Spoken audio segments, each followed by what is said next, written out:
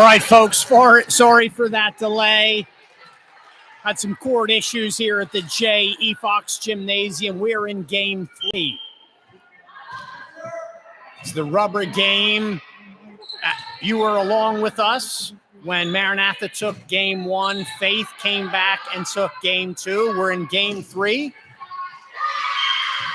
This game is to 15, and Maranatha has been the better team this game, quickly establishing themselves with a 3-4 point lead. If you were watching the first game, it was basically a 1-point game the whole time. It's 8-4. Maranatha in the rubber game. And like has been the theme of the first game, serving has been a problem. And if Faith is able to creep back in this game, serving is going to be a part of it. Again, this is game 1 of the 14th annual Fairview Christian School Volleyball Invitational. J.E. Fox Gymnasium in beautiful downtown Reading.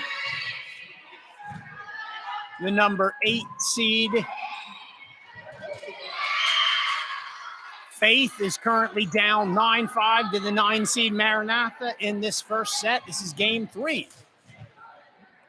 Both teams have been largely playing not overly aggressive on offense, hoping the other team makes the mistake. Big call there. Big call there as Maranatha has reached over the net, giving Faith a little life here. Again, the game's only up to 15. Games to 15 make a big difference in volleyball where they don't get the complete rotation in. Gym is starting to fill up. The noise is going to be amped up. Our next game is going to feature Schaefferstown Mennonite versus Solid Rock from New Jersey. Solid Rock from New Jersey, it's their first appearance at the Fairview Invitational. We were at their tournament last weekend. We finished second place as Ephrata took gold down there and Solid Rock took third. They're playing Schaefferstown next, to be followed by Fairview and Central. 4-5 match that should be a very good match. A lot on the line in that game. We hope to bring you all of it online. Stay with us. Game 3, 10-7, Maranatha leads Faith. We'll see if their serve can come through. They've had some struggle early on, and they get an ace.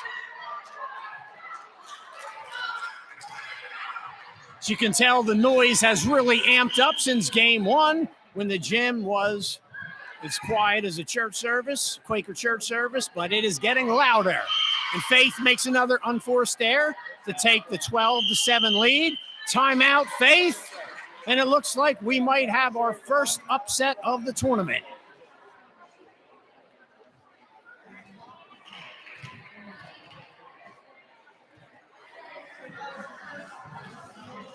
If we have too many of these upsets, we will definitely call the ranking committee on the carpet. If you're wondering who does the rankings, I think it is led by Athletic Director Brian Fox, Volleyball Coach Joanna Fox, and School Administrator Arlen King, and Assistant Coach Tamra Fox. So far, the committee is not off to a good start, as we have an upset to start out, as number 8, Maranatha, is closing in on a win over number 9, Faith.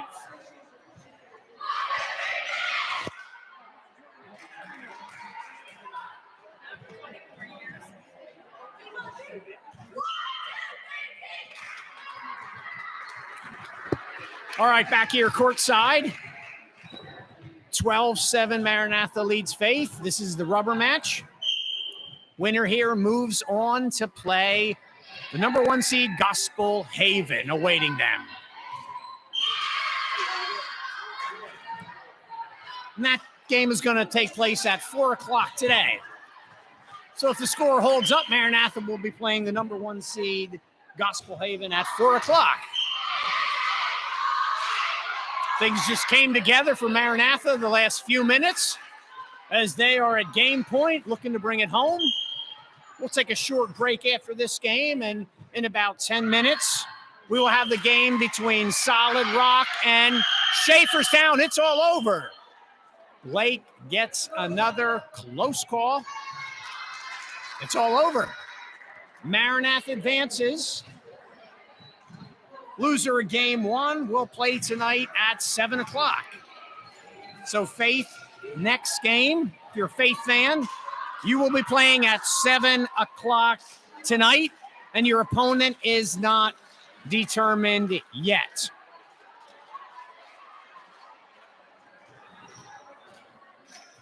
It's the loser of game 6, which is Hartville.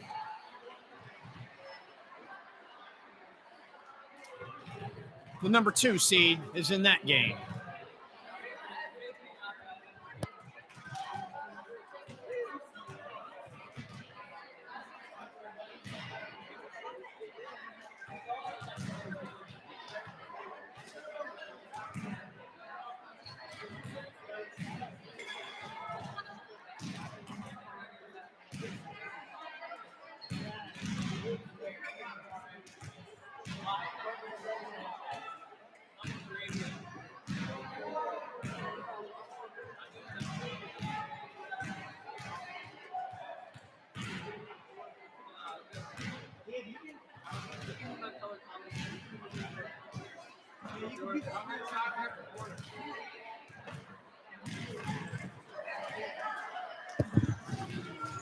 All right, ladies and gentlemen, game 1 just concluded here at the Fairview Christian School Invitational at the J.E. Fox Auditorium in beautiful downtown Reading.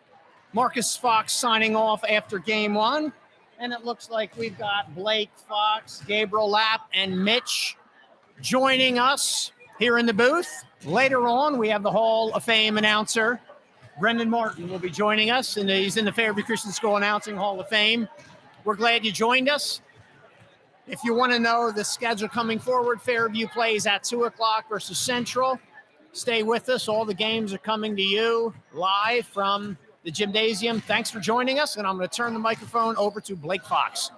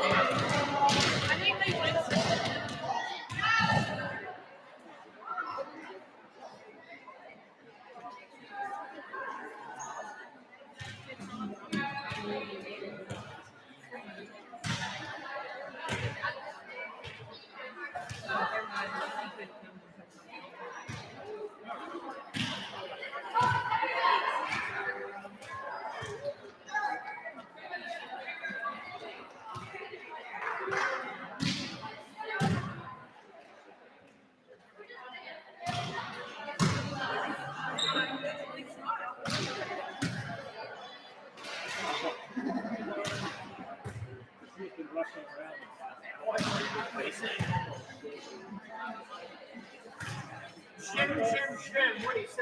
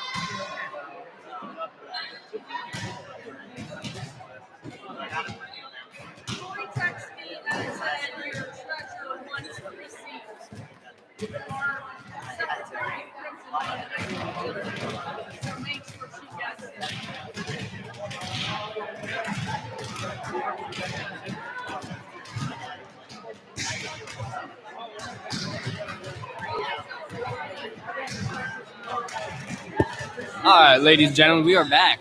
Solid Rock Christian School vs. Sheepstown Mennonite High School. It's gonna be a great matchup.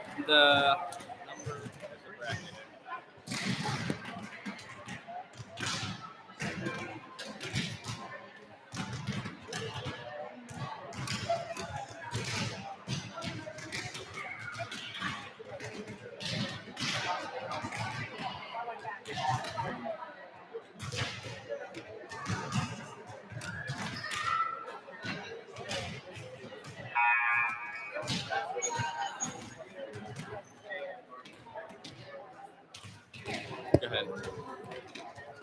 Welcome back, ladies and gentlemen. We are set for an exciting matchup. Game 2 here at the 14th Annual Fairview Christian School Volleyball Tournament. Number 10 seed versus the number 7 seed. Should be a fun match to watch. Here in the booth, Blake Fox alongside Mitchell Good, Hall of Famer.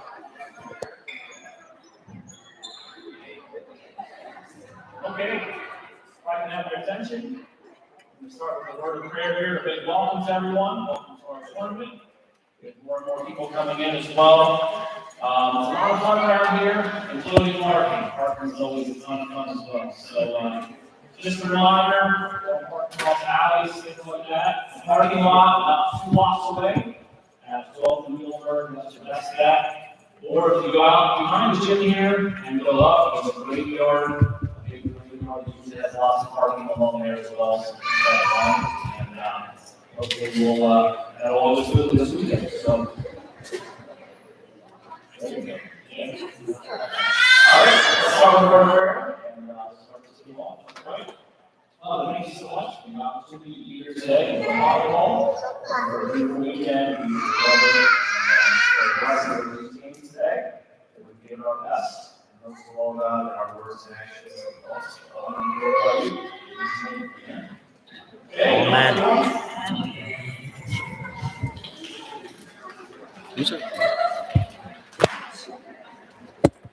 All right, our 2 line judges today are Rodney Rhodes and Lewis Knoll. A very solid squad we have here. Two of our best ever, don't you think, Mitchell?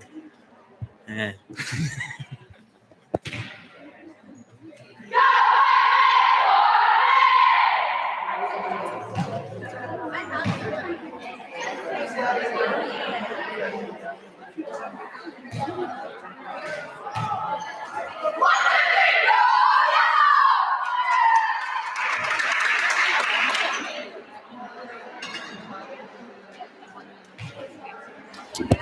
For the Schaeferstown team, we have Kiani Brubaker, Victory Everly, Megan Martin, Heather Weaver, Grace Long, Mia Martin, Kelsey Newswanger, Kaya Weaver, Lydia Weaver, and Tarina Weaver. This is the Schaeferstown team that will be playing against the Swordsman, the Solid Rock Swordsman. That is Autumn Bradbury, Alexis Foster, Lydia Fullove, Amelia Ruiz, Skylar Wenzel, Kyla Robles, Jade Bill, Juliana Reese, Allie Shade. We also have Madeline Ziegler and Christiane Full Love. I don't know if I pronounced half those names right, but those are your 2 teams here in this Game 2 matchup.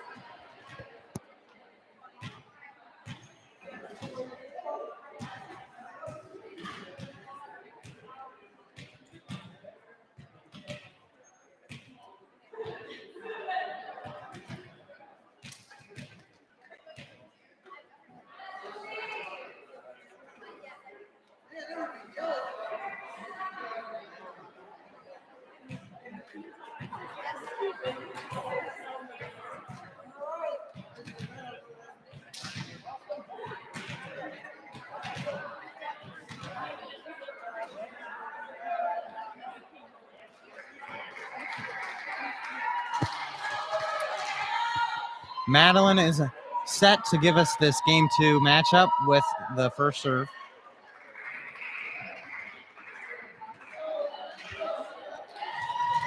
All right, and here's the first serve of Game 2.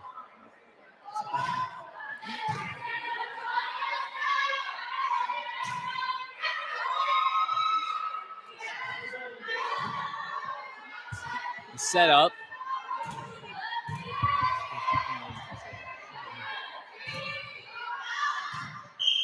Hey, and a good call by Lewis Knoll. The first point for the Schaeferstown Lions. That ball was edging the line, just so hit it. Really good awareness by Lewis there to make that right call. That's what we love to see in these line judges. Served by number 4. That's a good one over to Solid Rock. A good volley that sent it over the net. Schaeferstown not handle that ball and it goes out of bounds. It's going to tie this game up 1-1. And Autumn is set to serve. A key for this game is to serve the ball over the net. Last game, there was a trouble with serving, and it'd be really nice to see some really good serves in the first part of this game. I do believe even through this whole entire tournament, as these games come down to the wire a lot of times, especially these kinds of matchups, 10 seed, 7 seed, serves, like you said, are crucial in your success of winning a game.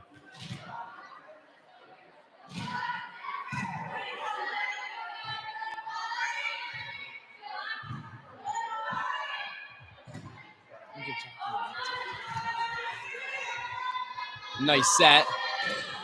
Oh, and spike. 3-2 Solid Rock.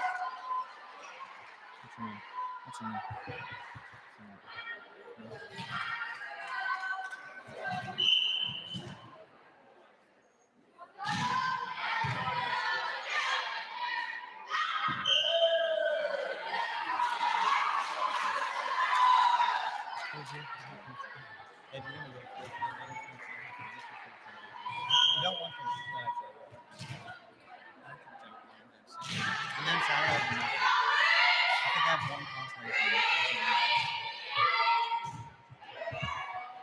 Oh, nice set. And spike. Oh, good return by Shaverstown. Back over to Solid Rock, but the lack of communication is going to cost them a point. That'll put the score to 3-4. Solid Rock up by a score.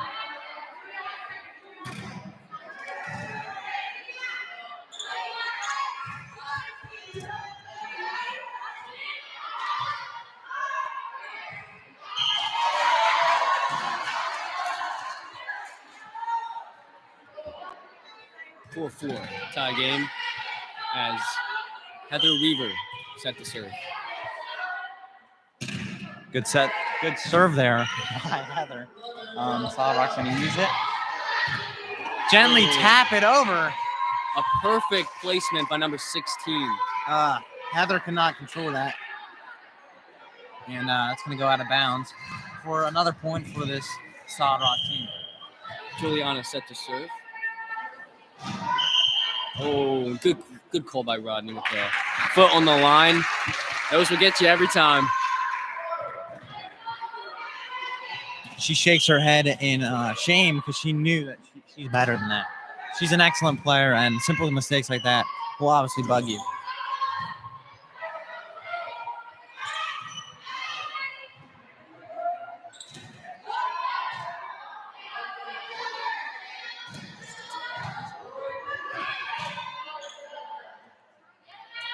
Oh, Good set there. A nice spike and a nice call by Rodney Rose. Puts it down with force. What a hit there. Megan puts it down with force, and that'll give them the lead now, 6-5.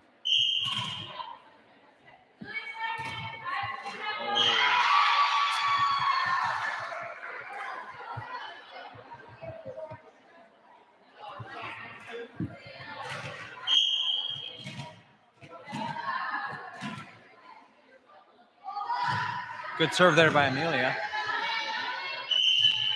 And that's going to be a 2 as Kelsey is a very good setter. Every once in a while, ball gets a little wobbly, and that's going to cost her there for a 2 point for Solid Rock.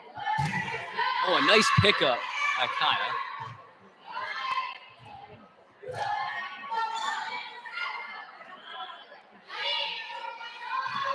Kelsey said it is a little too Oh, far. a nice save. Oh, it was a very good effort, but underneath the line. This matchup has been evenly, the score has been back and forth this whole entire game so far. We'll see what happens here.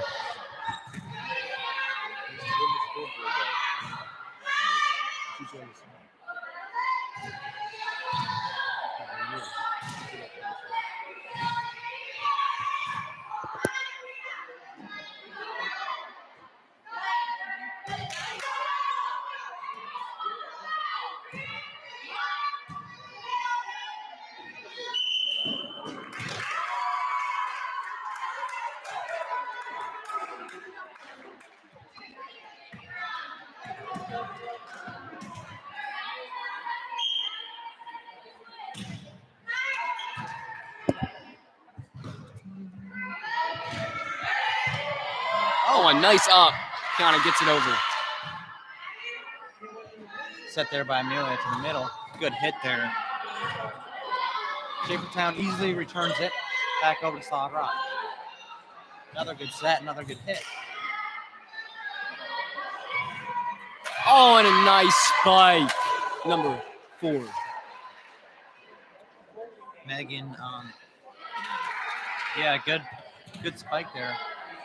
Slides off number 1's hand, and it's gonna be another point to tie this game up. Good serve there by Kiana. Kiana, excuse me. See, I've heard of it.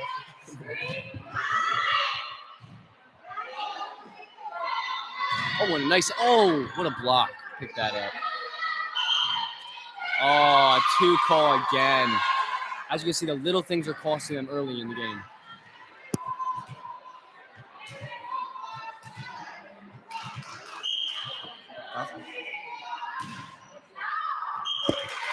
As you can see early in the game, that serving is a problem. I think both teams have both missed 2 serves. 3 points is what's going to get you in these very close games. I missed 2.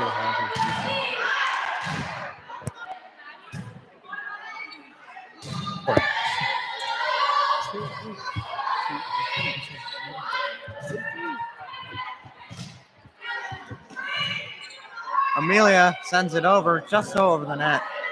Schaefer Sound's going to return that back over to Solid Rock. Instead of 10. She just pushes it over to Schaefer Sound. Oh, a nice spike. Oh, what a pickup. Nice spike.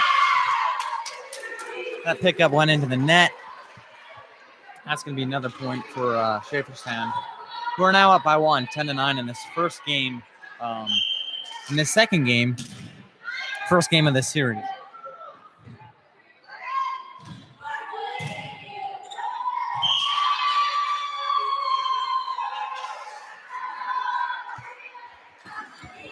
A very back and forth game so far as number 1 gets ready to serve.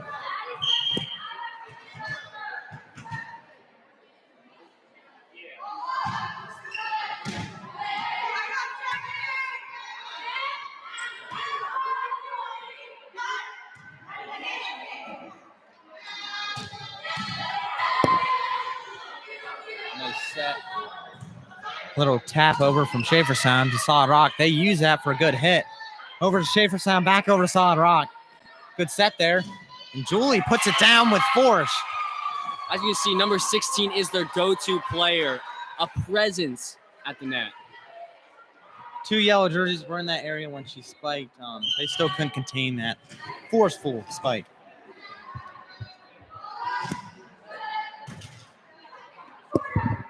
Good set there. That's going to be out. Good call by Lewis Moore.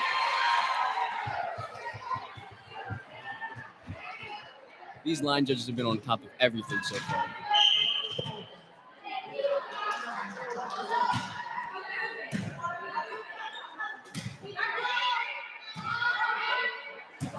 Sheesh, Papa.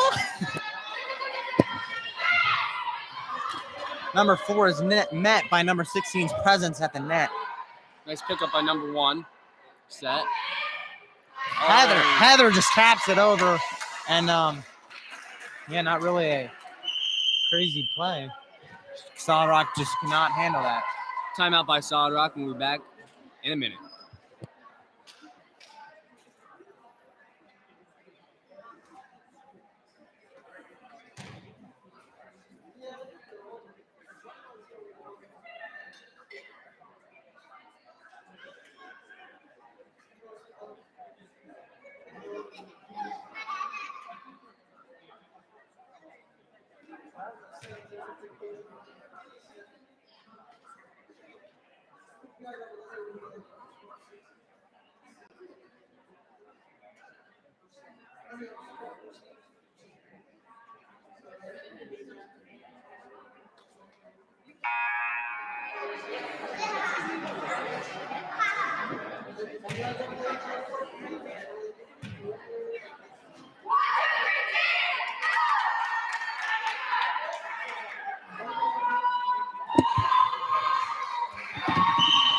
$11 Schaefer Sound and 12 Solid Rock. This has been a back and forth game.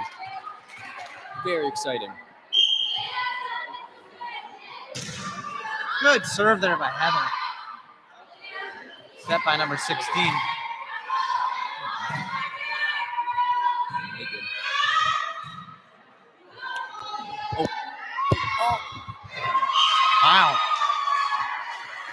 Good play there by number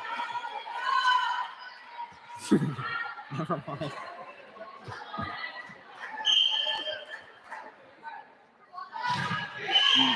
Oh, another one. Man, these free plays are just killing Solid Rock right now. Gets her toe on the line while serving. Those will get you every single time. Nice serve. Picks it up beautifully. Up to Kaya. And a nice spike. Oh, a nice return, though. Oh! What a play.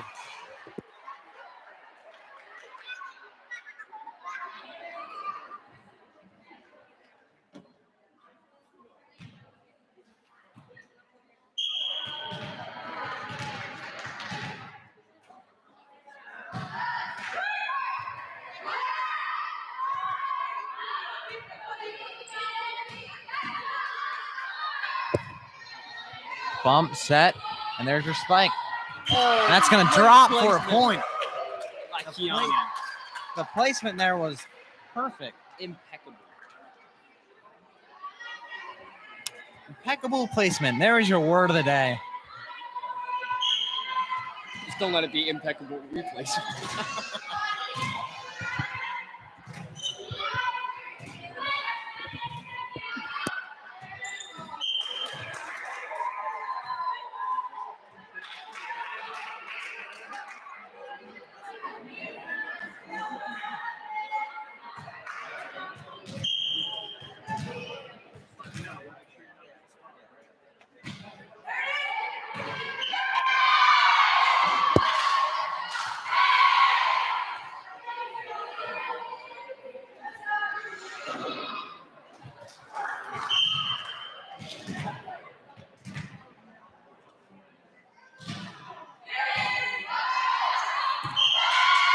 Whoa, Juliana on a good run with her serving.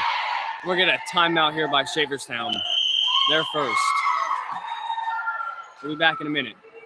This is Blake Fox and Mitchell Good in the booth.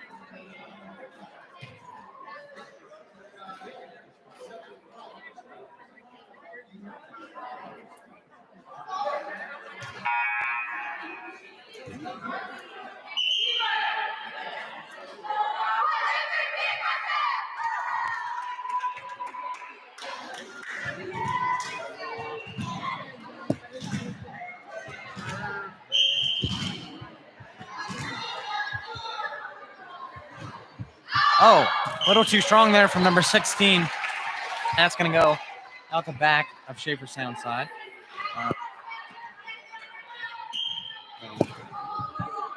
Here's Kaya with the serve. Good serve.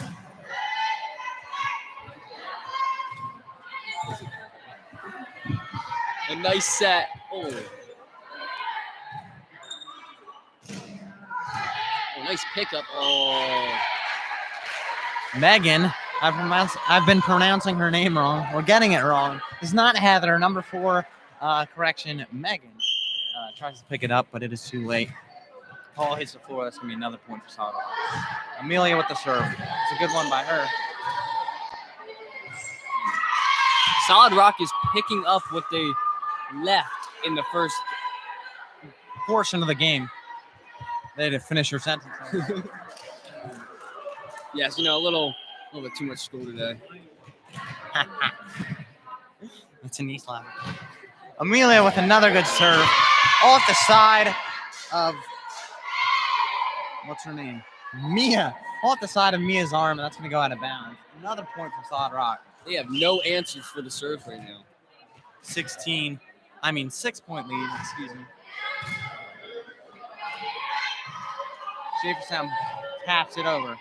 Amelia uses this one. Man.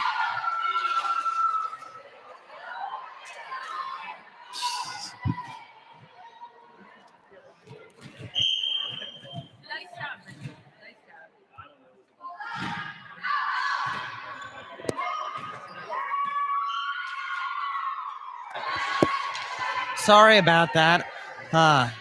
Switched the camera there to the score at the end of the timeout and never switched it back. We apologize. While you're away, Schaeferstown has made a couple mistakes, which is going to cost them.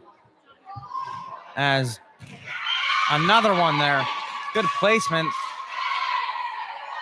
They're By number. dominating the serves right now. Schaeferstown has no answer. They're going to have to get something together. 2 points until this game is wrapped up.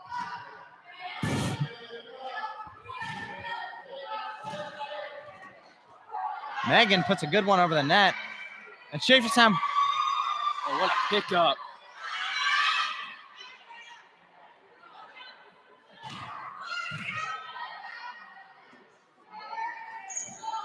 Little tap over there by Megan. Schaefer, solid rock, excuse me.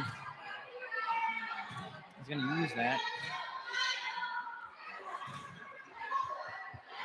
There's a set by Megan. What a beautiful spike right on the line. Maybe this is the run they need to get back into this game. The thing I've noticed about number 51 here, who's about to serve Kiana, her serves are not her spikes are not powerful, but she can place the ball where she wants to. That is definitely helping Schaeferstown so far.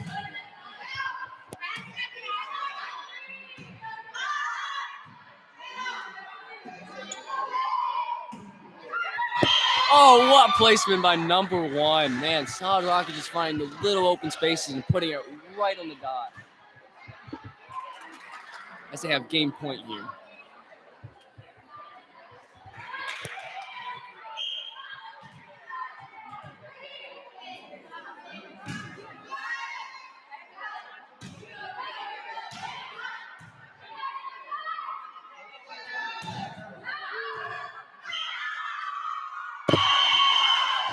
All right, and that is the end of game 2 of game 1 of this game. Wow, Very that was a confident. mouthful. This is game 1, game 2. Oh my goodness, game 2 Of the day. of the day. This Friday night. This tournament will go into Saturday, and that first game of this series, is wrapped up. And Solid Rock takes a dub in that one. These are, again, 3-game series. So Schaeferstown is going to have to win 2 straight in order to win this set. And we will send it down to our silent reporter, Doris Burke. Just kidding.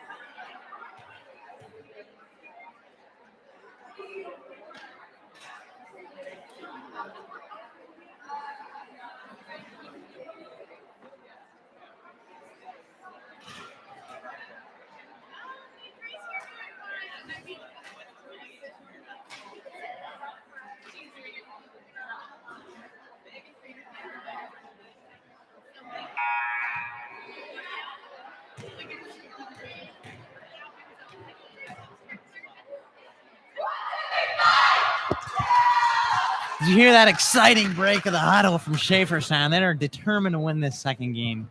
They actually have to if they want to survive this set.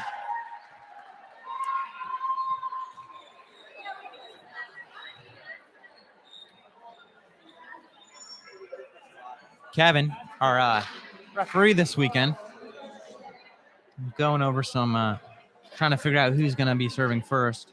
It appears that Schaeferstown will have the first serve of this second game of this series. This is Kevin's 20th year as a ref, and he is doing a great job. One of Fairview's go-to refs. This is his 11th straight tournament that he's been here. He actually missed the birth of his third child.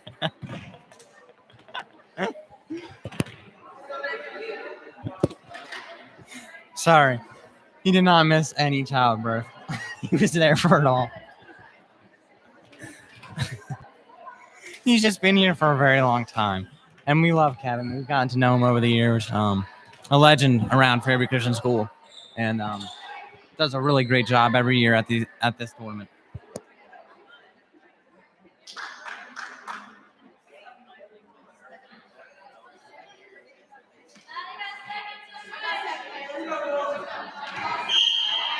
All right, here's the start of the second game. Nice serve there. Oh, miscommunication by Solid Rock, and that's going to cost them one.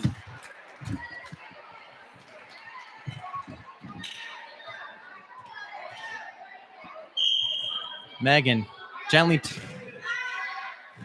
Oh, what a call by Lewis. A beautiful call right on the line. Wow.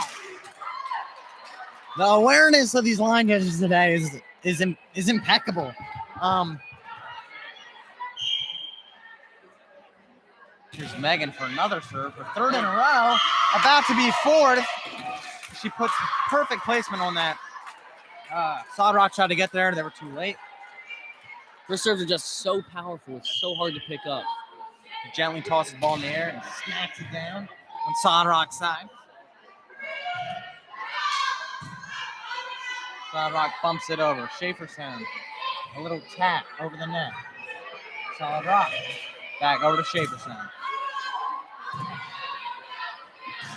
Oh, a nice spike. Nice Oh, they spike pick it there. up very nicely, though. That was not Megan, excuse me. Oh, man. And number 6 is called for the 2.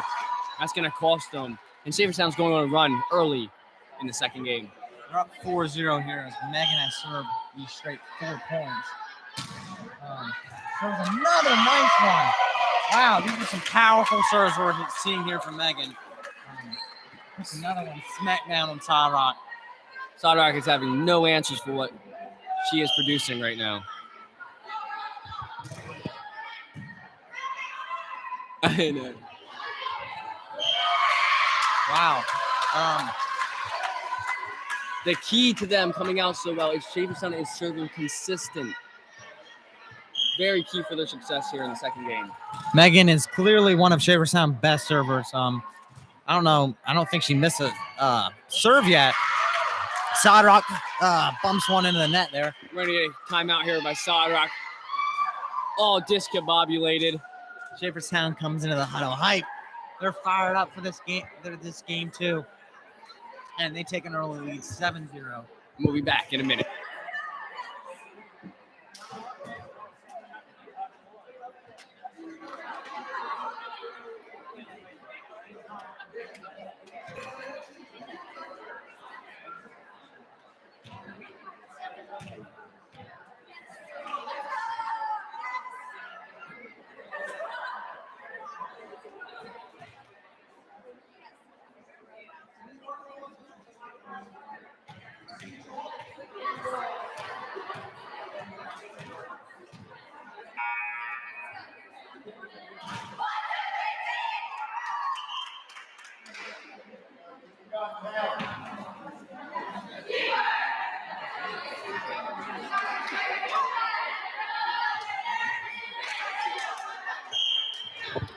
Megan here with her 8th serve.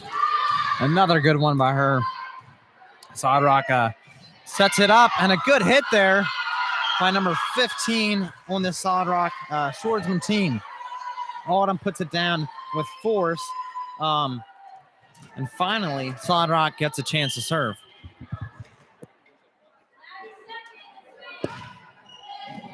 Good serve there by Madeline. Schaeferstown puts it in the net. And another upcoming serve here by Solid Rock. Good serve.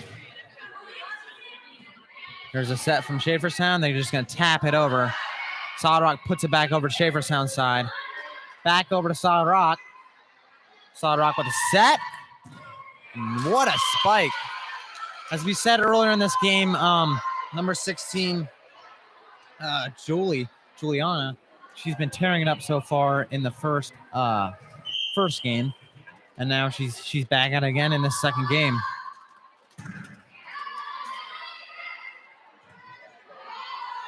Mia sets it over to Kaya. Kaya with a nice spike. And just a lack of communication again on Solid Rock's part, and that's going to cost them another point. And it's 8-3. Schaeferstown still holds the lead. Good serve there.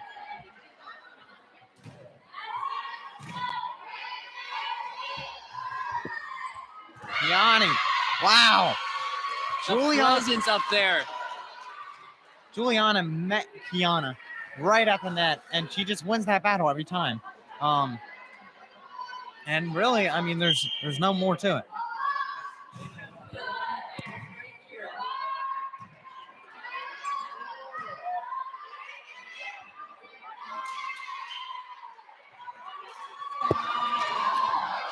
Merv.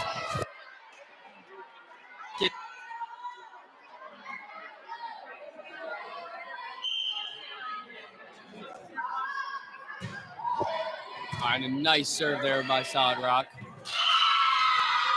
Yeah. Another tip over by 16. There's no answer for her right now.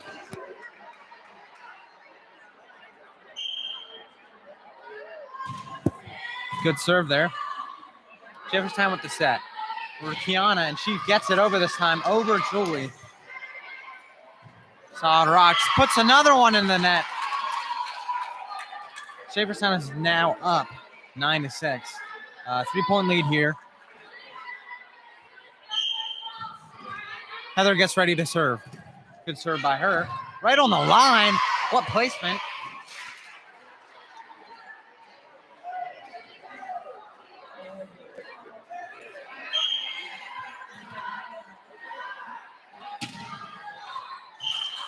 Tough break there for Schaeferstown. They really needed that one to open up the gap a little more and just couldn't come up with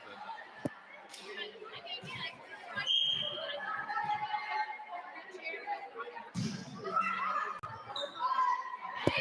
Good set there to Kiana. She taps it over. Oh, what placement again, man. That back line is killing Solid Rock right now. Edging. That ball is just so edging that back line. And we know these line judges have made good calls all afternoon. Another great one there by Lewis.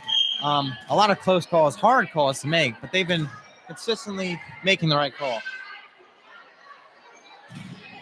Good spike there from Solid Rock. And that spike's going to cut the lead to 3.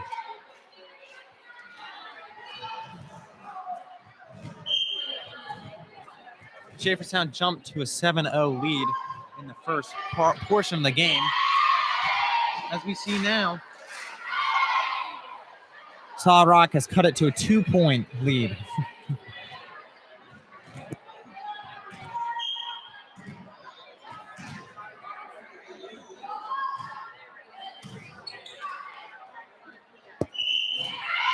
And that's going to be a 2. And Solid Rock is slowly mounting a comeback here. 11-10 Schaeferstown leads. That's Kelsey's second 2. We don't usually see that from her. She's very consistent on her sets.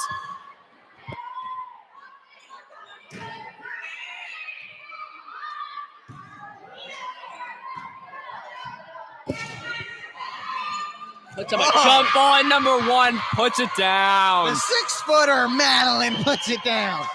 She's not quite 6 foot. She's edging 5'10", 5'9" and 3/4 to be exact. She's just that presence. Her and number 16 around that net are scary to meet. Trust me, ask Kiana.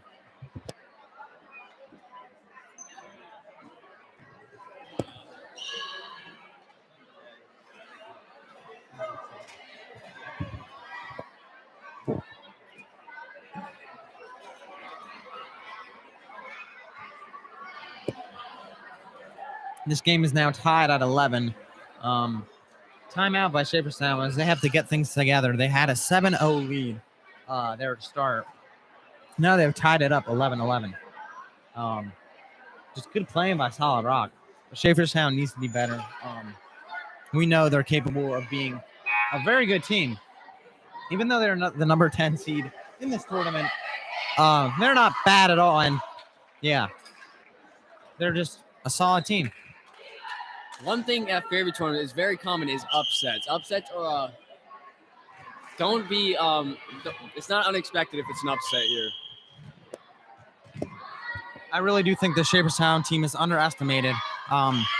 Again, being ranked the number 10 team, many people think that'll be an easy game coming up against them. But like I said, do not take them not take them for granted. That was the wrong word. Do not underestimate them because, like I said, they have a solid lineup. That's gonna be another two on Solid Rock. And out of the timeout, Shaperstown gets 2 straight points. Kiana, excuse me. It's gonna have another serve here. Tosses the ball up. Nice serve by her. Amelia pushes it over. Number 1, another good hit there. Shaperstown is just gonna bump it over. Nice set. Oh, what a pickup. Sheesh. Oh, but Amelia. It's an out. That was out. Oh, good call there by Rodney. Kiana just so missed it. Just saved Shaperstown there. That was a yardstick away from being another point for Solid Rock. A yardstick away.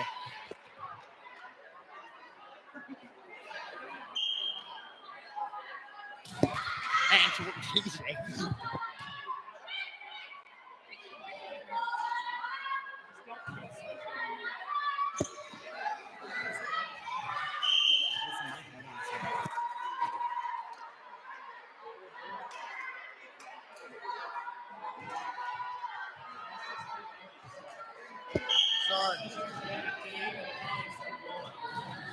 Sorry.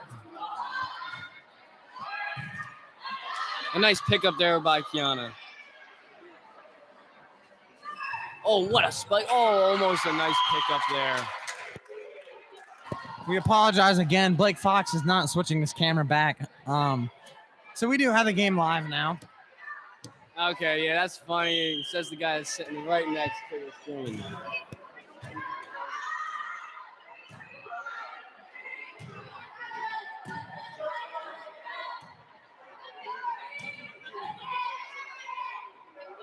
Nice set.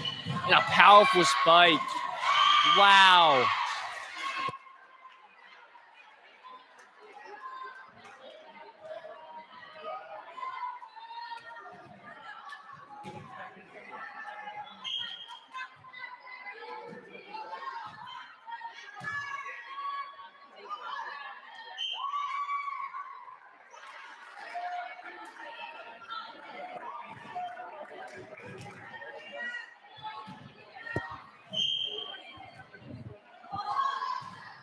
Christina with a nice serve. Shaperstown cannot handle it as they send the ball out of bounds. It's going to tie the game up 15s. Serve is into the net.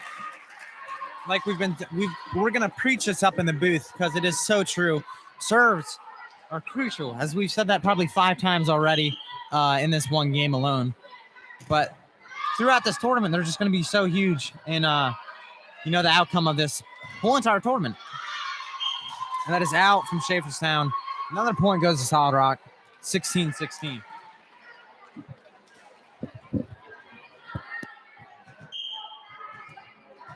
Yeah. Nice serve there by number 1.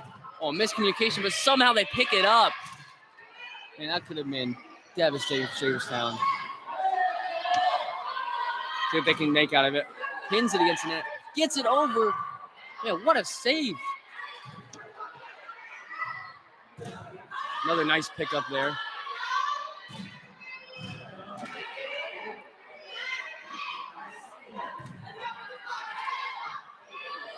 Kaya, she gets up there, but is 16 meets her at the net. That's Julie. Kaya pushes it over. Number 16 just gets up there and just taps it down. Shaverstown with the spike. Shaverstown's playing extremely well right now. As she hits it out the back. You've seen that's probably her third spike where she just put too much power on it. We know she has power to just put it down with force, but instead she's just getting the ball. She's hitting it too hard and it's not going down. Instead of it's going out of bounds. And obviously you do not want that to happen.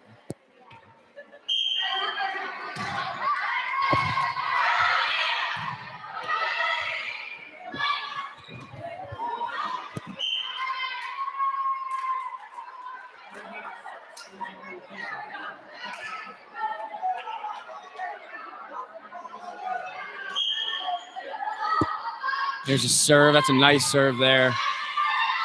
Oh, man. Shaverstown loses their lead. I think this is the first lead for Solid Rock in this game. Again, if Solid Rock wins this would be Shaverstown headed to the losers bracket. And Solid Rock in the winners bracket.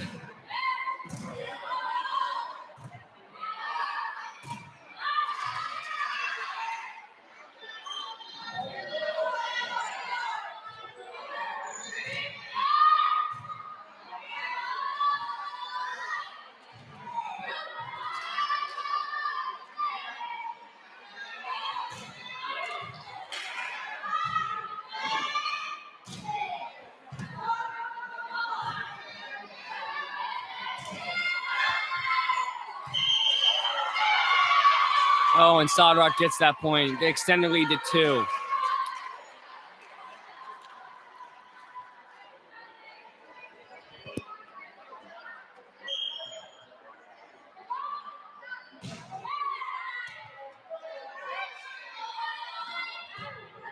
Did Kaya Weaver do a jumping program? Holy moly. She's getting up on everything.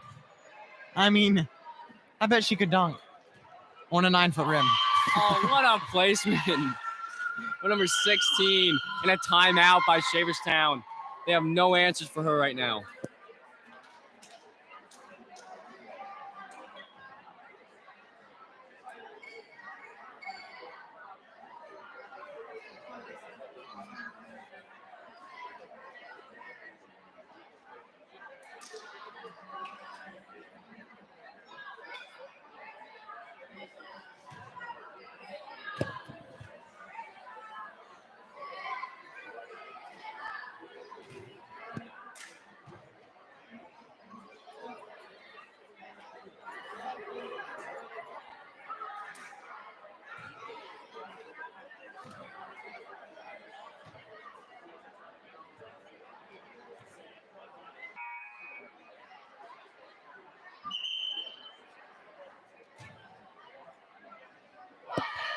As this clock runs to 0, both huddles break. 17-20, Solid Rock is up.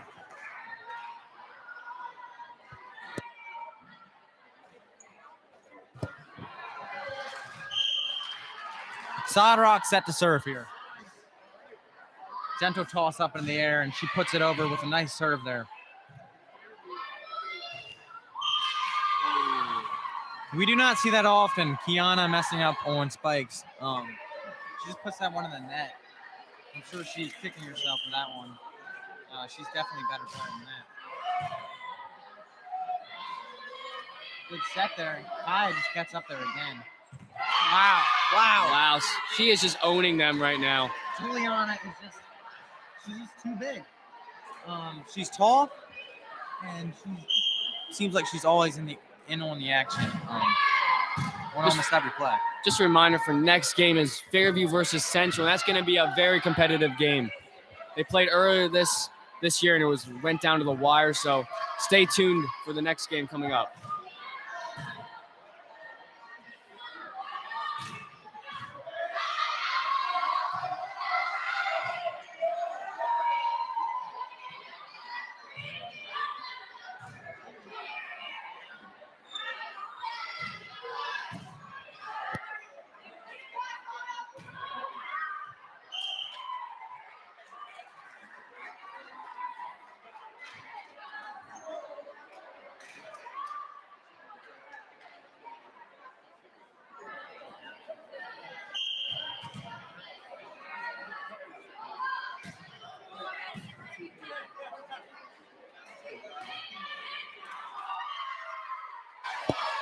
(23-18) Solid Rock. Two points till game. See if Schaeferstown can mount a comeback here. Very probable.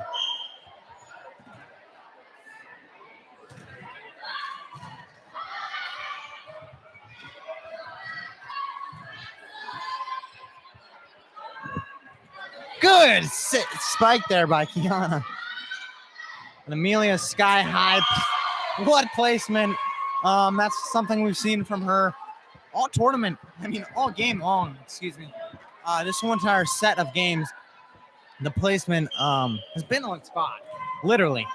She's just been great in that aspect of her game.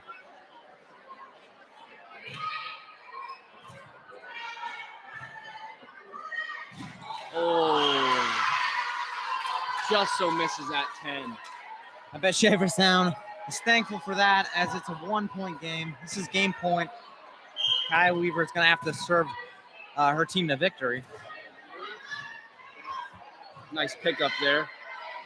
Amelia sends it over. Oh, nice spike. Oh, what a pickup. Man, Solid Rock has the answer for every hit Schaeferstown puts at him. Oh, good call there by Lewis. That was out. That was a good call. You can see from the booth up here, it was clearly out, but it could be harder for line judges and even the ref. But way to make that call by Lewis. Kaya with another serve. That's strong. That's out. Oh, what a devastating way to lose by Schaeferstown there. All right, this was Blake and Mitchell in the booth. See you later. Peace.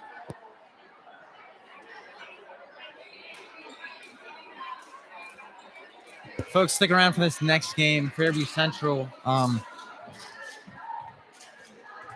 These are the number 4 and 5 seeds. Central with the number 4 seed. Fairview with the number 5. This should be an exciting matchup. So you definitely want to hang around for that game.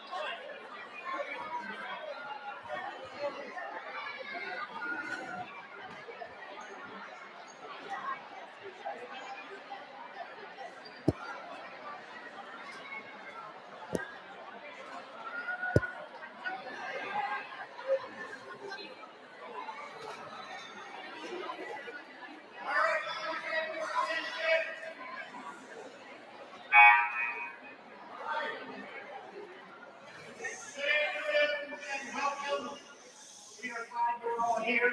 Make it safely. Thank you for coming to our tournament. Glad you're all part of it. Enjoy the afternoon. We got a lot of good volleyball planned. So let's practice play volleyball. Thank you, Heavenly Father, for this afternoon. We thank you that we can get together as Christian schools for fellowship with the game of volleyball. Lord, help the girls to play hard, help them to play well, help them to do their best. And most of all, Father, we want to bring you honor and glory for our actions. Bless you now.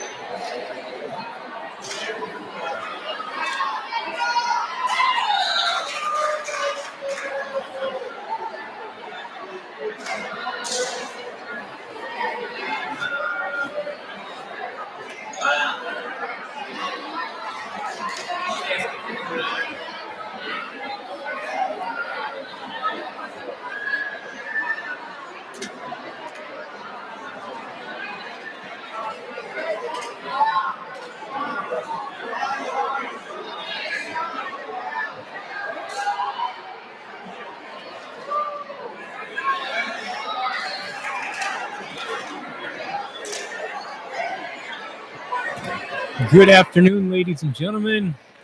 Mr. Brian Shirk bringing you the 2 o'clock game from the Fairview Christian School Volleyball Tournament. Game 3 on our bracket, Fairview Christian School against Central Christian School. Central with the first serve of the game. Out of bounds on the first spike. Fairview with the 1-0 early lead. Kylie Hoover back to serve.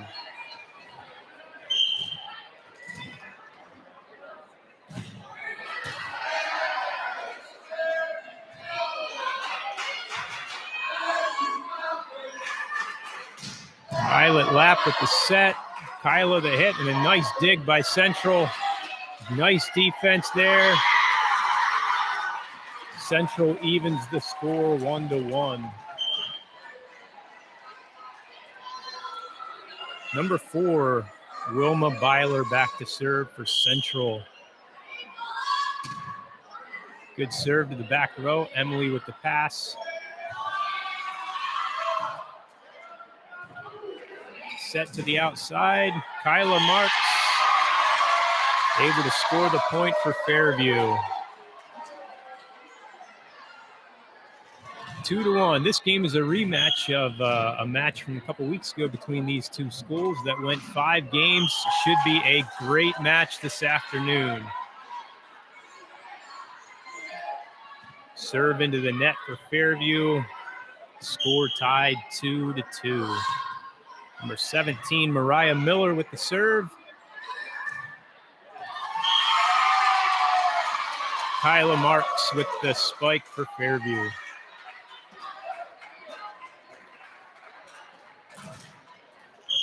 Emily Gaiman, the libero for Fairview, back to serve. Out of bounds on the serve. Tie game 3-3.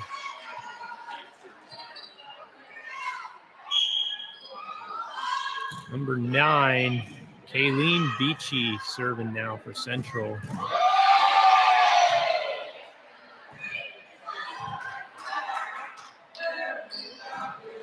Chrissy with the nice hit for Fairview. Chrissy Petershine. The building's filling up. Great to see all these people out here. Kyla Marks, number 20, serving for Fairview.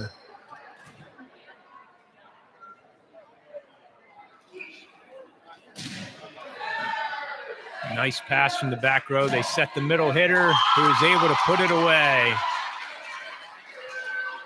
4-4 tie game here in the early going. Number 22, Samantha Burkholder with the serve for Central. Fairview takes a 5-4 lead.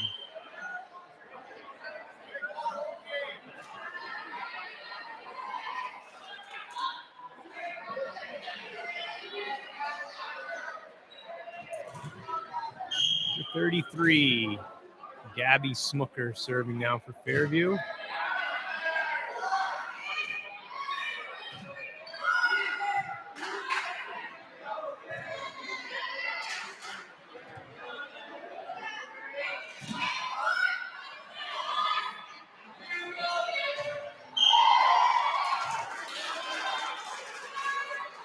Five now.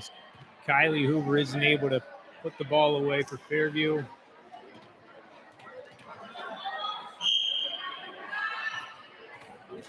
Number 19, Saloma Mask serving for Central.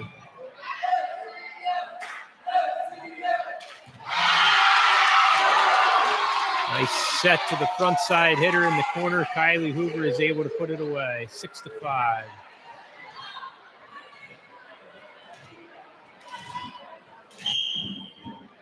Chrissy Petersheim serving now for Fairview. Serving is an issue right now for the Fairview Falcons. I think that's the third missed serve of the game already. Costly points given away. Serving such a big part of the game of volleyball. Central with the serve. Nice pass to the front. Elena Nault lines up. Nice dig in the back row by Central.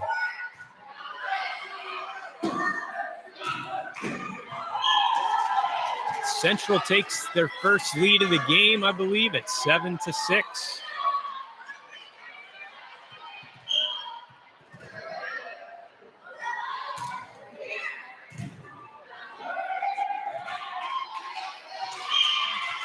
Central not able to handle the return.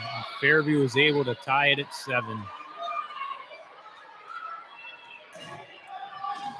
Tight ball game here in the early going. Kylie Hoover back to serve.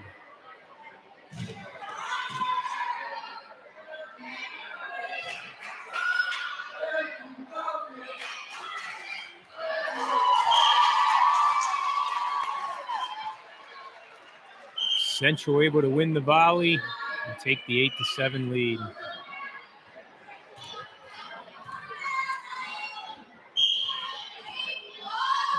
Number 4, Wilma Byler serving again, and a service error by Central ties the game at 8.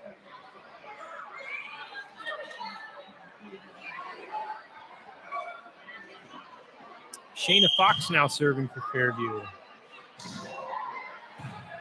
A nice pass from the back row. They set up the middle hitter. And number 9 with a nice hit. Kayleen Beachy with the spike and the point for Central.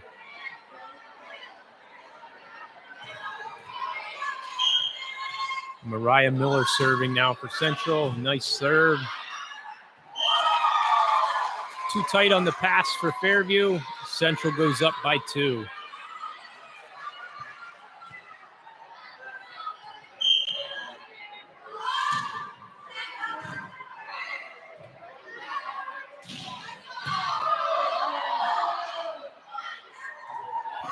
Nice dig by Kyla Marks. Set goes back to her, and good effort by Central to return that spike. Couldn't quite do it.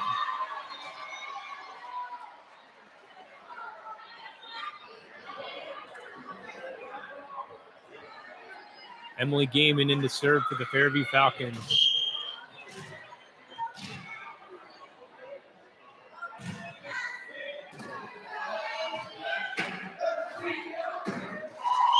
No blockers up that time for Fairview, and Kayleen Beachy is able to make them pay.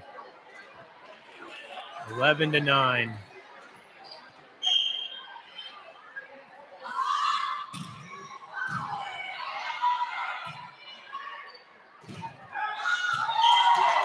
And too long on the hit for Fairview, out of bounds. Fairview calls timeout.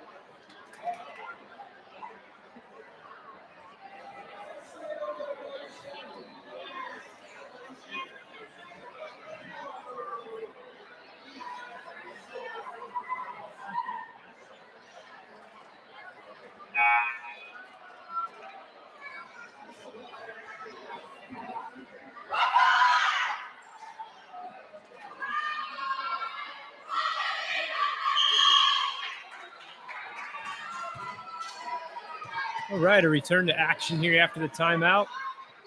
Kayleen Beachy with the serve for Central.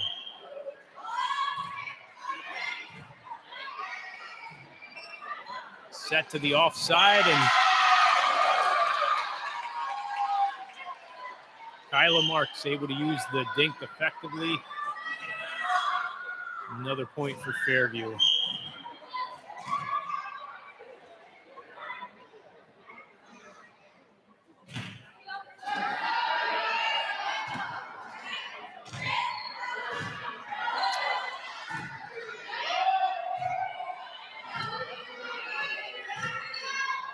Nice back set. Dig in the back row.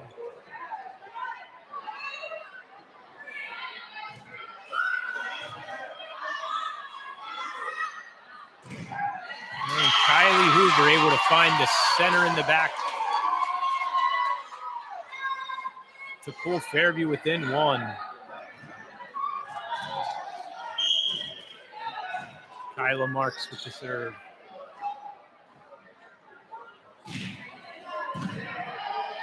Nice pass by Central. They set the middle hitter. Fairview able to pick it up.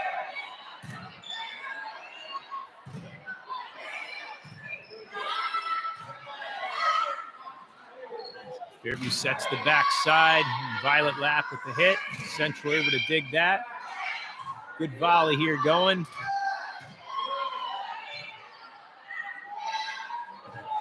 Oh, very nice dig by Shayna Fox. Chrissy Petersheim in the middle. Nice dig by Central. Really good volley there. Central able to win the volley and take the 2-point lead.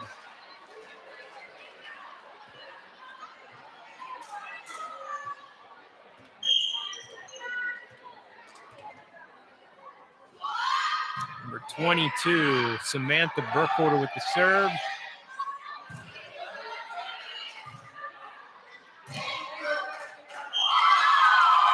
Fairview not able to pick up that spike. Central again up by 3. Fairview having a little trouble defensively right now.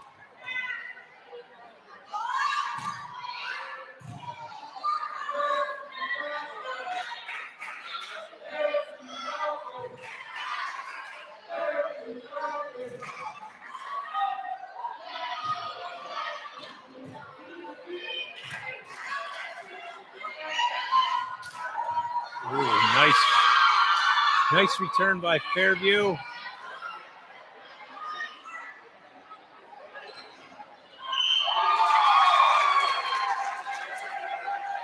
Mistake on the hit up front gives Central the 4-point lead. Central able to go on a little bit of a run right here to start pulling away. Important for Fairview to have an answer.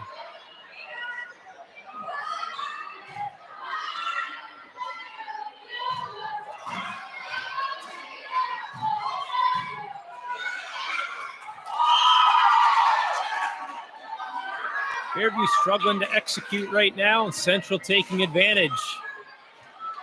5-point lead now for Central.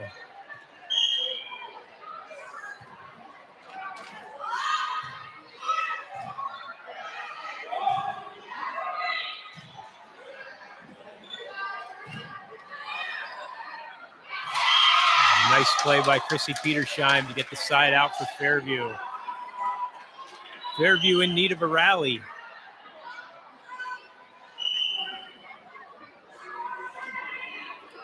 Gabby Smooker in to serve, number 33 for the Falcons.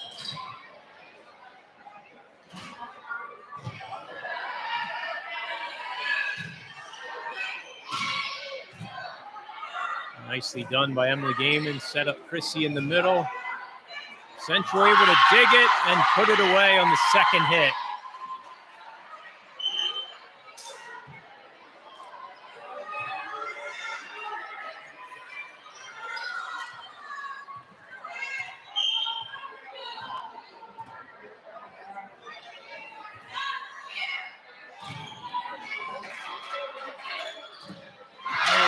Hoover able to adjust with the left hand and put it away. Nicely done. 17-13. Central still with the 4-point advantage. Fairview looking to go on a run here. Chrissy Petershon serving. Another service error for Fairview.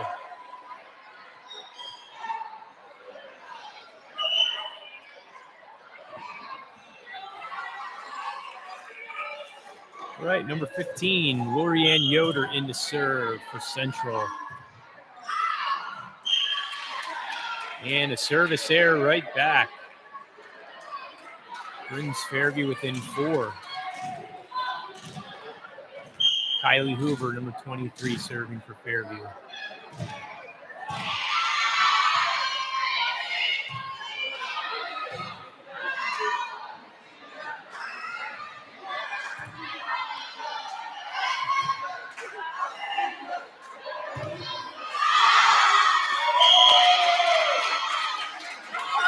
Fairview able to win that volley to pull within 3.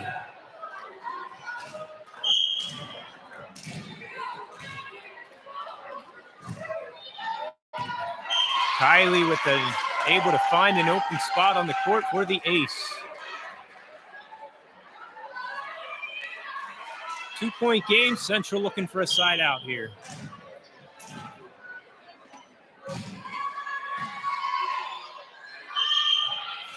Double hit called on the setter for Central. Fairview able to close within 1 point, and Central calls a timeout to talk about it.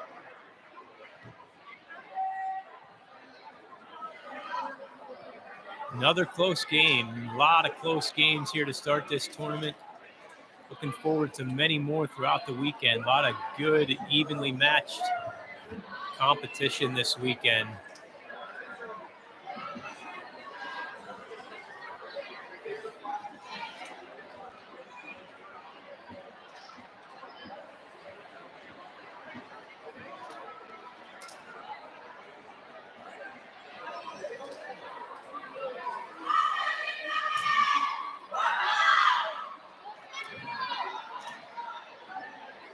Resuming action here after the Central timeout. Kylie Hoover still serving for Fairview. 1-point game. Nice pass by Central. And a hitting error by Central. Ties the game at 18. Brand new ball game. We got a game to 7 here as we play to 25. First team to 25 win by 2. Kylie Hoover again serving.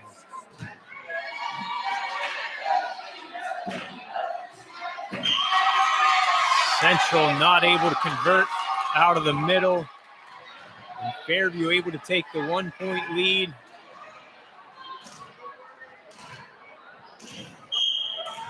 Kylie Hoover again serving.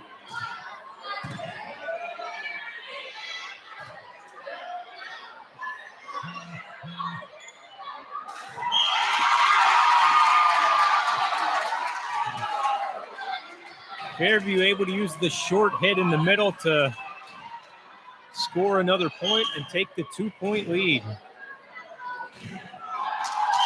And another serving error for Fairview, I think number 5 of the game. I'm sure Coach Joanna is less than thrilled with that. All right, number 4 taking over, Wilma Byler at the service line for Central. 1-point game. Nice short serve, and Fairview not able to return that one. Game knotted up at 20 points apiece. We got a game to 5 here, folks.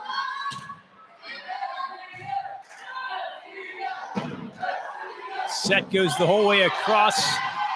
Oh, nicely done in the back row.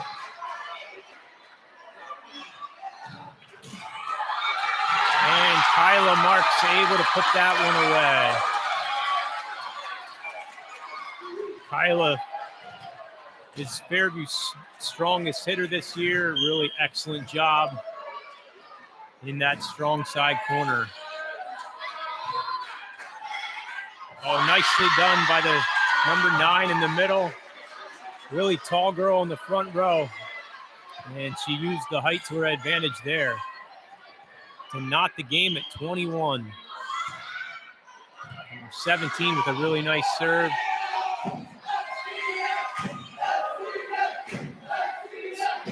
Fans starting to get into it here. Set outside to Kyla Marks, and a mistake on the hit. Gives Central the 1-point lead.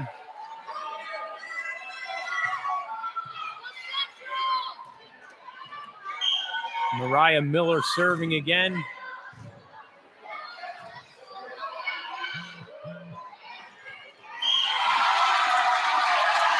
Fairview able to answer back.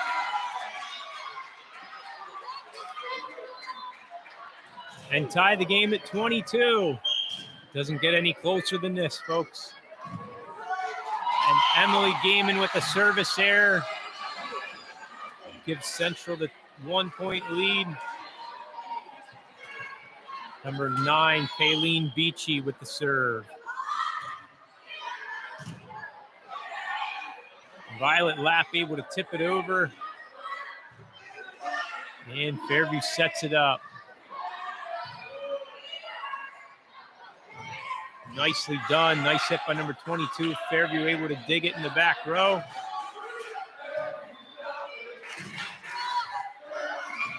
Nice up by Jamie in the back corner. Really good volleyball going on here. Nice volley. Central able to score a critical point to go up by 2. And Coach Joanna wants a timeout.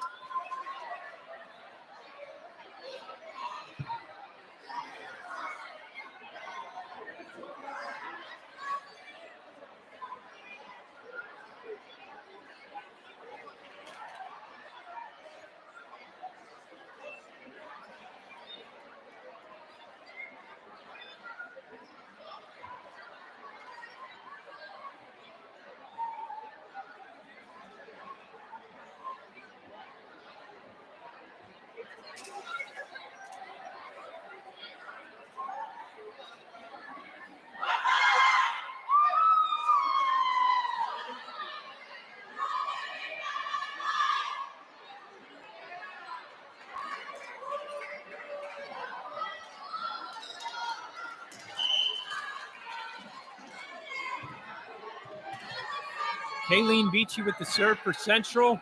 Game possible with this point. And a service error for Central pulls Fairview within 1. Kyla Marks into serve.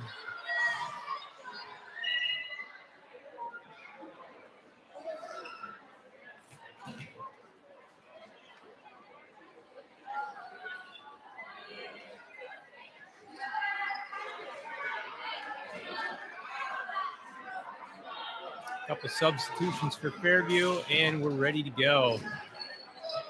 Once again, game possible point for Central. Kyla with the serve.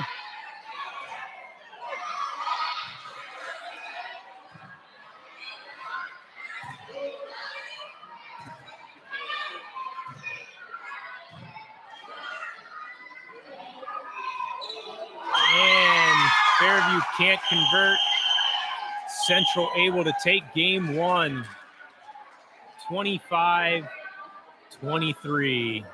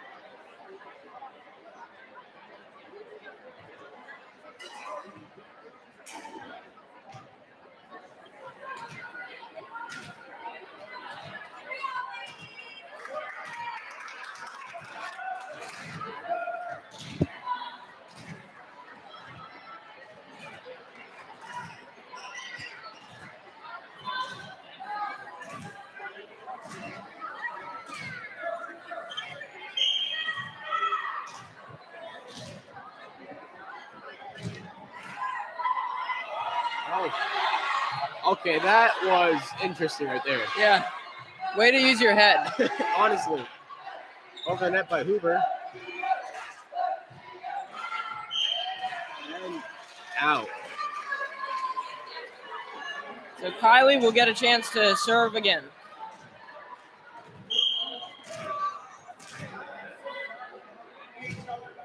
Over the net. Mass.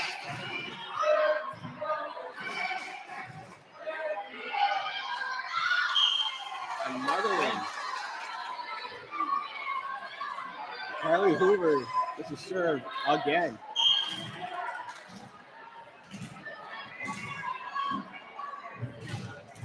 What a serve.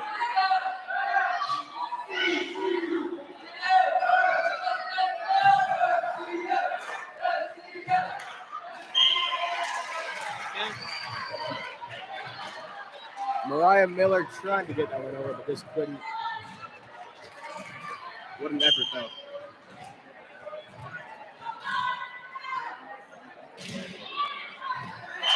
Hoover with the serve. Here, as you can see, is up 4-0.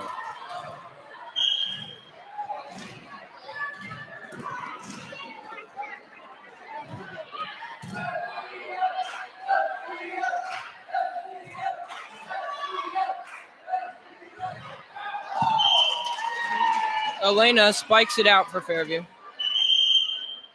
Sub coming in. Kylie Hoover, Jamie Sensley.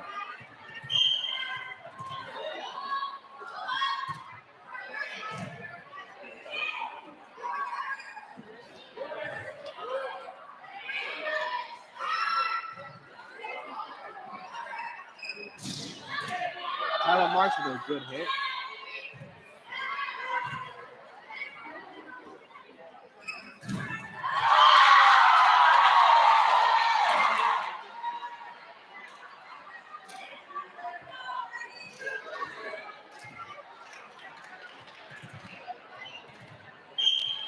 Yoder is up to serve for Central.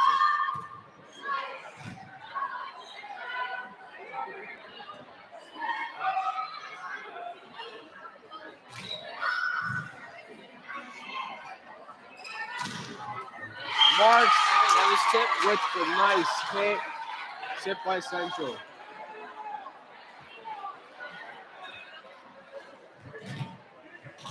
Shayna Fox up to serve for Fairview.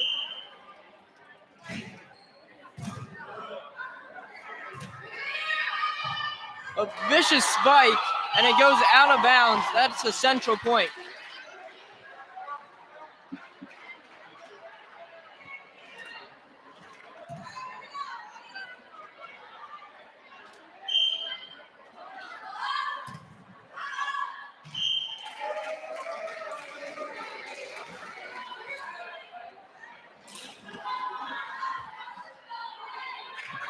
Chrissy Petershine checks back into the game.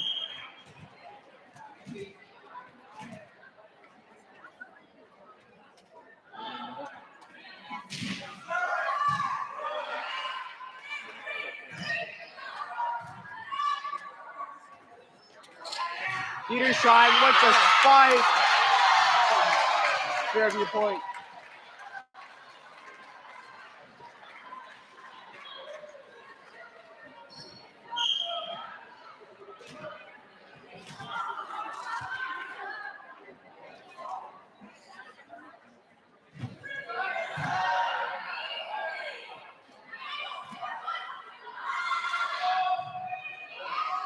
Over by Shayna Fox.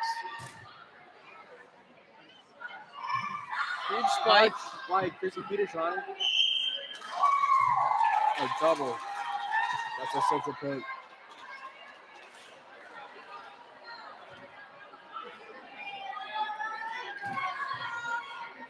Fairview has some good momentum coming into the second game. That was a good set by Violet Lab.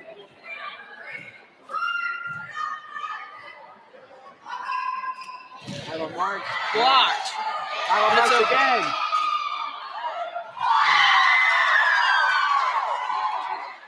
Jamie Snipes couldn't get there in time.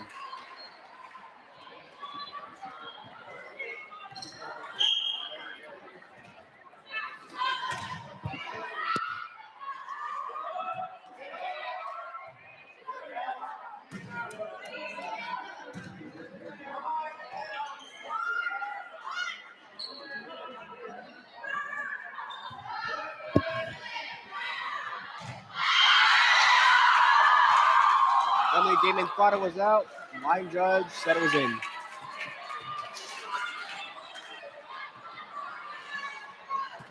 Mariah Miller up to serve for Central. What a save by Chrissy Peterson over the net by Emily Damon.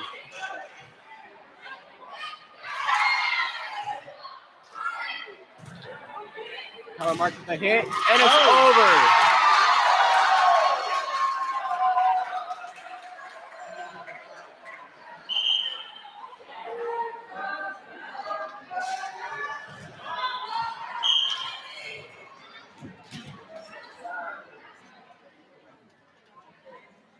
Tyler Mark's with the serve. It's over. Salome out.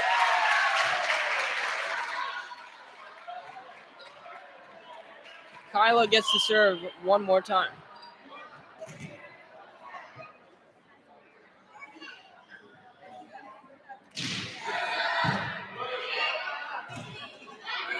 Peachy over. Lab with the hit. Blocked, but stayed on the Central side. That is a very point.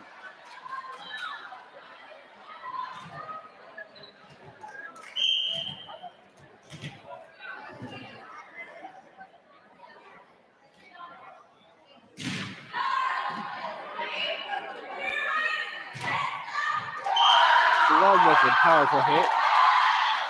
Stayed just inside the line on that one. That was really good. Colleen Beachy with the serve. Oh, a good hit by Violet Lab to get her over the net. They thought she was going to set that, but she said no.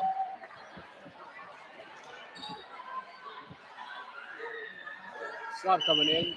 Lydia Barapapa with Shayna Fox.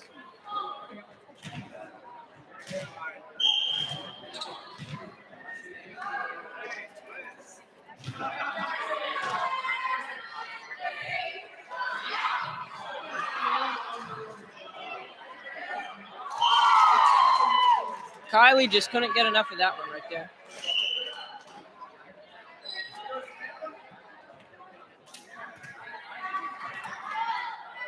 Samantha is going to serve for Central.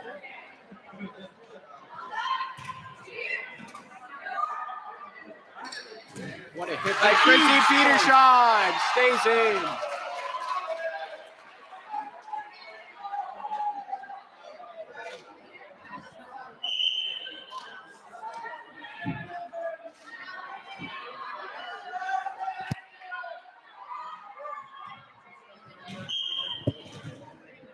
Olivia just subbed in and just served.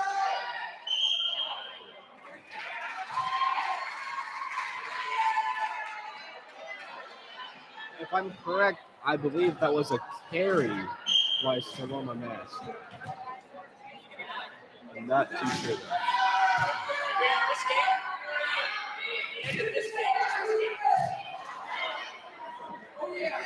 Hoover with the hit, and it's tipped. Fairview point. Fairview's off to a hot start this game. What did they talk about in that huddle? Sure worked.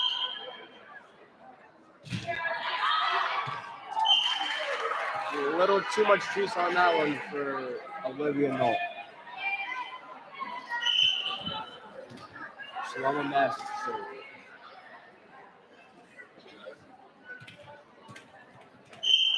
Emily Damon just subbed into the game for Fairview.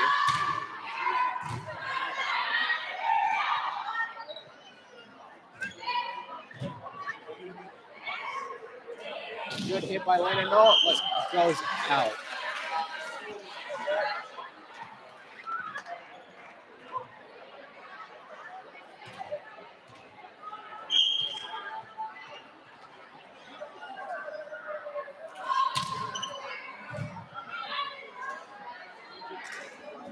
Good set by Leonard. Well, the center player ran into the net. Fairview point.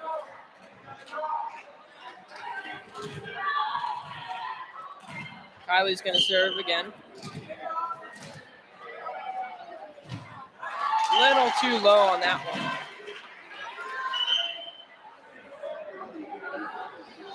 Shayna Fox, Lena Bear Papa, and Jamie Sensick for Kylie Hoover on the substitutions.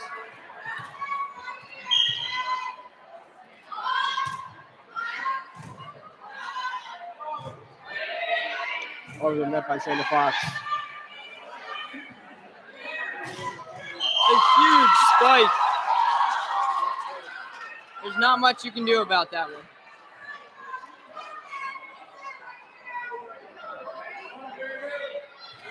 Lori is serving for Central.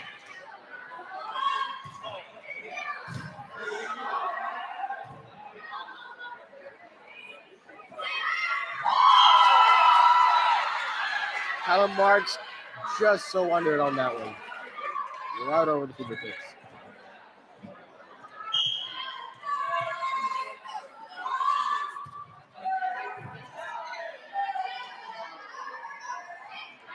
Good little tip there by oh.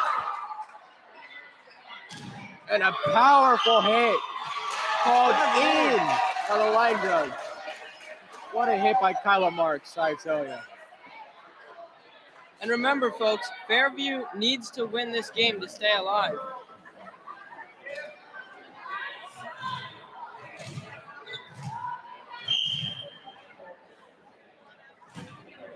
Over by Shayna Fox.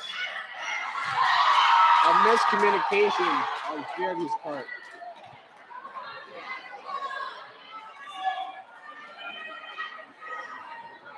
Some could call this game a rematch that Fairview and Central had a few weeks ago. Wilma with the serve. Over by Violet Lapp. Shayna Fox. Kyla into the net by Kyla Marks. Central has closed the gap to within one. Timeout by the coach. We'll be back with you shortly.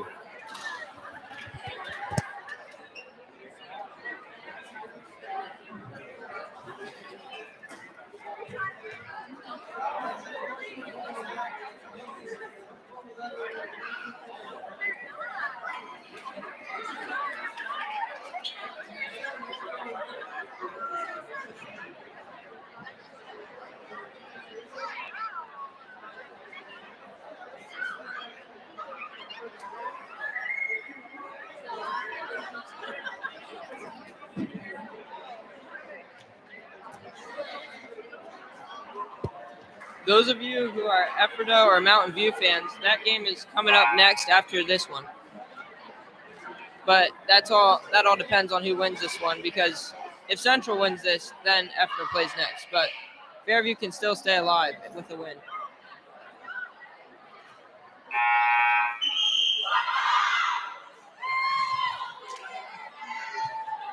Looking to the corner.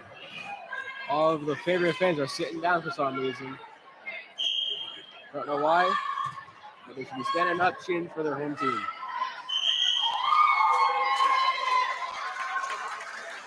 Don't know what that means, but it's a Fairview point.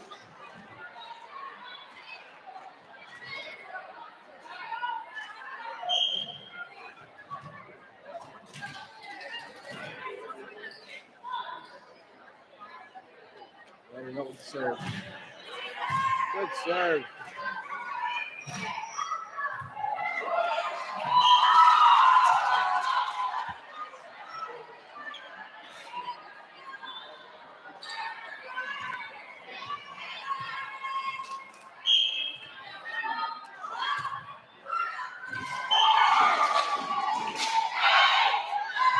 Okay, folks, it is all tied up here. This is going to get crazy.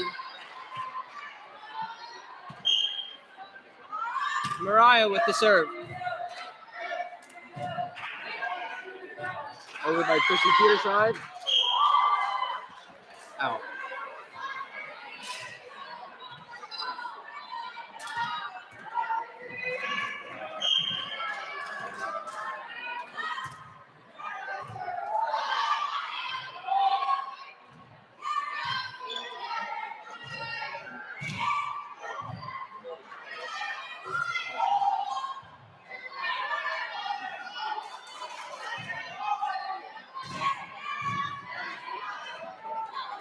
Over by Shayna Fox.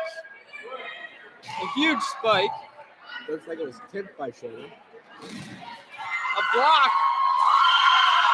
Fairview could not get that ball over the net.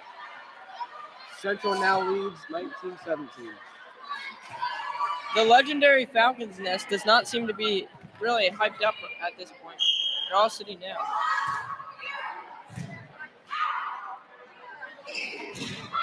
What a hit by Kyla Marks. Sub coming in. Kelly Hoover for Jamie Susley.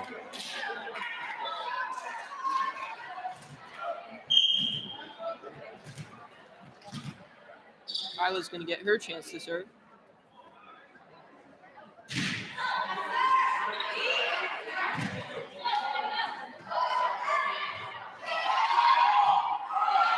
Over the net by Shayna Fox. What a clean. Good save by Chrissy Petershine. Over by Kelly Hoover.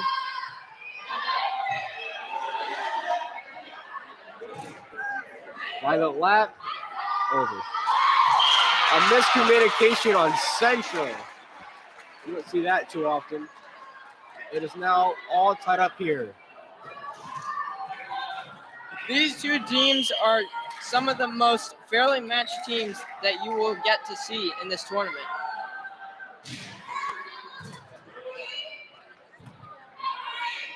Kayleen hits it over for Central. Spike, but it's into the net. Kylie Hoover could not get that one to get over the net. Kayleen Beachy is now up to serve.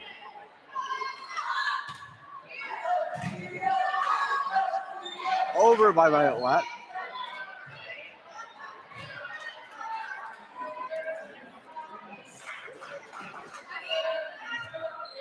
Hearing a little noise coming from that famous Falcons nest, but not much. Good hit by Chrissy Petershine.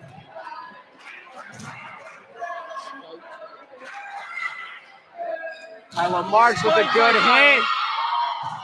Violet Lap, and it's in by Violet Lap. Everybody hyped up for Violet. Fairview really needed that one. Gabby Smucker coming in for Violet Lap. And Lydia Bear Papa coming in for Shayna Fox. After that hit by Violet Lap, the Falcons nest is now standing on their feet. Gabby with a good serve. Out.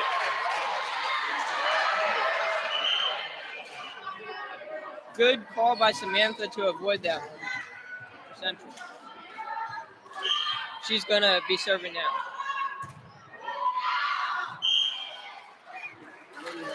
Bear Papa almost touched that, but she did not, so it is Fairview's board. Olivia and Elena sub in for Fairview. Olivia is going to be serving here. Fairview and Central both need 4 points to win this game. 3 now for Central. 3 away from taking this one 2 games.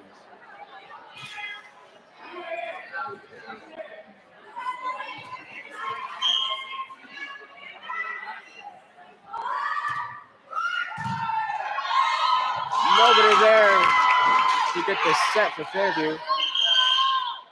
Central only needs 2 points.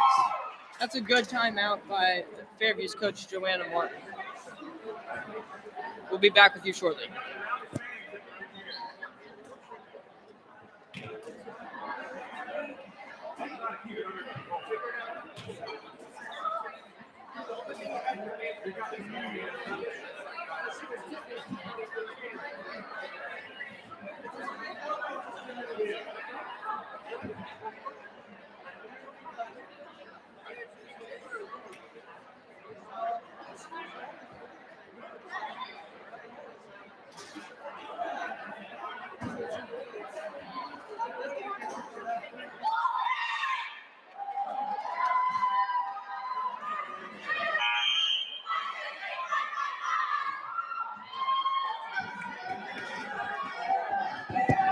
And we're back, and Central will be serving, and they're up by 2.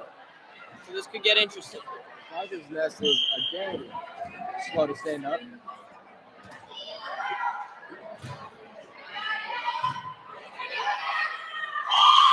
Central needs one more point to take this 2 games.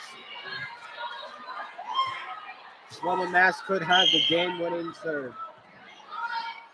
Fairview has not played with the intensity that they needed, and that's game over, folks. That's game.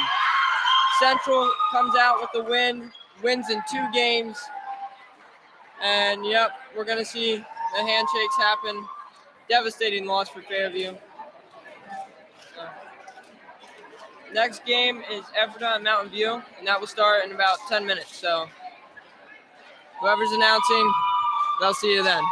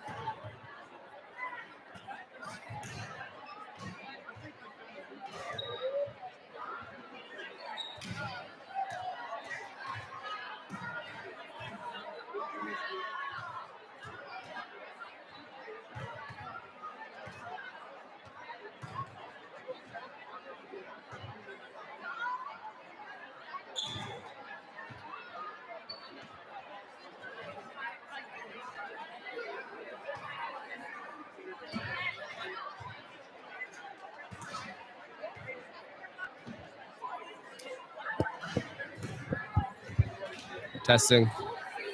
Testing. Testing. 5, 6, 7.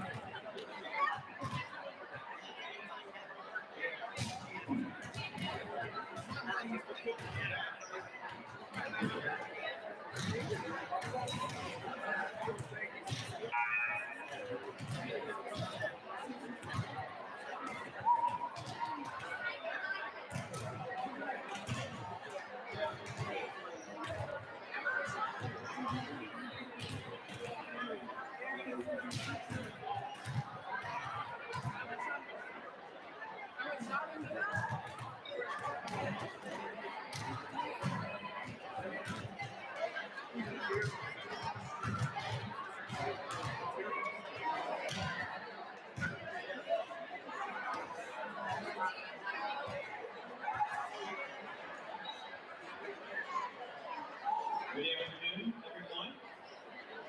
And welcome you to this event. Thanks for coming. Grateful to see all the schools who have made it safely here.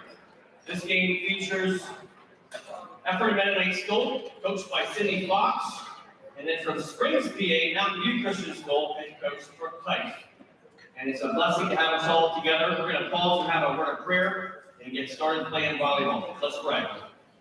Lord, we are so grateful that we can be called the children of you, to be a part of the family of God, to be able to fellowship together in a competitive way, but also just knowing that you're Lord of this event. We pray, Lord, for these teams that play, the coaches as they coach, Mr. Shriver as he officiates. Help us enjoy the game, and may you receive honor and glory by our actions today. We pray in Jesus' name, amen.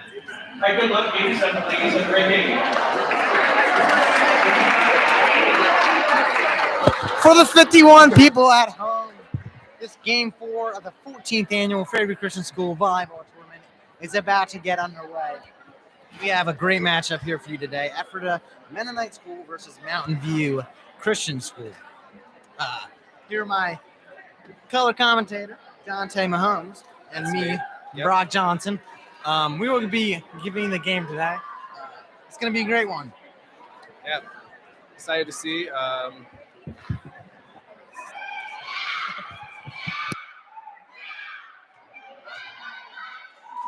Dang it.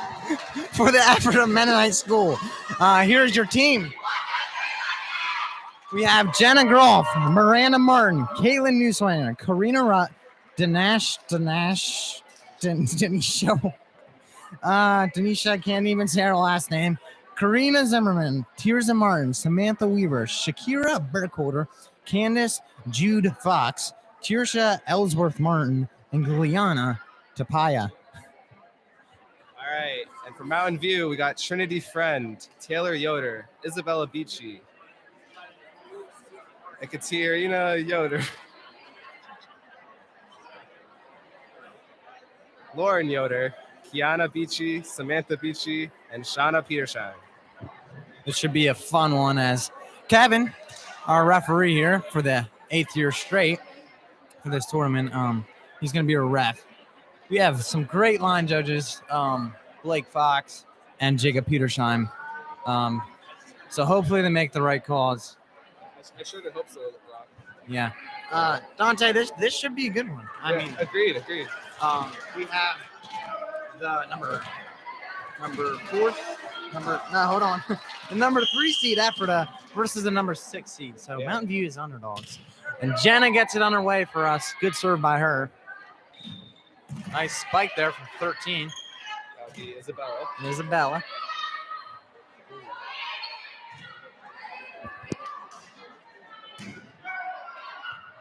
And a good spike there by Caitlin for the first point.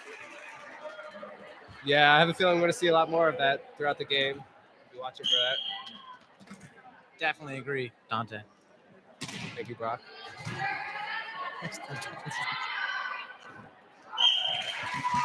She's probably kicking herself for that one. She just ball rolled off her hand wrong. And that's a second point for Ephrata. Good serve there from Jenna. In the middle to Caitlin as she just taps it over. She's going to get another point for her team. Dante, something I've been preaching this whole entire tournament so far is serves. Serves are crucial in tournaments like this. Yeah. As we've seen, Ephrata is just a well-rounded team in the serving area. Right. They don't serve it in the net or strong a lot. Usually very consistent on their serves. So it's going to be interesting to see what both these teams can do and how many mistakes they make while serving. That is a very interesting observation there, Brock.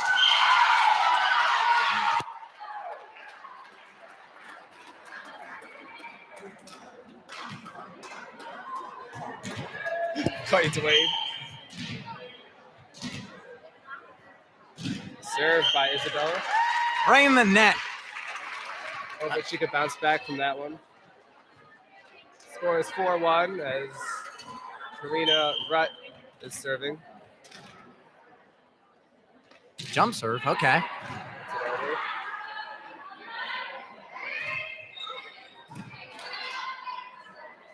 it over. Caitlin sets it. Tanisha couldn't quite get it over. And with the Mountain View serve.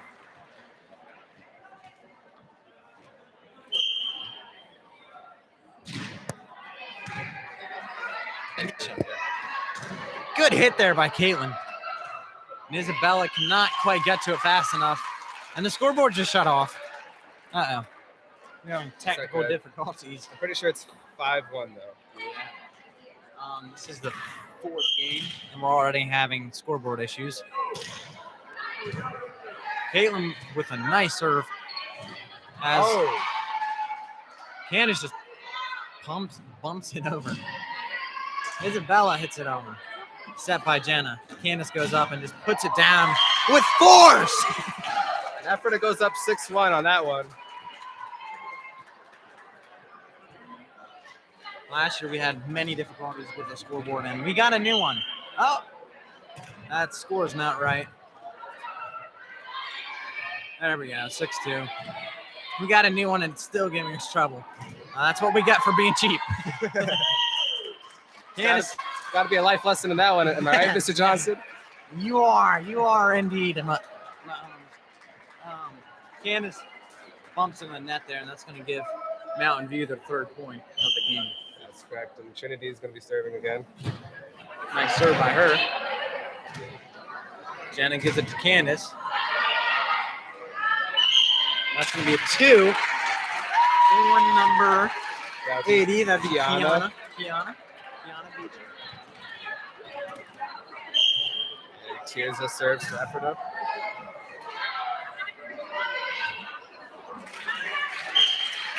Miscommunication there by Mountain View. I haven't watched much of Mountain View. Have you seen? Is that common or? I'm not exactly sure. Coming to this tournament, they're the 6th seed. It shouldn't be too bad. I know a lot of times when you're on that volleyball tournament, there's so many people yelling, it's hard to hear, and lack of communication is a huge thing. Yeah, understandable. This is what, their second game? Mountain Views. No, this is the first. Okay, so it's still getting warmed up and getting the blood pumping. Yep.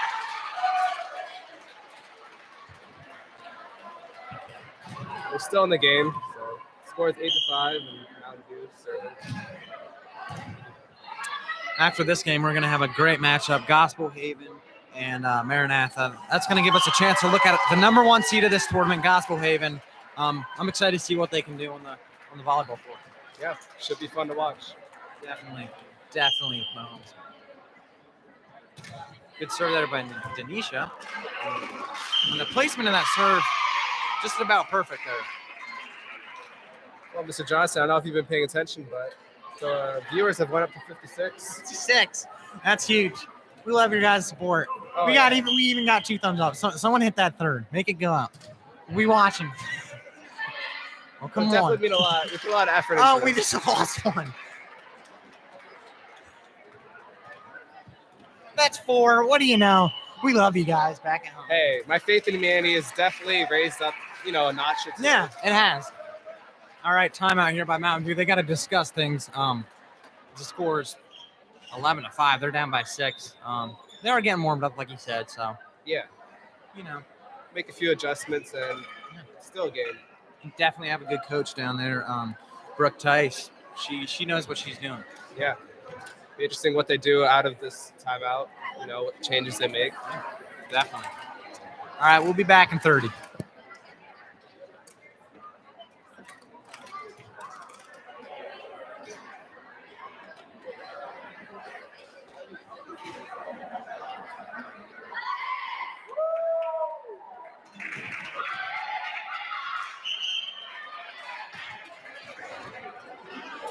And we're back after 30 seconds. That was too long of a break. This game is very interesting. Yeah, definitely.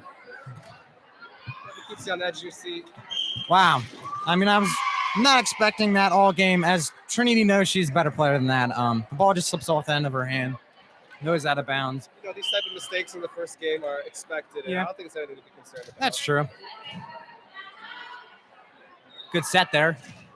Oh, And a good block by Candace. Tirza puts it over.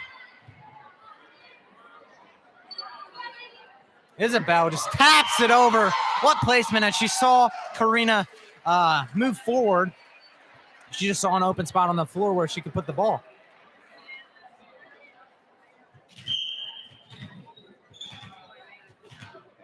Lauren Yoder is serving for Mountain View. Laura's serve is right in the net.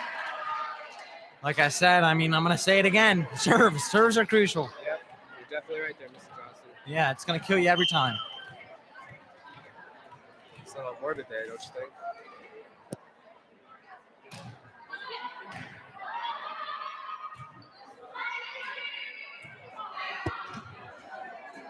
Good set there by Tirza.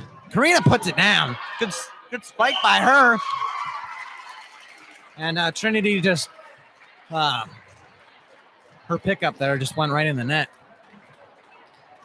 Watch Candace here with her serve. Very consistent server, Candace is. She comes up with a jump serve. You rarely see her miss a serve.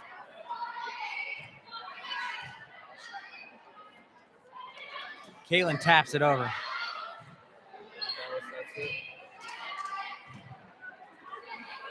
Tirza with the back set. And that's going to be out. Just barely there. I mean, just a ruler in, 12 inches in. That would have been another point for Ephrata. Tough break there. Definitely. Good serve there by Taylor. These line judges do get paid a lot. The average salary for one of them is $20,000. Really? Yeah, and that's just weekend games. So that's definitely interesting. These guys, you guys, What about the benefits? they know what they're doing. Yeah, definitely benefits. Free food from the snack stand. Impressive. Yeah. If I would have known that, I probably would have not been up here. Yeah, you What can I probably say? would have left me. You probably would have left me, Brock Johnson, in the booth by myself. But would that have been a bad thing? I mean, you seem to know what you're doing. I know what I'm doing, of Support course. doesn't seem violent. Mr. Johnson always knows what he's doing. But you know, Reasonable assumption. I need a color commentator. Good spike there by Karina. Oh, another good hit by Mountain View. Over to Karina again. She's just going to tap this one over. She did not get a good approach. Jenna hit straight up in the air. Karina to do the rest. That's it. Taylor there. Communication there. Yeah, Taylor just. I don't know. I don't know what she was doing. I mean, she's an excellent player, but yeah. Minor mistake. Jenna drop serves.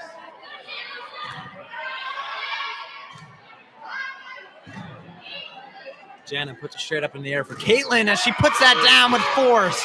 Good spike there. You know, I've seen this pattern time and time again. I wonder how Mountain View can just avoid that.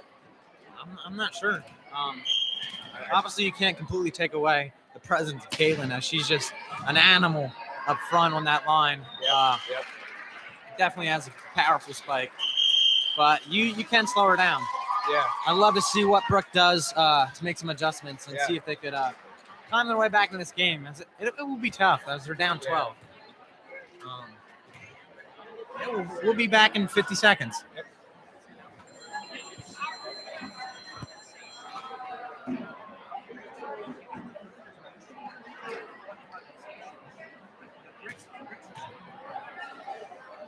Have you ever smelled like BO? Introducing Old Spice, the quickest way and most powerful way to get rid of body odor. Get our Old Spice antiperspirant deodorant today. 20% off at your local stores.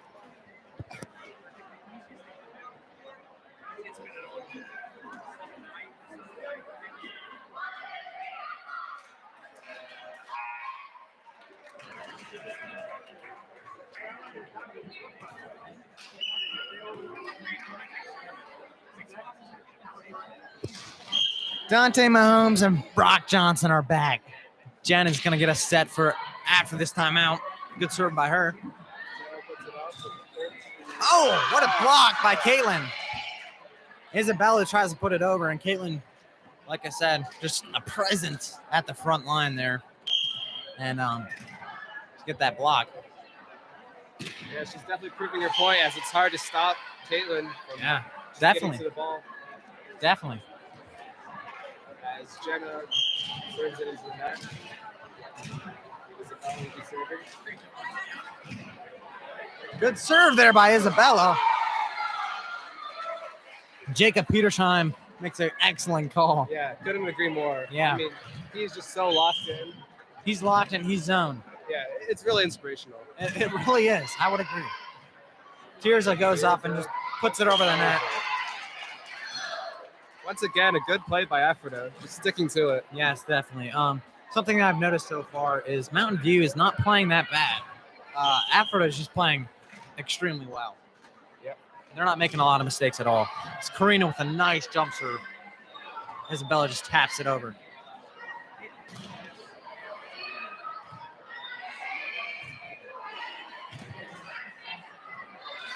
Jenna barely tips it over.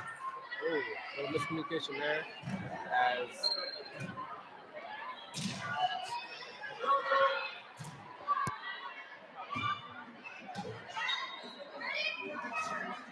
Caitlin!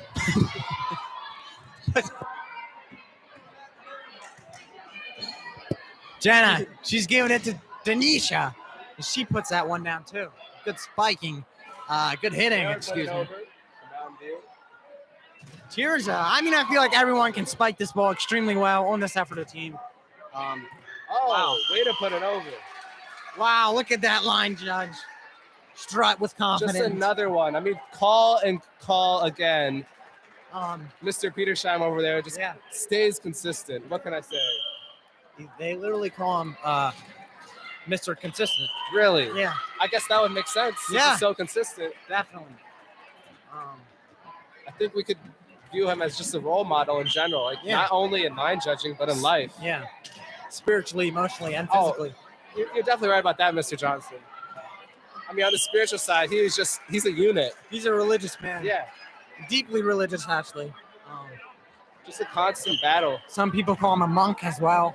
Really? He spends a lot of time in the cathedral just praying. So would you say that he has reached nirvana at this point? Or?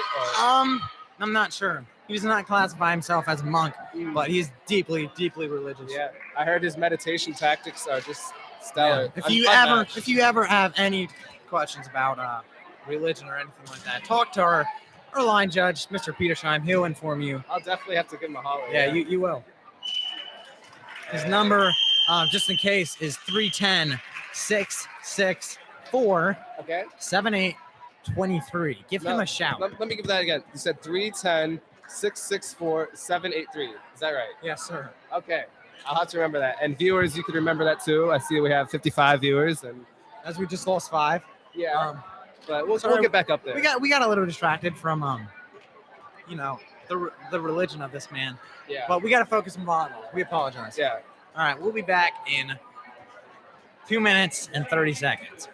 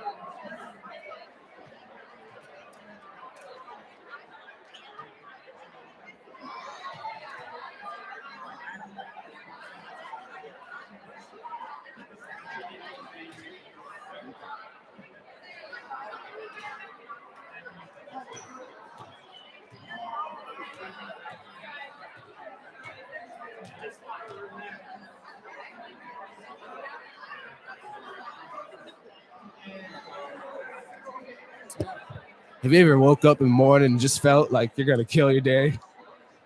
That's what driving a Ford F-150 is like. Get your 2020 F-150 at your local car dealership today. Built Ford tough.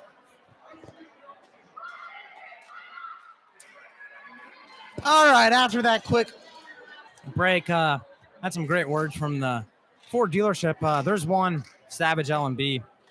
Check it out, definitely. Yeah, not too far from here. Yeah, if you want a great reliable truck, I personally have one myself. I work on a farm. It's the Johnson farm. Yeah. And on that, Mr. Johnson, I would definitely look into the Ford, not only the trucks, but they have some really good cars, you know? Yeah, Ford Escape, a lot of them. Yeah. You know, they have good headlights, I heard. Really bright, sensitive.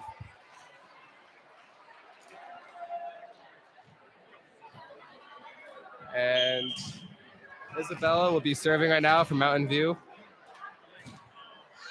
Puts it over, and Karina hits it to Karina. And Kaylin puts it over.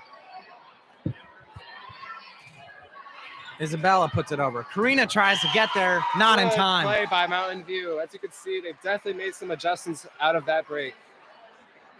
Definitely. As they're up, take an early lead, 2-0. I'm really excited to see what this game 2 of this series will look like. Yeah, definitely. As like Another good serve there. As I said before, Brock is an excellent coach. Excellent coach. Yeah. Jenna puts it up for Caitlin, and Caitlin puts it down, and that's going to be out. Good call there by Blake Fox. Another very reliable line judge. I mean, Definitely. you could go on and on about that man. We could, but we won't. Isabella. Ooh. Oh, that's out. Edging the line, but Just inches off. I mean, inches. tough break. They still have a 2-point lead while the score is 3-1, and Jenna Groff will be serving. She gently tosses the ball up in the air and smacks it over the net. Just rolls over. That ball hit the very top of that net and just rolled over. very elegantly, one could say.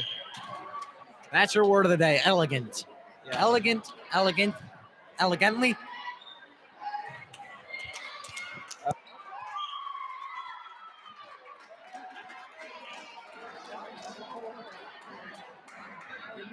We're losing. Good serve there by Jenna. Set by Isabella. Karina. Caitlin cannot get there in time. This game is already looking completely different from the last. It definitely does. And Kiana will be serving from Mountain View. Good serve. Yep. Over to Caitlin. There she is again. She's showing her incredible talent time and time again. And there's another just great spike by her. It's got to be difficult for Mountain View because whenever they good adjustments they make, effort just comes back and with a vengeance. Couldn't agree more, Moms. Thank you, Mr. Johnson.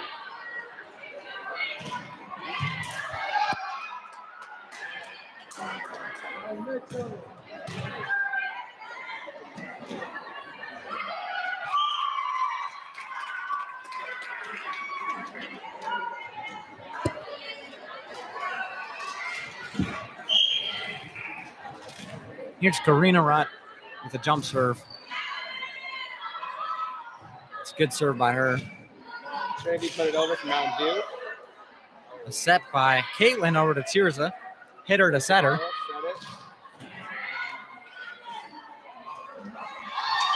And Caitlin just hits it. No look hit there. She just taps it over and trusts that her ability will turn out for the good. And it worked, you know? It did.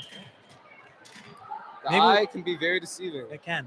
Maybe we spoke too soon when we said Mountain View has made adjustments. I believe they did, but it's 7-4.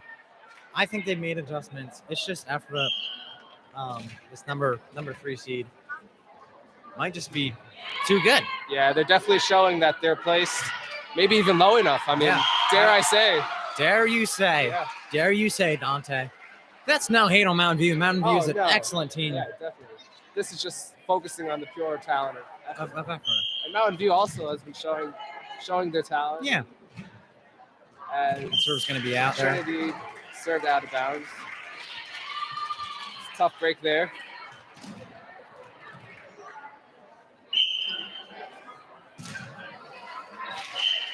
And Caitlin hits the net on the serve. You don't see that very often. Yeah. And number 12, Samantha will be serving. She throws it up, and it's over. Oh, a beautiful serve. Yeah, she places that right in front of Caitlin, Yeah. and Caitlin cannot get there in time. That's the type of thing that'll put you back in the game. And Yes, it will. excellent performance there by Samantha. Couldn't agree more. Samantha throws up again. And another good serve as Tirza puts it up. Denisha spikes it over. A lack of communication there as two blue jerseys were in the area for Mountain View, and they just thought the other girl would get it. Both of them. Blake rolls the ball over to Tirza. She gets ready to serve. Yep.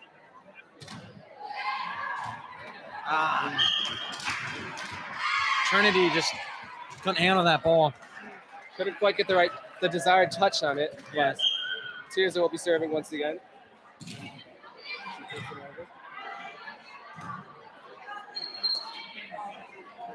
Good placement there, but Indeed, Denisha indeed. just hustles over and gets the ball. Isabella, good hit by Good. her. Off the side of the arm of Karina. Two beautiful hits there by Isabella. I couldn't agree more. Give them the point. That was a great volley, though, on both teams. Definitely. Yeah. That's one thing that we are seeing. Excellent volleys. It's not just boring volleyball. Yeah, it's a very fun game to watch. Two very good teams battling it out.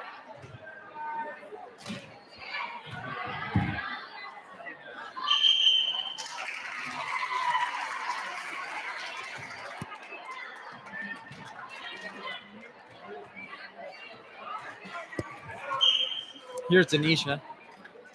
Gently throws it in the air and a good serve by her. Isabella. Taylor hit it over. Jana with the set. Up to Candace. Candace is only a sophomore, and the talent that she displays on this volleyball floor still amazes some people. It amazes me for sure. Excellent volleyball player. Yeah, she definitely has a bright future up ahead, and I'm excited to see where it heads. Yeah, definitely. Ephrata gets that volley. Scores 12-8. Those of you just tuning in. Doesn't seem to have many since so many of you are leaving.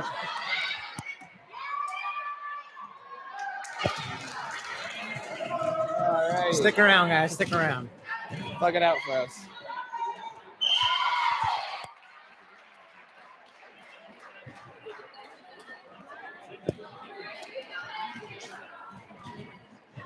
The Lombrero, Karina, checks in for Ephrata. And Sarah Leoner hits the net on that serve. Tough break there. Yeah. It's tough losing points like that in close game when you're trying to win the second game here. Yeah, definitely agree. Taylor is a senior, and she definitely had a great career at Mountain View. Really good player. They've lost a lot of seniors in the previous 2 years. They have a young team, but they're still definitely good. Caitlin's just hustling around. That's going to be 4 hits that are on Ephrata's side. You're only allowed 3. Is that so? Yes. You should know that. You should know that, Dante. I suppose so. That's my bad. Good serve there by Isabella. Oh, they double set. Okay. I'm liking the new strategy. Now, Jenna and Tirza both go up. A little bit of miscommunication there. That's 2 plays there. Ephrata seemed to be a little discombobulated. Yes. Good work. Good work. Yeah. One thing that you can take away from this, our vocabulary, you can learn a lot from it. Yeah. As you can see, we gained 3 more. Okay. 4 more. Okay. Isabella is ready to serve. If you just tuned in, the score is 13-12. Mountain View has made a comeback, and that serve is going to be too strong. That's out of bounds. Jenna will get a chance to display her greatness of serving. She's talented in this area. She pops it over the net.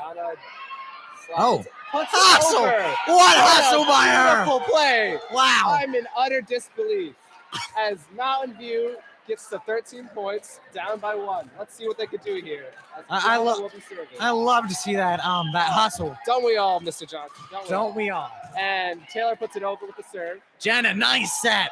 Caitlin is met at the net by Trinity. Wow. Isabella pops it up. Oh. And Samantha fails to get it over with a good try. And Ephrata will go back up 15-13. This is game 2 of this 3-game series. Ephrata did win the first one. There's a good serve by Karina. And another good hit there by Trinity. Jenna hustled to the ball. Love to see that, but she just could not get there in time. I'm sorry, I said Trinity. That there was Taylor. Trinity's serving now. Good serve by Trinity. And one thing I've noticed on both sides of the floor, the amount of hustle has been high. You just see it almost every play that they're not giving up on anything. Both teams. Good, clean, competitiveness we're seeing here. Yeah, definitely. Good serve there by Trinity as Candace couldn't quite get the good handling.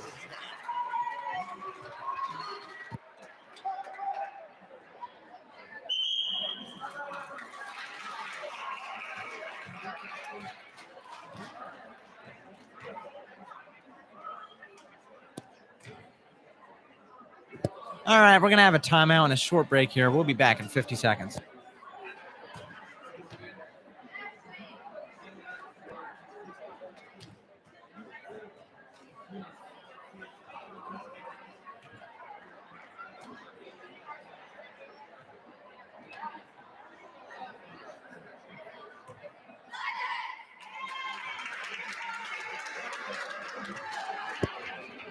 Ephrata breaks their. Oh, the scoreboard shut off again. Head over to Nevco. They have great scoreboards. This scoreboard is having malfunctions, but yeah, just a time to give Nevco a credit. That is an excellent place to get a scoreboard if you're looking for one. Especially, they're really good at glitching during volleyball games. Yeah, As we've seen. it's cheap, but it's quality. It's quality, let me tell you. Scoreboards are expensive. But that's besides the point. Let's get to volleyball. Yeah. Isabella with the 2. That's going to be another point for Ephrata. Tie game. I mean, Mountain View's keeping this game interesting. What more can you ask for in a volleyball game? Yeah, I mean, come on. Karina with a good serve. Good set there. Taylor just bumps it. Wow. Excellent hit by Taylor. Karina tries a little Cristiano Ronaldo with the foot. She cannot get it over the net. I mean, I don't think anyone else can get that other than the legend himself, Cristiano. I mean, no, you're right. Oh, wow, what a hustle. Good serve there. And Karina just digs down and picks it up off the floor. That's going to be a 2-1 Tirza. She'll shake that one off, but that's going to give Mountain View a 2-point lead. I'm sure they're excited as this is probably the largest lead they've seen so far. Wow, she has an excellent serve. Samantha is just an excellent serve. I've never noticed that until this game. Indeed. Oh, wow, Trinity. And a series of good hits in that volley. Karina goes off to get it, and I mean, I tell you, just when I think this game can't get any better, it does. I definitely agree, Mahomes. Dante, you're a man of few words, but a man of wise words. And that's going to be out on Samantha. Just after I complimented her serving, she puts one out of bounds. Well, even the best make mistakes. That's there, true. Mr. Very Johnson. true. No hate on her. She's an excellent player. Oh, indeed. Tirza with a good serve. Isabella pushes it over. Tirza with the set. Denisha gets up there and puts a spike down. I'm just wondering, did this woman do a jumping program? Because, man, she can get up there. For her height, it's surprising. Yeah, that is definitely a valid question there, Johnson. Isabella puts it over. Jenna, good set there. Denisha. Another splatter. Lack of communication, as we say, that'll get you every time. That's going to tie the game up 19-19. Tough break there. Yeah, definitely. One thing that happens a lot of times in volleyball, someone will call the ball at the same time, and then they don't know who's going to hit it, and it's just a lot of. And that's where the coaching comes in. Where you got to draw that in your player's head. I mean, yeah, I know what you mean. It's just a coaching game at the end of the day. As Tirza goes up to serve. Good serve by her. Isabella puts it over. Marina goes out and gets it. Candace puts it over the net. Ooh. Lauren spiked it. It was blocked by Candace. Another timeout here by Mountain View as I want to discuss things. We'll be back in a minute.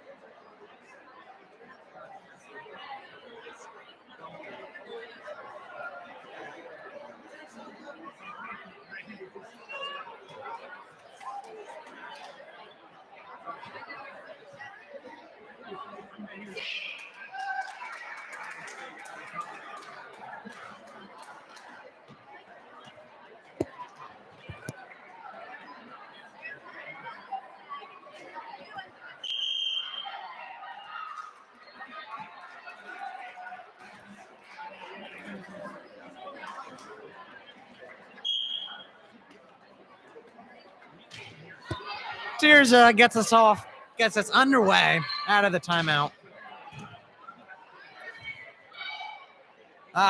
Denisha hustles, but did not get there in time.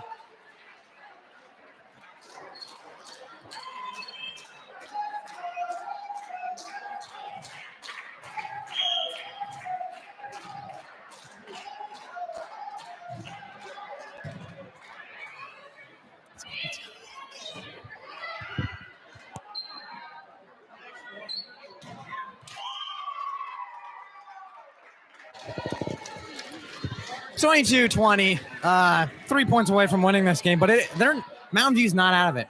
Oh, Not by a long shot. This game has definitely been legendary. You see what I did there? I guess you used like Ephrata's word in your sentence. Yes. Would that be like what people call a pun? I think so. Mahomes. Beautiful choice of words there, Mr. Johnson. Oh wow! What a play. I mean a play call, not a play call. What a call by the line judge Blake Fox. Crucial for Mountain View. Taylor serves it. Candace puts it over, and wow! 1 point game here. I mean, not a 1 point game. Game point. Mountain View is only down by 3. Let's see if Ephrata can seal a deal on this one as Candace rises to serve. She's Not gonna quite jump. yet. And here she goes. Wow. What a serve. Trinity just pops it up right over the net. Just squeezed Jenna it to Caitlin. Caitlin has been an animal all game, and she wraps this exciting game 4, up. Game 4 of this tournament. Game 2 of this series. That's a mouthful. And don't let the numbers deceive you, as it was a very competitive set. It was. Very entertaining, to say the least. Stick around, folks. We're going to get our first chance to look at the number 1 seed, Gospel Haven. They're going to be playing. Congratulations to the team from Ephrata, who will be playing at 9 o'clock tonight. In the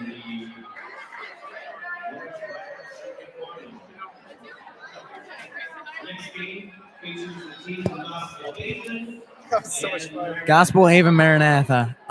Yeah, it was a lot of fun to watch that game. Dante, couldn't agree more.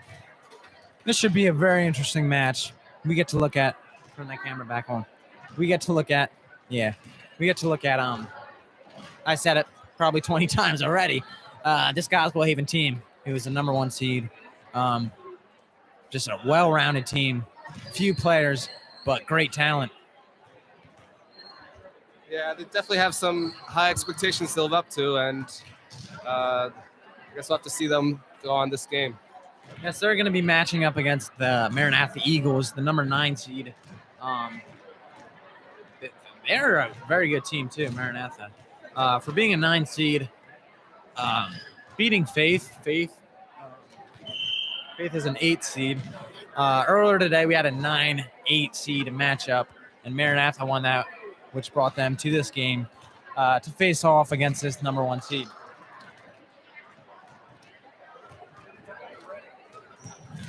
Hopefully they figure out this malfunction with the scoreboard. You see it's half turned off, half turned on.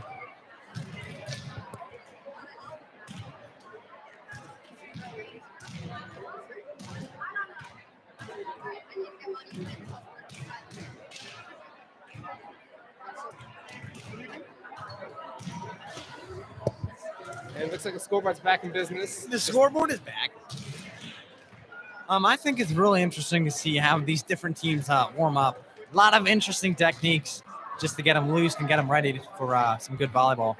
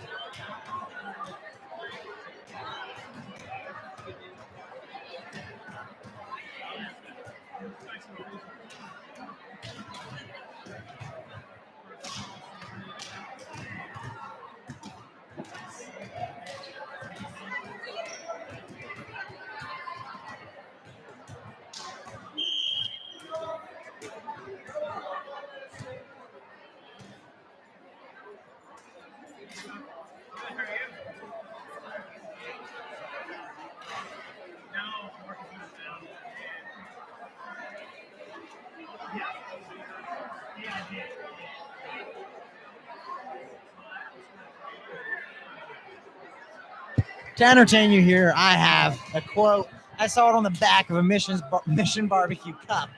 It inspired me just for my work ethic, whether it's whatever it is, work itself, something you enjoy, getting your body in top physical shape. I see you do a lot of that there. Yes, I actually do. Brock Johnson works on a farm, but in his pastime, he'll hit the gym. Like, one might even call you Rock. They might Just get the B in general. yeah, Rock Or Johnson. the Rock. I mean, The Rock. why not? The quote is, "The only place that success comes before work is the dictionary."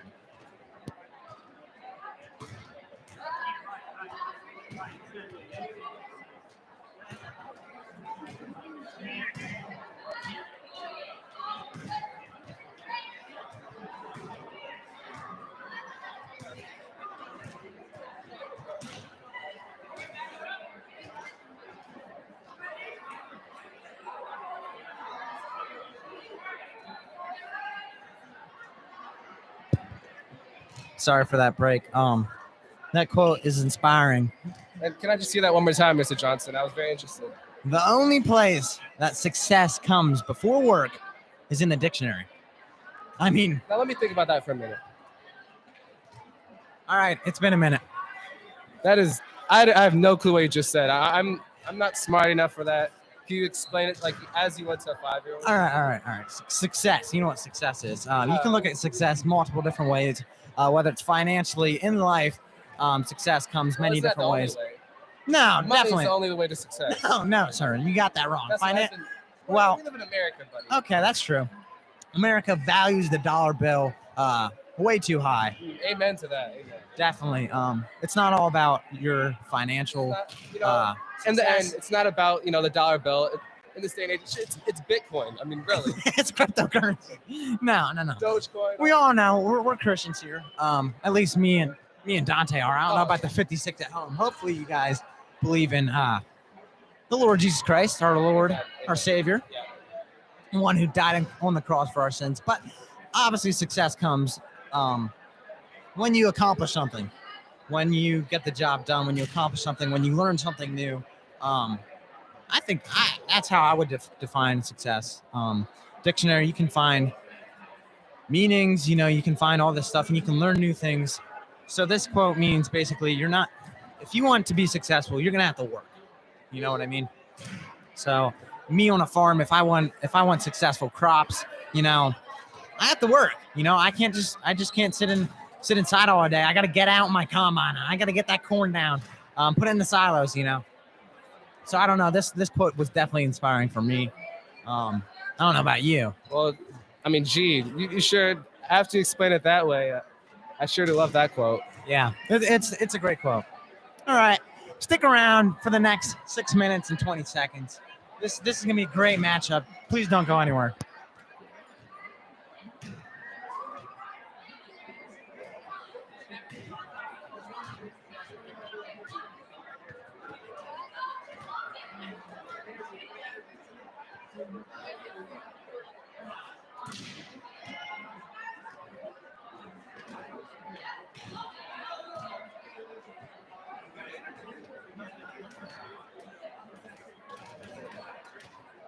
All right, folks, to keep you entertained once more, 6 minutes till this game starts. We have a diehard Fairview Christian School fan, Enrique Figueroa. I don't even know how to say his last name. Ricky, this is your first volleyball tournament ever. How do you feel about the atmosphere and everything so far? Bro, not gonna lie, this joint packed. This joint lit, bro. There's mad heads, bro. Nah, but it's cool, bro. All right, thank you. That's enough.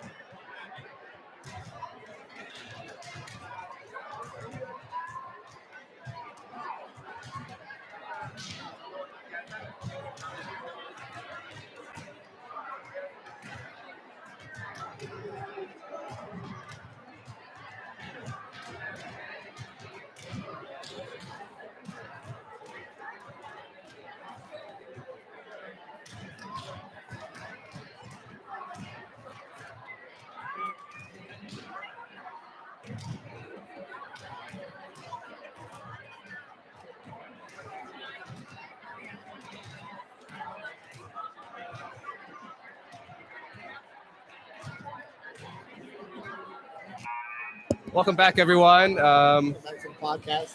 We got Gospel Haven versus Maranatha. Unfortunately, Mr. Johnson had to leave. So we have Jake and Mahomes here. Hey, I'm Jake. Yep. And our friends from Gospel Haven, Pittsburgh, Ohio. Before we play this game, I want you to do me a favor. You do me a favor. We're going to stroll over to this end of the room. There's a very special person here. It's my father, founder of the school. He doesn't know because he's not in here. But it's his birthday today. You say happy birthday to me. Happy birthday to you. Happy birthday to you. Happy birthday to you. Happy birthday to you.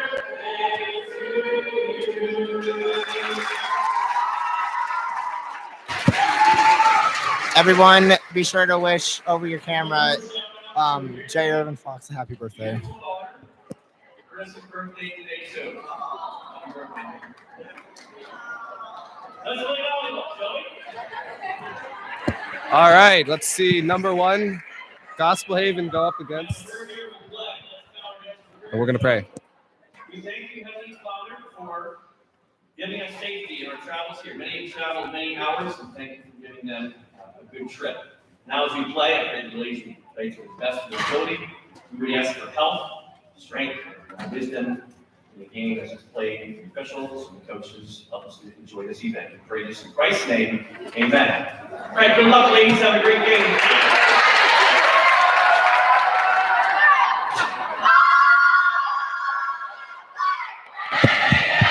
All righty, we got number 1, Gospel Haven, going up against number 9, Maranatha. Should be a good game, and I'm excited to see what we got here.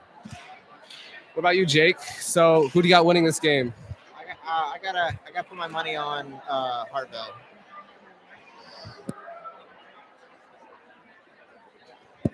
I mean Gospel Haven. Yeah. Honest mistake there, and yep. I would have to agree with Jake there. You know, just this, I think the seeds don't lie, but it should definitely be a competitive and interesting game to watch here.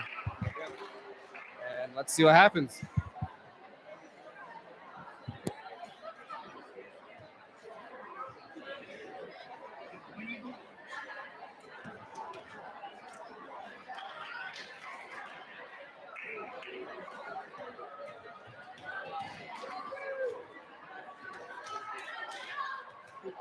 And starting off, Chloe Troy will be serving for Gospel Haven.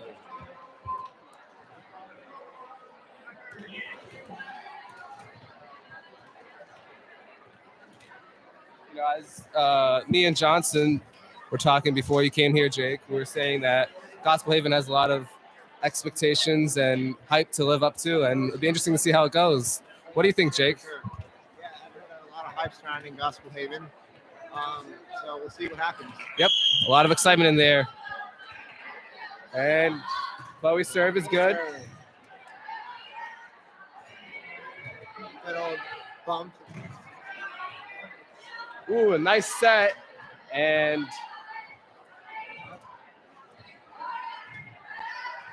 another good set. And, and the block by Maranatha. They still get it over. Hit by number 4. Autumn Rife.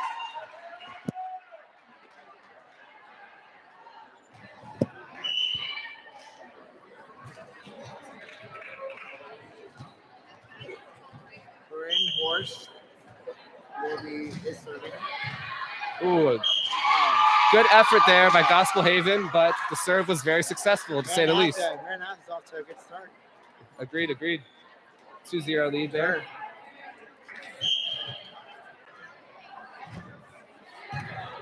Good save there by number 34, Cassidy. Good set there, number 26, Annie Yoder, put it over.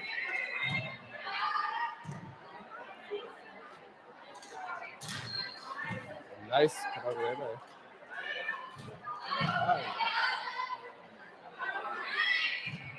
Michelle puts it over.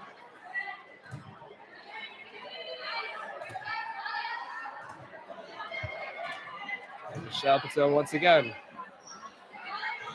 A long volley going on here. Seems to be a very even match so far. Oh, this is why they call it volleyball. It's a good gander there, Mr. Jake. Very insightful. As Gospel Haven hit it over, and Maranatha will be serving once again. Oh, And disappointing. yep, tough break there by Karen. Karen. Yeah. Sorry about that. Honest mistake.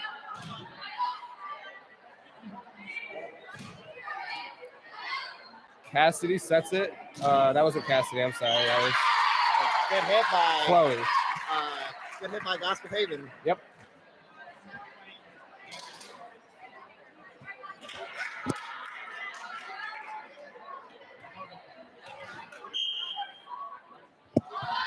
Cassidy hits it over.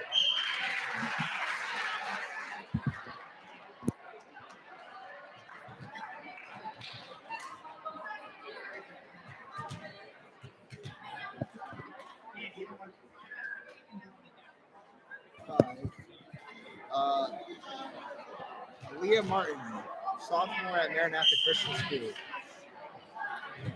Nice left-handed serve there. Yep. Oh, left-handed. I didn't even notice that. What's your name again? Mahomes, sir. Mahone, you're left-handed, aren't you? I am. Can you relate with number 55? I can, but when it comes to volleyball, gee, I gotta say, I'm not much of a player. What about you, Jake? Do you indulge in such things as volleyball? I dabble every once in a while. Interesting. So I guess watching this would be a lot more interesting to you than some. Perhaps. Yeah. All right. Anyways, back to the game. We have Number 15, Cheyenne serves. Ooh. Oh, and Chloe saves it for Gospel Haven. And a nice hit there by Cassidy Yoder. Cassidy Martin, I'm sorry.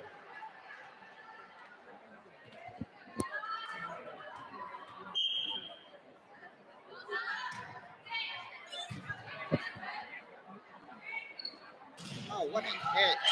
Number 25, Janae Sensney. Indeed. And the score is looking pretty interesting as Maranatha takes a 2-point lead over number 1 seed Gospel Haven. Definitely an exciting match here. If I had to take a gander, I would say this is going to be a pretty exciting game in general. A wise assumption there, Jake. Definitely. As Maranatha scores once again. Oh, here we have number 4, Autumn Rife. Good try.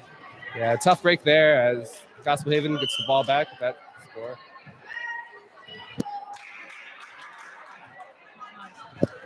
Another serve.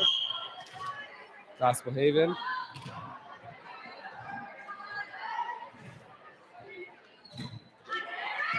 Maranatha gets another point, making a score 8-5. Yeah, a beautiful hit there, I do say.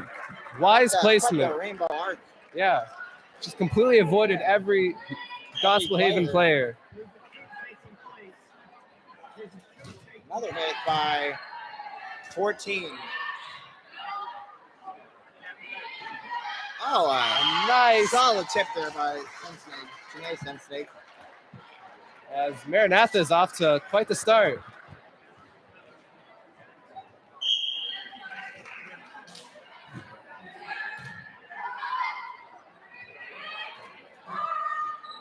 Number 8 puts it over and gets a point for Gospel Haven. Good play there by Gospel Haven. Way to pass the ball around. Way to really hit it over the net there. Yeah, she really just got that thing over. I mean, Quite that every day. You don't. I mean, I declare. Ooh. Tough break as Number 25, Michelle Troyer couldn't quite put it over. Is that Johnson I see there? I do declare, and Johnson is walking towards the stand here. Johnson. Tell Mr. Johnson. Tell the viewers at home about what your opinion is on this game.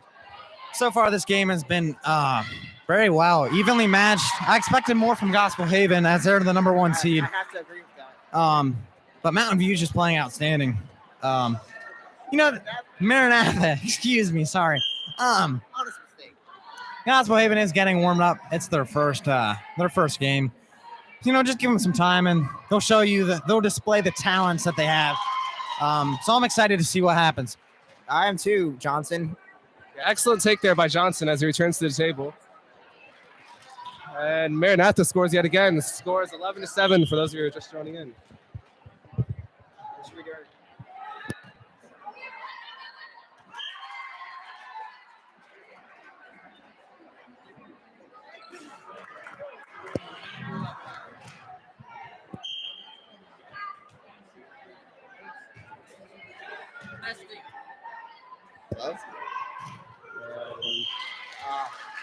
Maranatha scores yet again off of a poor placement of a spike on Gospel Haven.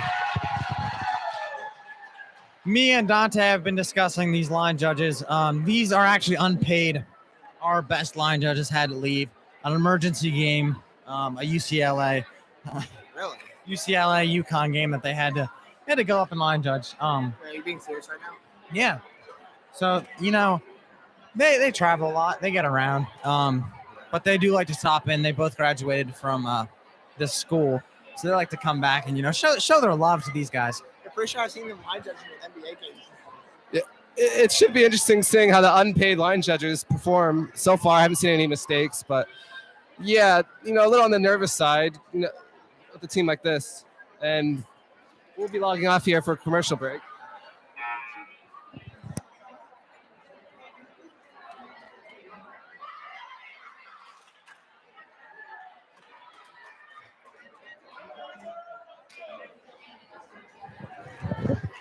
And we're back. Maranatha has a 6-point lead, if I've done math correctly. I do go to Fairview. I graduated from Fairview a few years ago. How was the education, would you say? The education was extremely excellent. Couldn't have asked for a better education. Glad to hear that. I've heard a lot of good reports about Fairview Christian School. Yeah, definitely. Looking for a place to send your kid. Go I send him there. am, matter of fact. Really? Yeah. Okay. I was thinking more of like Calico Public School. Calico. That's definitely a solid school too. Enough about schools. Let's get to volleyball, folks. Back to volleyball. The reason why we're all here. All right, stepping up to serve is Chloe Troyer. Her talents at the Serving serving line are abnormally awesome. Her presence at the serving line. She's just what Great touch there by Michelle Troyer, number 25. Michelle Troyer, as we've seen her all over the place already. She's been Just making a plays. Great touch, placing the ball right where it needs to be. Yeah, the placement was impeccable. Stellar. I mean, dare I say it? Interstellar. Interstellar. Great movie. Definitely not great Interstellar. movie. Very emotional.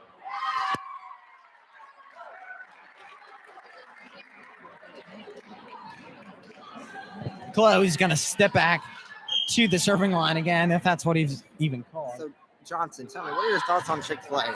Chick-fil-A. This is very off the subject. Chick-fil-A. Eat more chicken, You know what I mean? Chicken. Eat more chicken. It's definitely unique in the way that they serve their food.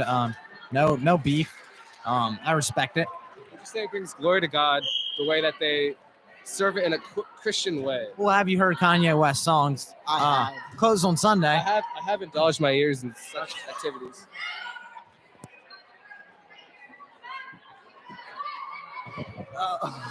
All right, a good volley. Enough about Chick-fil-A. Good volley here between these two teams. Wow, what a tip there! Good grief!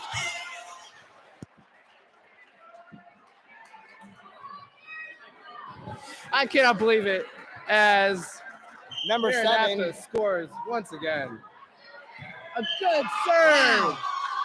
The placement of that serve was impeccable. Dare I say it, interstellar.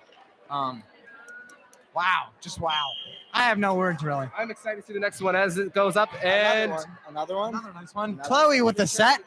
Wow, what a spike. what a save though.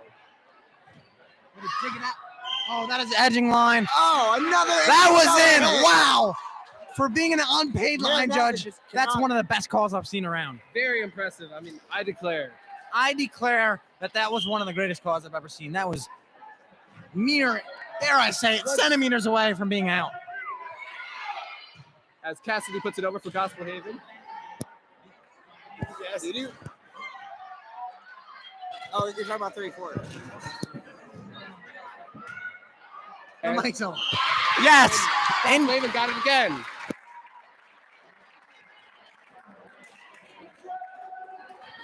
Jake, you're definitely right on these insights about Cassidy, the bright senior. She's just glowing with talent. Wow, what a spike! Oh my word! Wow! Play. Interstellar play if I ever Maranatha's saw definitely one. living up to the expectation. Maranatha has been playing They're absolutely putting on an great. absolute show here. I Number mean- 55 will serve. This is some volleyball, people. The number 1 seed is taking on the number 8 seed. And this number 8 seed is playing great.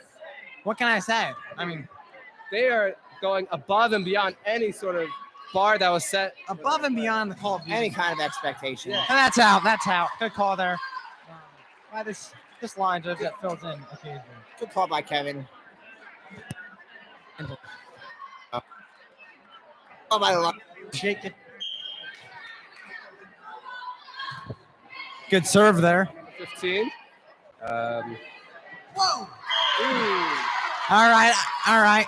Couldn't quite put it over with a good hustle there, though. You don't see that often. Cincinnati just missing. That was a good set. Just missing. A rare mistake there, definitely. Definitely agree. Wow. Clean set. Oh. Oh. Oh. Autumn just goes up and puts it over the net. Oh. And Puts her knees at risk. Jensen and taps it Oh. over. oh yeah, here we go. Oh, my Oh goodness. man. What a spike. And that is the number 1 seed right there in action. Wow. Could have asked for better volleyball. You can't, man.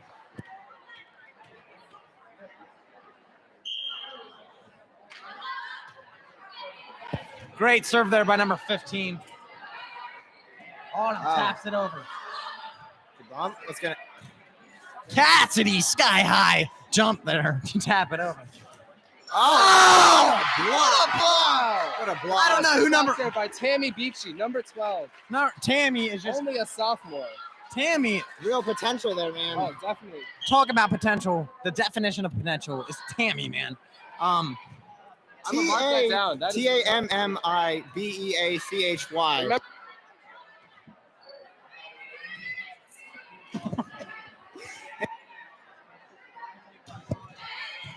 When in doubt, give the ball to Tammy. Oh! Tammy, the sophomore, puts another one down. Sophomore spelled I declare, I SOPHOL. cannot wait. So, Gus Waven comes in with a lot of momentum as the timeout is called, and we'll get back to you, folks.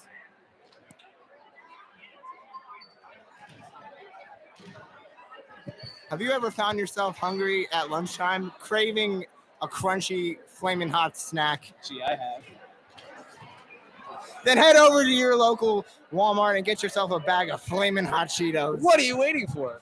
Cheetos will savor your taste bud in a delicious, fiery crunch of golden chip. All add-ons and preservatives will not be considered safety. Call 717-895-4520. 1-800-CHEETOS.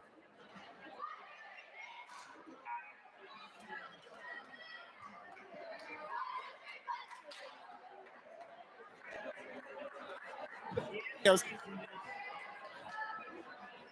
Randomly. Cheetos. What a serve by number 15. I feel like she's been back at that line for years, folks. Yep. Cheyenne Copeland's a senior. really hitting that ball. Yeah. Much needed skill here in this sport. Just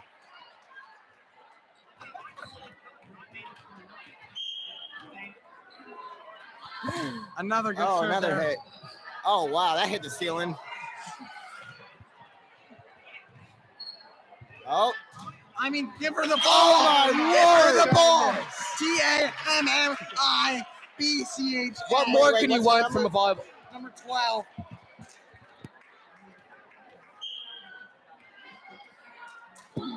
"15" gently tosses the ball up in the air and smacks it over. oh. A good try though. Man, it really looks like Gospel Haven they're really warmed up now and Yeah. hitting They're well. rolling. They're rolling. Nonetheless, Maranatha is still giving a good effort. They are, definitely. That was a simple mistake. No need to beat yourself up. Oh, Yeah, definitely honest not. mistake. By no means. As number 55 puts it up. Number 7. Ooh. Good patience there by Gospel Haven as they wait and they score once again. With Tammy on the scene, I see why they're not the number 1 team. She's an absolute Again, TAMMI. at the front line. I mean, if you want to know what a unit is, there you go. There you have it, folks. The Right definition there. of a unit. Tammy. Another one. I mean, she just forces power into that volleyball. Ooh. Like there was some flaming hot Cheetos in that. Wow. I do That's this well. out. Oh, it's out. That's okay. That's okay. You guys are playing great. Hats off to Maranatha for the way they just carried themselves through this game. Yep. Well said, Johnson. Good set Oh. there. Autumn puts it over. Wow. By Wow. number 4, Autumn. Autumn Race. One thing I've highlighted in my clipboard here. Yep. Placement has been on key. Man, placement is just everything. Right next You know to serves, what am I right, Johnson? Yes. I cannot preach this enough. Which Serves another are good crucial. serve there by Autumn. As Crucial. Cassidy puts it over. Autumn. It was set number there. 28. That would be Ellie. Good set there to number 7. Who just Oh! Beautiful placement. Immaculate. IQ is Albert Einstein level. I mean, my mind is spinning. How do you calculate such a thing in so quick of time? I don't know. It takes years of experience. 4 years, if you will. Yeah, senior. Actually. Game point here at Cincinnati. Advance, man. That's okay. We all make mistakes. Is the mic on?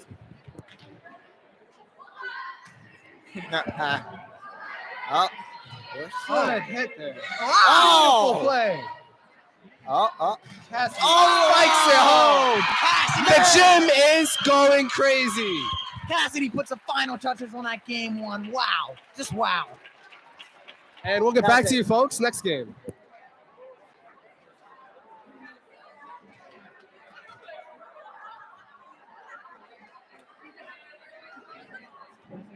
Do you ever feel like your hair is just way too moist? You ever just want it like you're like, oh man, I wish I was at the beach and my hair was just like beach hair. There's no texture in your hair. It's just straight. Even if it's curly, you know? How do you solve this problem? Well, you can get the new sea salt spray. And what brand should I get? Whatever you please. Well, I've heard a lot about Salon Guy Sea Spray. What about you? I actually have. This has changed my my life. Actually, my hair is just fabulous. It's flowing. I feel like I'm a surfer.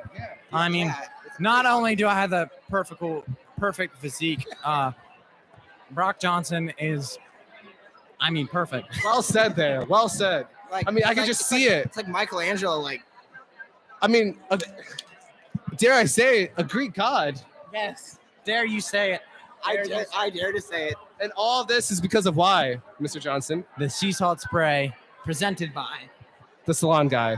Go order it now. It's only $24 on the internet. Get your saltiness.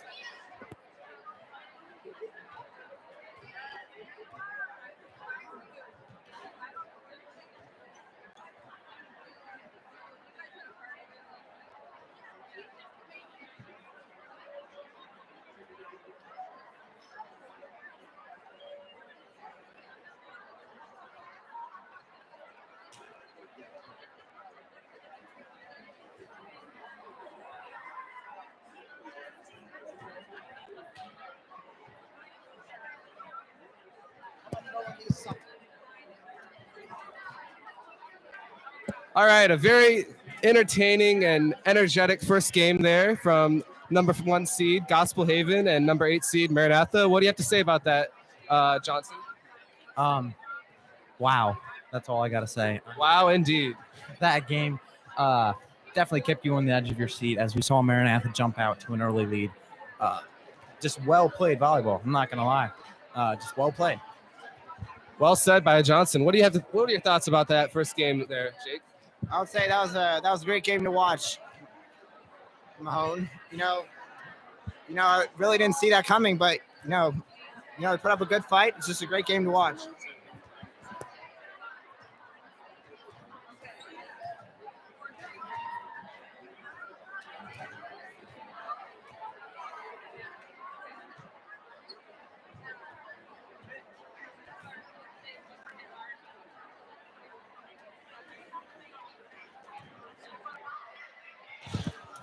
All right, we're underway here. 30 seconds to this game 2 of this Gospel Haven Maranatha matchup. It is a great game so far. Very close game. Maranatha, the number 8 seed, kept in with the number 1 seed. That was surprising. What are your thoughts on that, Mahomes? Yeah, like I said before, just very entertaining. I mean, you could just feel it pumping through the atmosphere in this gym. People are invested in this game and excited to see the second game start. Couldn't agree more.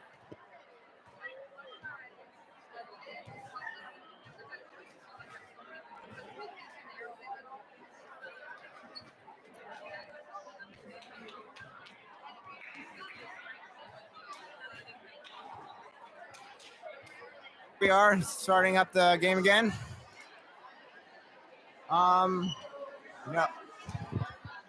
I just want to take a minute to talk about Tammy, number 12 from Gospel Haven. Her just talent was displayed as she just killed that spike every time. Every time she went up, you knew she was going to just pound it. I think she's the key factor to this tournament. Yeah, man. Every time it's just down, down, down. I mean, I couldn't agree more. It's just there's no going up with Tammy. It's all going down. That's not a good way to put it. Her talents are going up. The ball is going down. Yeah, obviously, yeah.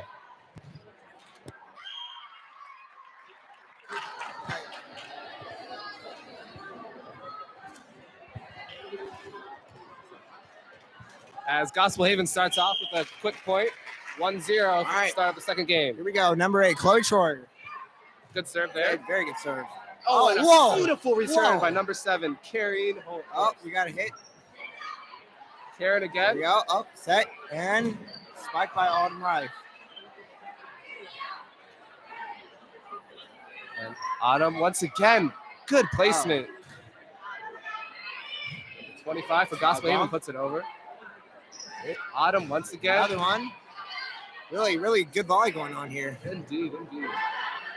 Oh, Number did I get it 25 over? saves it. Oh, sir. Good placement as Cassie returns it. And Good hit there. oh, another hit. Man, Maranatha are just really getting it over, and so is Gospel Haven. Yeah, both teams are battling out. Not letting anything fall. Oh, Good hit. wow. A very impressive volley there by both teams. And Maranatha comes out with it. All right, who do we got here to serve? We have Aaliyah Martin. Okay. Good left-hand serve. Yeah. Oh, yeah. Bump over. 25. Good hit there. Aaliyah once again. Yeah, here we go. Oh, and Janae puts it over. Another whack. Oh, that's a rough one. Good try there by Brooke Holder. Point to Gospel Haven. And it looks like one of Gospel Haven's players is on the floor holding her left ankle. That is not good. It's not good. Interesting to see here what's happening. What's going on? As the game comes to a halt.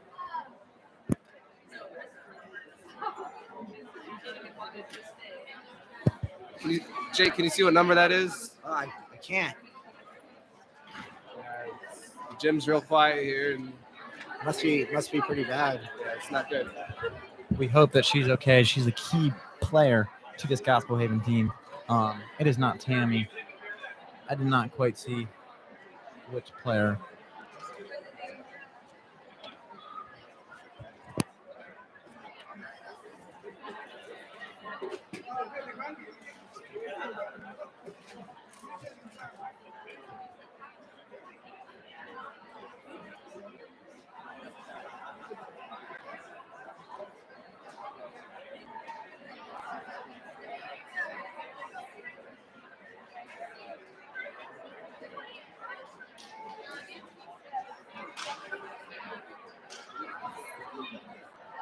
For those of you just joining in, it looks like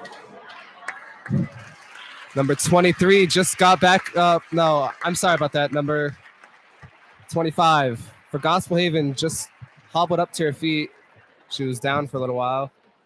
Looks like she's protecting her left ankle. Hopefully she'll be okay, and the game will continue. Yes, that is Michelle Troyer. Definitely a valuable asset on their team, and hopefully she could get better soon. And yeah, it's sad to see players like this go down, especially on their last year. Yeah, just to repeat what you said, Dante, you never want to see a player go down, especially a player of that worth. Not degrading anyone, but she is a key part to this Gospel Haven team, key part to their success, and why they're the number 1 seed here today. We hope for a speedy recovery, and hopefully she can come back in this game, and if not, the next. We definitely want to see her again this tournament. Very well said there, Mr. Johnson, and I couldn't agree more, as they are definitely treating that left ankle there, and yeah, just hope she can get better for everyone's sake.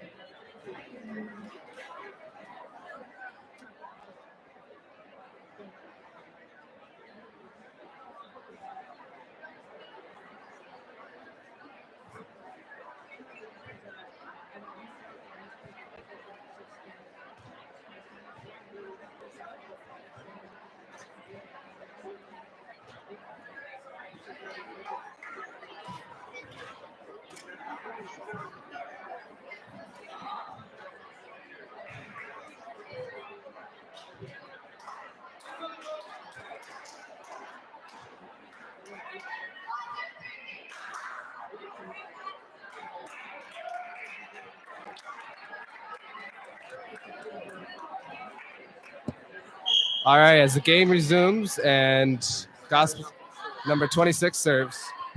26. Andy Yoder, freshman. Great serve there. 26 is a player that just checked in for the injured Michelle.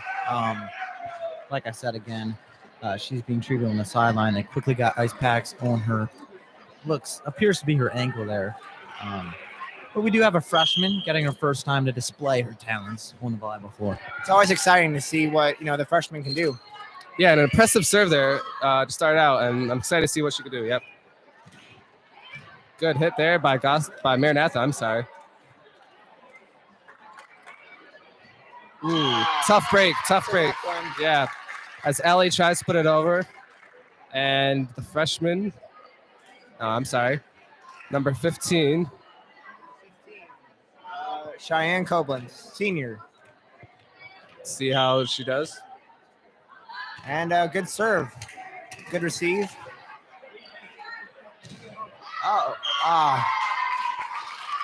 Good try there by Leah Martin, number 55, a sophomore. As line judges, these are some tough calls to make.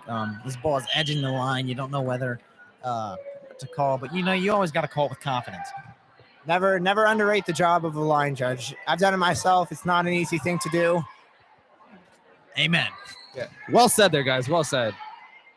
As Maranatha, number 25, puts it over. And Tammy with a good, solid hit. Go, Tammy. Ooh, powerful hit there by Janae. Tammy once again. Man. Oh, and Another interstellar hit. Tammy just amazes me every time she jumps in the air. She gets up there and she just puts the ball down with force. I mean, I've probably said it 8 times already. Not really a lot of words to describe it. It's just that's how it is, you know. It's up there, and she puts the ball down with force. Well said, guys. Well said. And a call was made. I'm not sure if I got what it was, but nonetheless, Gospel Haven will be serving once again. Okay, good serve by 15. Cheyenne again. Good hit there by Brooke. Oh, good. The scoreboard has officially shut off again. We've been having problems with this all tournament, really. Let's see what they do. Yeah, it's definitely annoying not being able to see the score as. Oh, here it comes back up again. Even yep. Currently 5-2.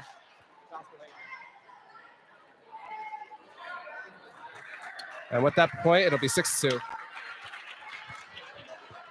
With that, Gospel Haven has now taken a 4-point lead as they're coming out in the second game. You can see with a lot more confidence. They're really in their comfort zone here in this game. Yeah, it definitely seems like they found their groove and found what brought them to that number 1 spot. Good hit there by number 25. Maranatha is really getting these. Wow. I am thoroughly impressed. This is quite the game.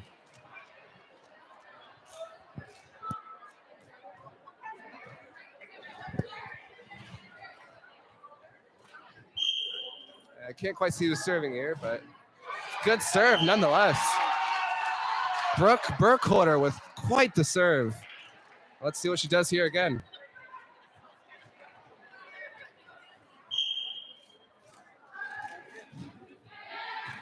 Another good serve. Tammy once again puts it over. Good hit there by number 25. Oh, another good. What a spike. Wow. What are your thoughts so far in the second game, Jake? Well, I have to say it's just as entertaining as the last. Both teams are playing good. Gospel Haven seems to, as we said, be really getting into the groove, and it's exciting to watch. Yeah, well said. As number 7 for Gospel Haven serves it. And a good hit. Man. Karen Horst once again shows her talent. There you go, Karen. You know, this is quite the game. As it's 7-5, Gospel Haven has a 2-point lead in the second game. Oh, man. Good day. Tammy puts it over. Ooh, beautiful placement. Karen once again finds the ball. Like I said, folks, placement, it's huge. I cannot stop repeating myself with this because the placement so far by Maranatha is what's keeping them in this game because they're putting the ball at the perfect spot. I tell you what, man, Johnson, his feedback, it's always needed. It's legendary, if you will. Interstellar, dare I say it. Interstellar squared. Cubed. Dare I say it, it's impeccable, folks. Impeccable it is. As Maranatha ties the game up 7-7. Good serve there. Cassidy puts it over. Good hit. And puts it over once again. Ooh, good hustle there by number 55.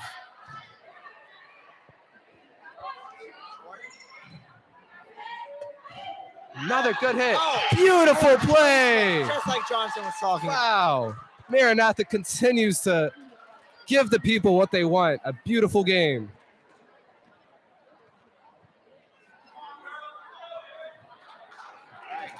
Maranatha leading right now, 8-7. Yeah, Janae Sensening serving right now.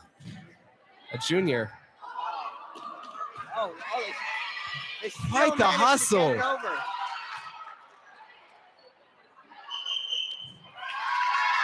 And the point goes to Gospel Haven.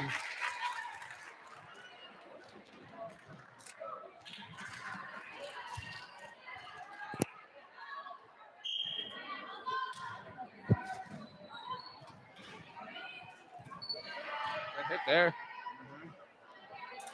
Oh, Ooh, quite the save.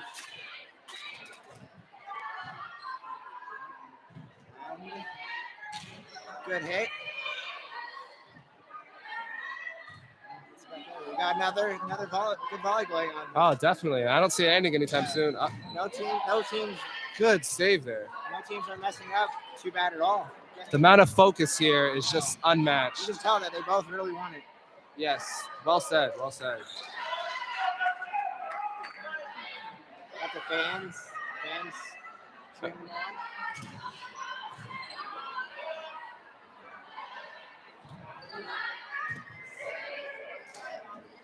Here comes Tammy. I'm sorry, that was number 25. The sophomore. Michelle Troyer. Oh, she's a senior. Solid hit there. Good hit. Yes. Yeah.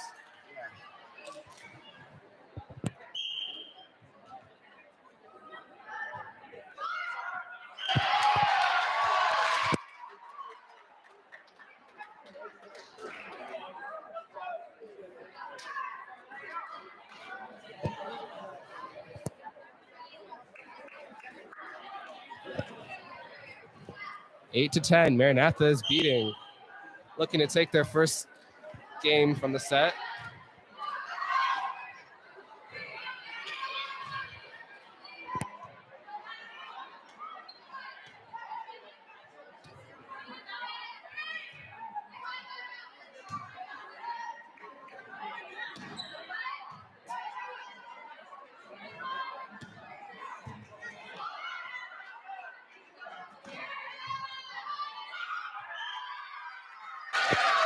Beautiful play there by Gospel Haven as they cut the lead to 1. Let's see what Cassidy has to bring here as she rises up to serve. Good serve. Oh, and the game is tied, folks. 10-10. Gospel Haven fights to win their second game of the set. Oh, that's a rough one. Yeah, a rare mess up by Cassidy Martin as Maranatha takes the lead, 11-10. Here's Karen Horst. Nice serve. Yep. Oh, good hit, even from the side there. Good touch there.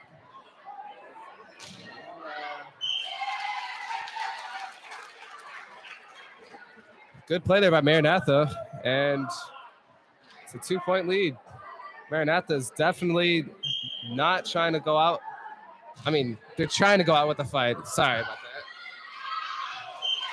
It's not the size of the dog in the fight. It's the size of the fight in the dog. Well said there, Jake. Well said. And a rare mess up there by Karen Horst as she couldn't quite get it over. And the lead is 13-11. Here we have Chloe Schroyer. Chloe Schroyer. Okay. Oh, good set. Oh.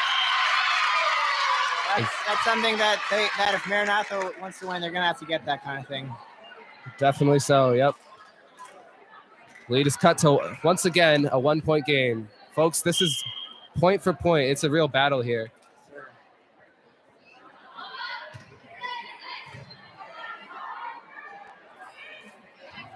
Good hit. Lefty hit there. Good little tip there. Ooh. Tricky.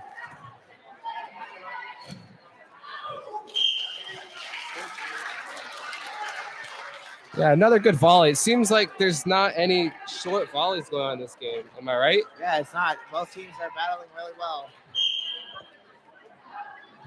There's Aaliyah Martin with a rare mess up of a serve.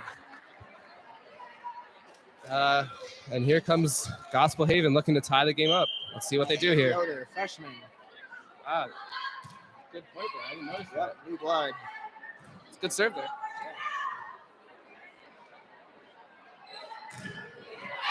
And look at that. It's a tie game, folks. Man, oh man. Fans are loving it. Oh, we got Johnson back here with us. Here's Johnson.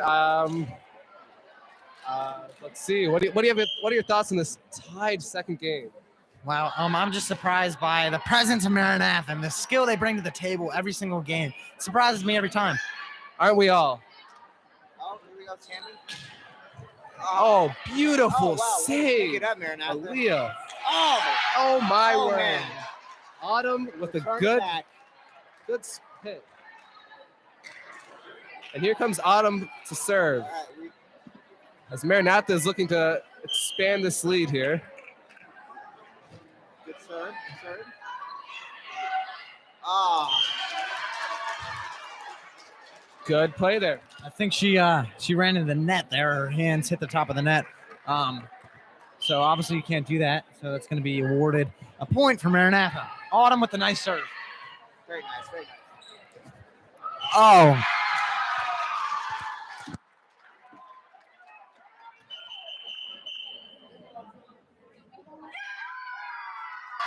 Well, and it gets called back. That's going to be another point.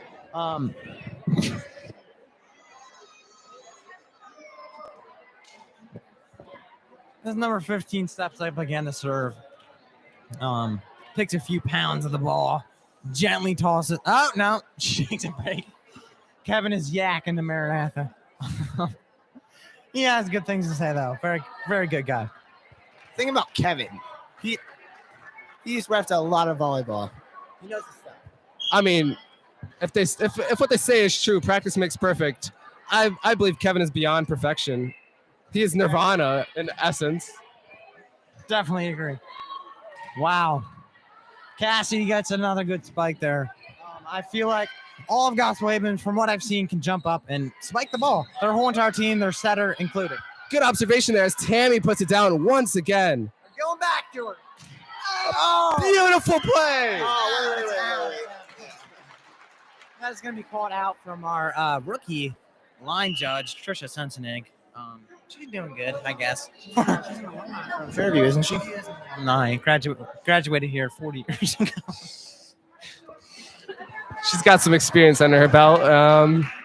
And Maranatha gains that point. And here is number 24.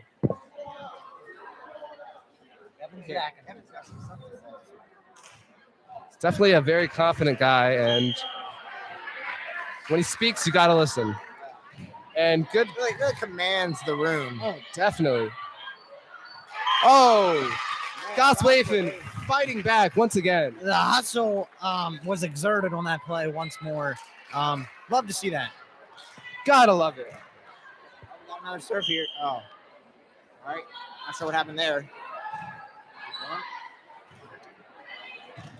Good hit. Puts it down. Karen Horst continues to give the people what they want and entertains us all. As Maranatha, oh, there goes the scoreboard once again. I don't know what's happening, but they need to figure this out. This is a technical difficulty that's been affecting the play of all these volleyball players, really. It has to be frustrating to them. Yeah, exactly. I mean, they're playing their hearts out here. And here it comes again. The score is 18-16, Maranatha lead. Last game, you also seen the same score, game one of this series. Maranatha lost that lead and lost that first game. Close one there. We'll see what happens here. If you're a Maranatha fan, you definitely want them to keep this momentum and see what happens. Yep.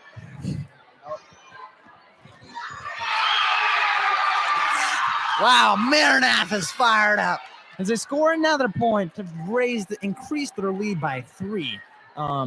16-19, Maranatha now has a lead as Sensenig is set to serve here. It's clear to see where Maranatha has their eyes set, and that is winning the second game as they score once again.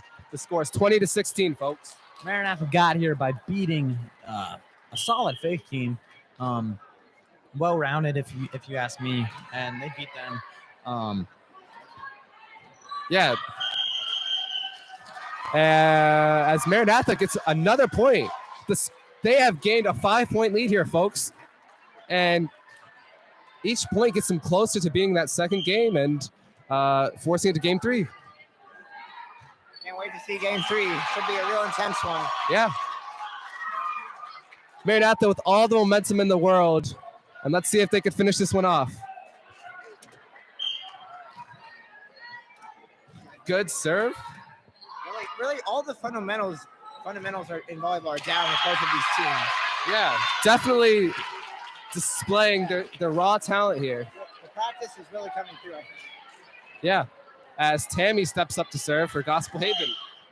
Let's see what she could bring here. Good serve.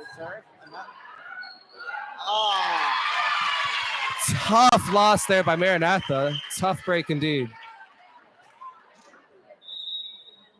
Kevin motioning with his hands a little there. I'm not sure what those mean. But maybe a little cha-cha, real smooth there.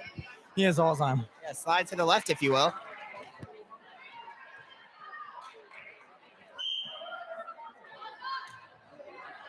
Good serve there by Tammy. Force could not quite get that one over the net. Gospel Haven coming back here. Yeah, Gospel Haven clearly will not go out. Will go out.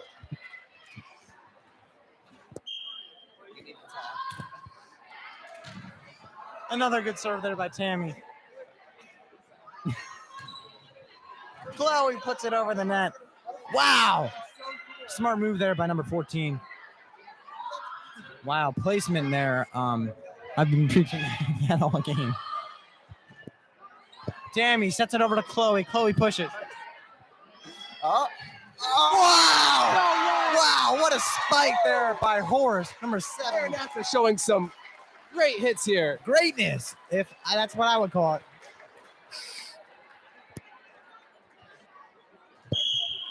Number 10 is set to serve for this Maranatha Eagles team. Good serve by her. Chloe. Wow, what a hit. Tammy. A back set to Chloe again, who spikes it again, and Maranatha is receiving this ball very well. They are. Again, all these, they're not letting anything drop. They're not making any dumb mistakes. The focus is all there. And ultimately, I believe that's why they have the lead right now. Yeah. Their focus and is something to behold. The amount of serves. Wow. Another good spike there. Cassidy puts that one down with force. The amount of serves that have come Maranatha's way, I think it's impressive how they've handled those serves just for being a number 9 seed. I think it's really impressive.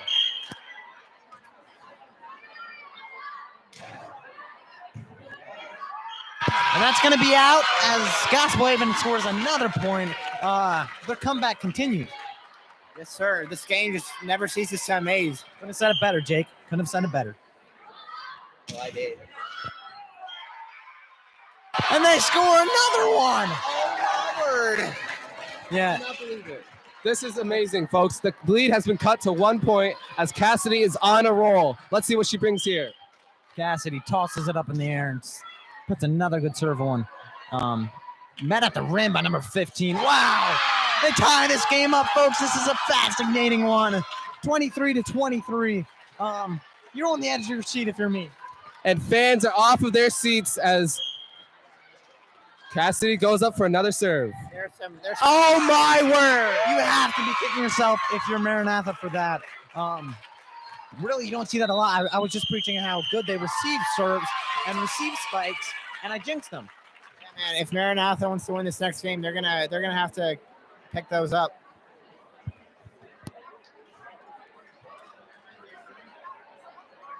My bad. His mistake, Jake. He had too many Red Bulls.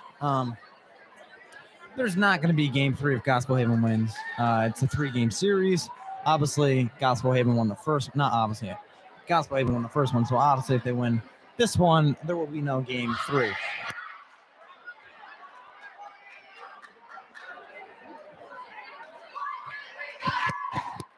All right, into the game. What are you doing?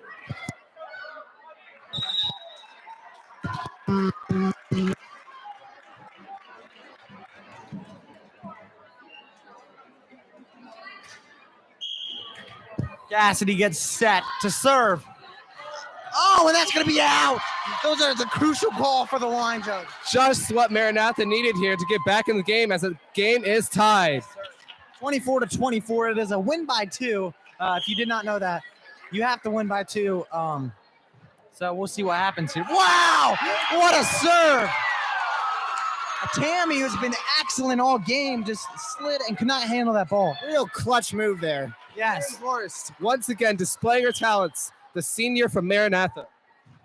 Another good serve. That drops into Tammy's arms again. Chloe goes up and just pushes it. She wants to be safe. Is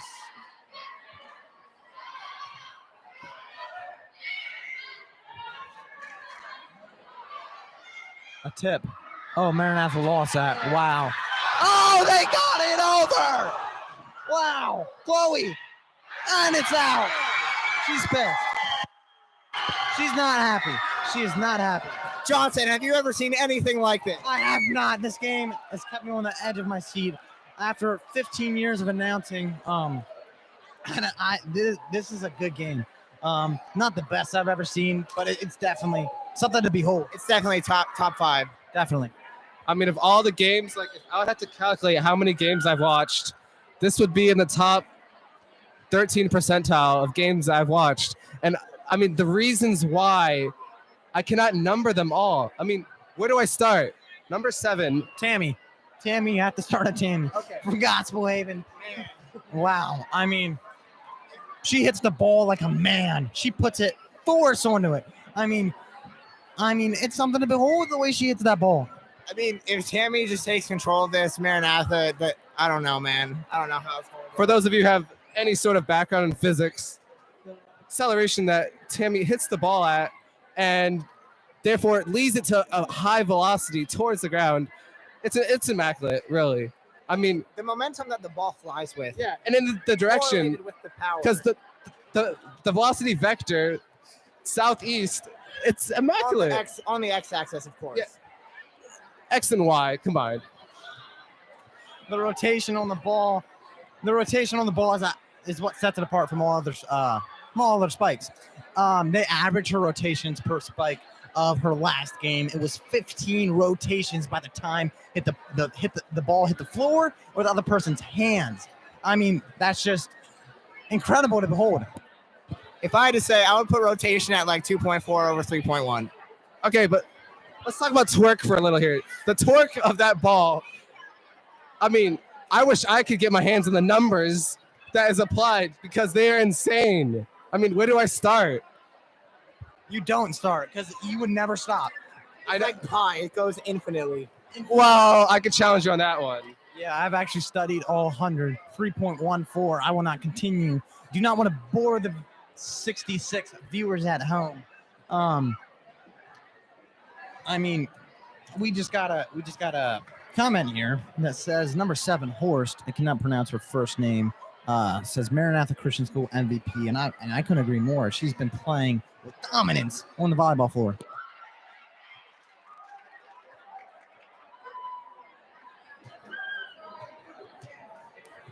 Thanks for that comment, Ike Horst, and she is indeed a great player. And yeah, this is just a good game in general. And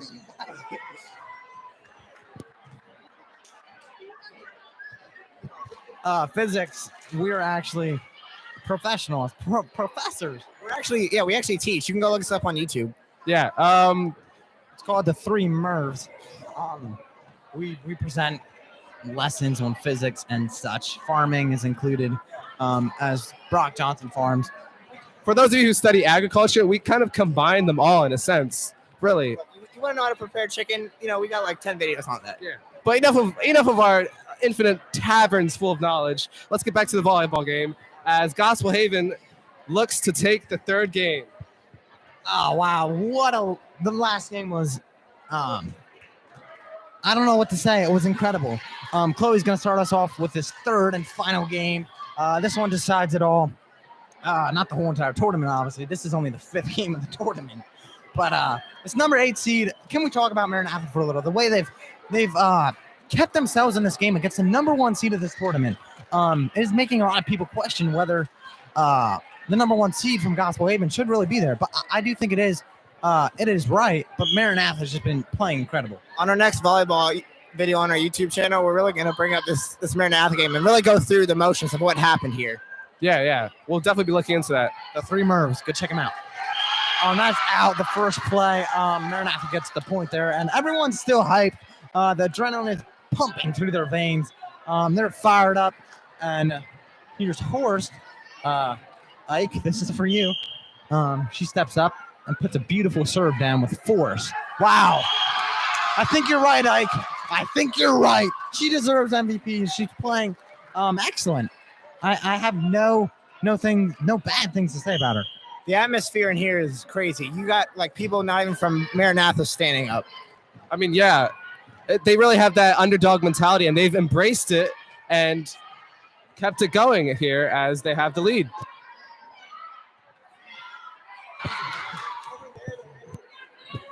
Wow, a good tip, but she tips it too far right. That's going to be out of bounds. That wasn't a bad play. I'm not gonna throw shade on that play. She's been playing excellent. It was just a simple mistake as Horst puts one into the net. You rarely see that as she comes to her huddle and says, "My bad." She's kicking herself for that one. She knows she's better than that. Simple mistake, and I'm sure she'll shake it off. Oh, good serve, good serve. The lefty. Let's talk about her for a little. Lefty. I don't think there's another lefty in the tournament. Yeah. Muhammad's actually a lefty. Okay. Yes. As a lefty myself, I find it very cool to see a fellow lefty out there just rising to the expectations and playing like a true star. Number 55. Really shout out. inspiring. Yeah. Shout out to her. Good serve by number 26. Good set there by number 7. And Autumn, she gets blocked. I mean, you can't hate on Autumn. She put her effort into it. Gospel Haven was just there to meet that attempted spike. As they block it, and they're going to get another point to tie this game up 3-3. Good try there. It was a good try by number 25, Janae Sensening. Gospel Haven will get that point and take the lead, 4-3, folks.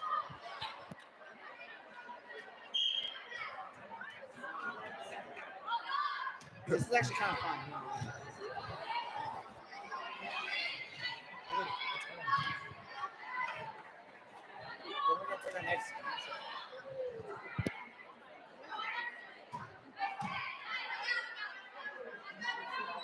Good set by Chloe as number 7 just taps it over. Wow. Chloe with another. They're going back to Tammy. Wow. Tammi. Say her name, folks. Tammi. Wow. She just. The way she just arises, I don't know why I could continue to say this, but her play style is impeccable. I model my game after her as a volleyball star myself. They're going to go back to her again. Why not? Give it to her again. As another one, as she scores another point.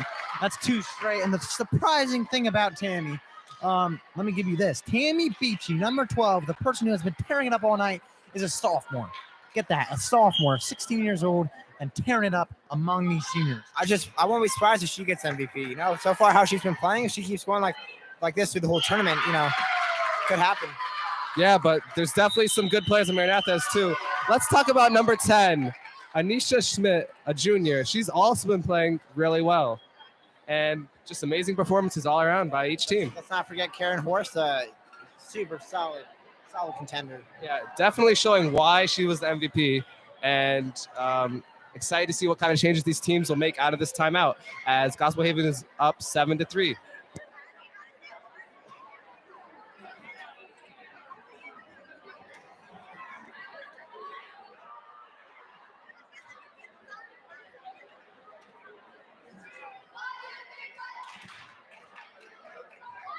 Have you ever been wondering what style that you need just to perfect your look?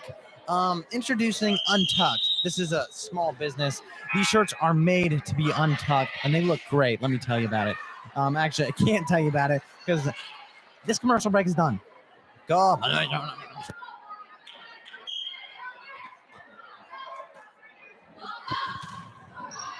Number 26 puts it over the net for that serve out of the timeout. Sensenig puts it back over. Cassidy hustles over. Yoder sends it back over. A good volley here to start out of the timeout. Autumn pushes it. That's too strong, and she pushes it too far out of bounds. Good call there by the line judge. Yeah. Yeah, definitely. The line judges have been, proving us wrong on why they're not paid, and I could definitely see a good salary coming after this game. Hopefully, the employers are watching, taking notes. What's the price for good line judge these days? Well, we said last game, our star line judge is $20,000 a year, and that's only on weekends. Every once in a while, they'll do a weekend game. So it's averaging a grand a game. They only do about 20 in a year. Solid side hustle. Yeah, it's a side hustle. Just an extra $20,000 in your pocket a year. That's helpful. Definitely.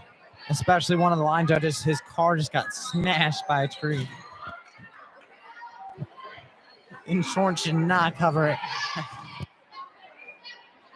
He had to get a brand new Ford Raptor. That cost a few bucks. Fords will do that to your wallet. I mean, if you don't look, there goes your money. And $20,000 a year though, that's impressive. Even though it's only a fraction of what I make in a month. But I mean, like Mahone, you got like 5 Ford Raptors. all right, we don't need to tell them that, but yeah, it's actually 6. And tough break there from Autumn Rafe. Let me take a minute to tell you about my car clutch. And as a farmer, I need luxurious power and quality cars that will not fail. How do you find that, Mr. Johnson? Well, I go to Lamborghini.com. I like eBay, but I just ordered the new Bronco that has been released. I actually ordered 2 of them in 2 different colors. I don't know which one I want to use, but Dude, I did that one time with like a 2018 Corvette. I got like a red one, then I got like a scarlet red one. Yeah. I got a black one, and then a matte black, and then a charcoal black. I mean, why just have one if you can have them all? That's really the standard that we live by. If you line up all of my cars, it just makes like this gradient. Like it goes blue, green, yellow, red, orange. It sort of resembles like a color wheel, right? I actually make the rainbow just with 419 shades instead of 7. I think that's how much are in the rainbow. Roy G. Biv. I don't know. Now that's a rainbow squared right there. I sure would love to see a rainbow like that. All right, let's get back to volleyball. As Tammy makes a rare mistake and she hits it too hard, that's going to go out of bounds. You do not see that every day there. A mistake by Tammy is I couldn't agree more. You do not see a lot of mistakes from her. It's a 4-point game here. Maranatha is down. The number 8 seed. They're the underdogs in this one. So I want to see if Maranatha, gonna prove everyone wrong. Yeah, well said there. Again, it's not the size of the fight in the dog. It's the size of the dog in the fight.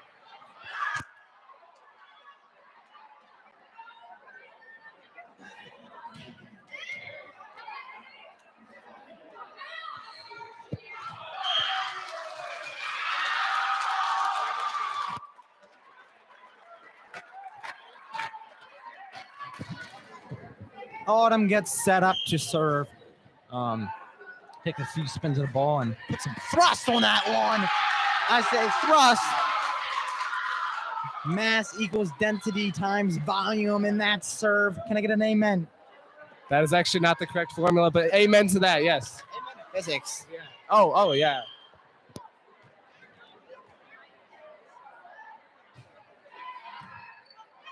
If you account for air resistance, that formula works. Which we rarely do. Ultimately, who cares about air? It does very little to our day-to-day life.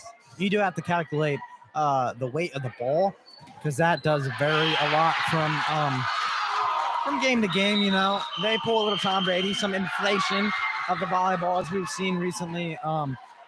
You could get disqualified if you inflate a volleyball. Fun fact for you. It's been illegalized in the state of Pennsylvania, which we were playing this tournament in. So if you inflate a volleyball, you could be disqualified from this tournament. That is interesting. Perhaps someone should have informed Tom Brady of that. Whilst the Patriots cheated and deflated their football. I'm very sad about that.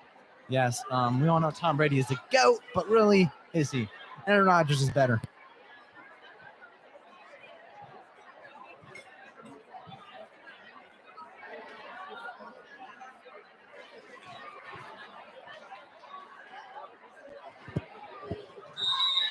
And coming out of this timeout, for those of you just joining, Gospel Haven is up by 1, 10-9, and it is a tie game, 1-1. And yeah, Gospel Haven's definitely looking to steal this set, and let's see what happens. Yes, Maranatha has just been playing great. I mean, I continue to say this. Gospel Haven is incredible, but Maranatha, their play so far in this tournament has been outstanding. I mean, they're keeping in this third game against the number 1 seed. I can't comprehend that. It's honestly amazing to me as Tim goes up and spikes another one. Wow. The IQ on that play was through the roof. So much Q.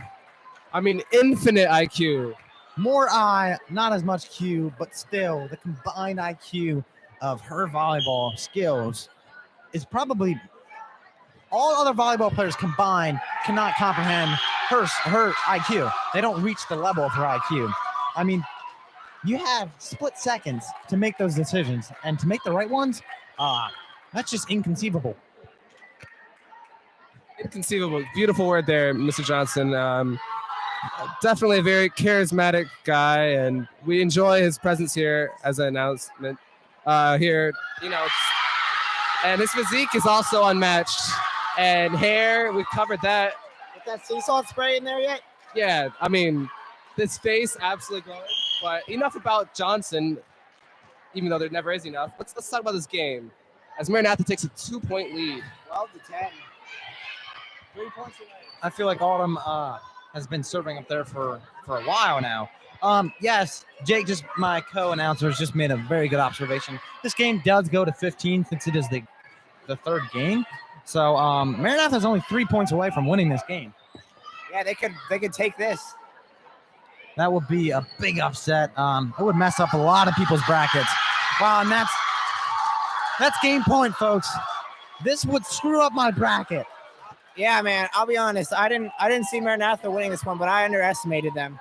I don't think anyone saw them winning, and this is definitely a very surprising turn of events. I hate to admit it, guys. I hate to admit it, but I had Maranatha losing all their games. Well, they're definitely proving you wrong here as they score. Gospel Haven scores.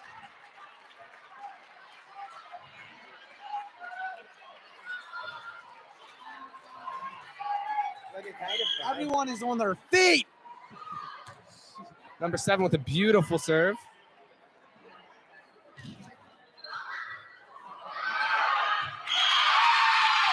And Gospel Haven gets that point yet again. Tirza Martin, number 7, a junior, puts some pressure. Excellent fries here.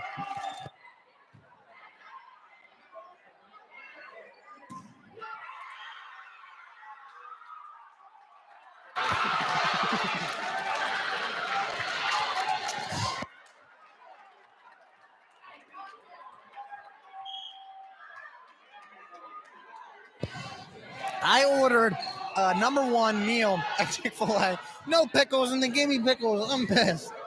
Chick-fil-A, if you're listening right now. Oh, my word. My word. I cannot comprehend what just happened. Maranatha, the number 8 seed, takes over the number 1 seed of this tournament. That was inconceivable. Are you not entertained? I give my hat off to Maranatha. Indeed, they did a very hard-fought win by both teams as Maranatha comes away with it. Well played, though, I must say. A great game.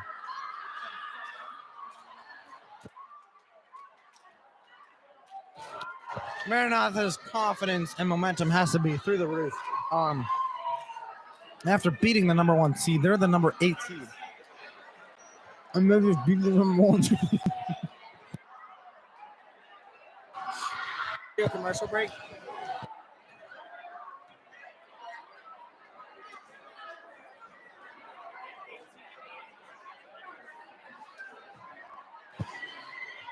Folks, you're going to want to stick around for the next game. I'm actually not even sure who's playing. Solid Rock versus Hartville. This actually will be a solid matchup. The number 2 seed versus the number 7 seed, if I'm correct. this should be interesting to watch.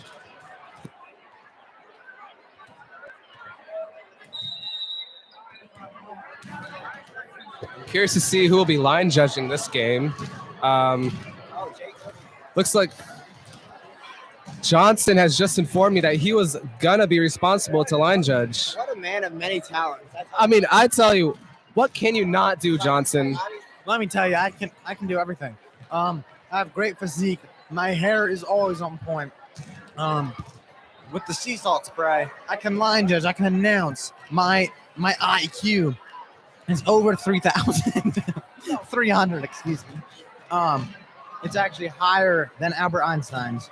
I'm not even joshing right now. The fact that I use that word does not look good for my appearance, but Gander that. Merv that.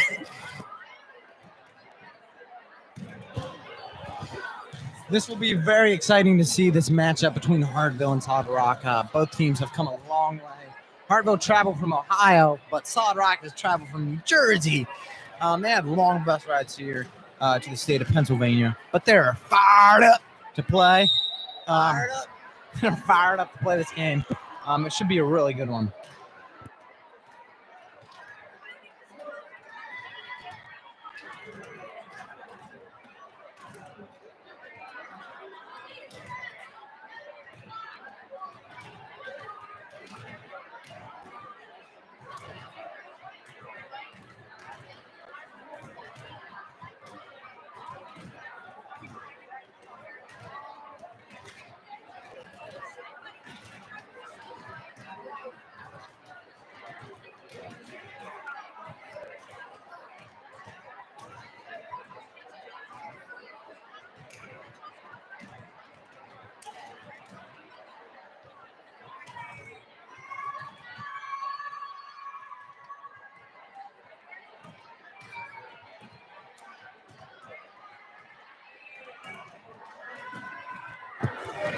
Always losing.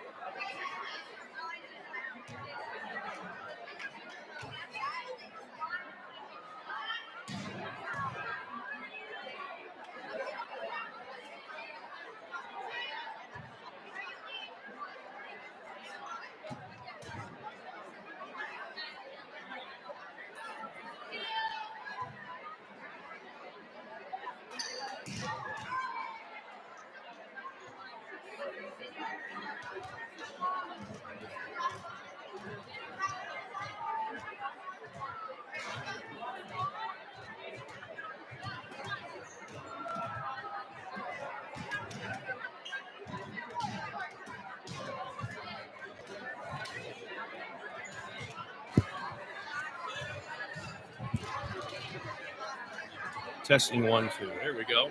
We are back live here at the Fairview Christian School 14th annual volleyball tournament. My name is Brian Fox. I'll be calling this game with my daughter, Tamara Fox. I'm the athletic director. She's the Hall of Famer. I call her a Hall of Famer. Played volleyball, coached volleyball for many years. So she's going to provide my color as we call this next game. This has been a really interesting tournament thus far. I can't remember a tournament in the last 14 years where the 10th seeded team and the number 1 seeded team have been so close. 9 seeded team. You're not seeded number 9. Yeah, but I'm saying from 1 to 10. From 1 to 10, there's been pretty good. Oh, okay. Now that was certainly the biggest upset ever. Oh, definitely. Number 9 seeding knocking off number 1. You don't see that very often, and both teams played really, really well. Maranatha came out on top. In this level of volleyball, Christian school volleyball, when you have a 9th seeded team knocking off a number 1, that you don't see very often. I mean, you'll see, in college or higher level play, but generally around here, you don't have that many teams in a small school Christian school competition that have that close. There's not much. A lot of parity here today. So anyway, great volleyball, big upset. That sets the tournament here at Fairview. We picked the brackets, and that blew up everybody's bracket for sure. But this game here is going to be a goodie.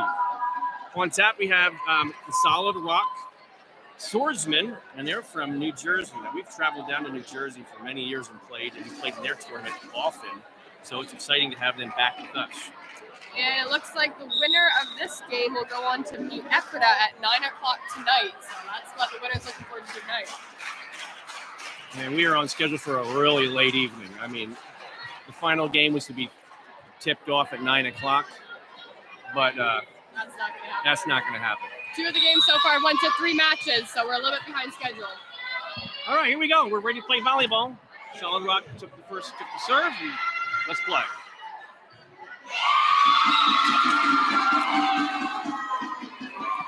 I know it's been said so many times, but as we keep track of what's going on here, serving is, in my, I'm not a volleyball coach necessarily, but it all starts and ends with serving, and you got to be spot on when it comes to serving.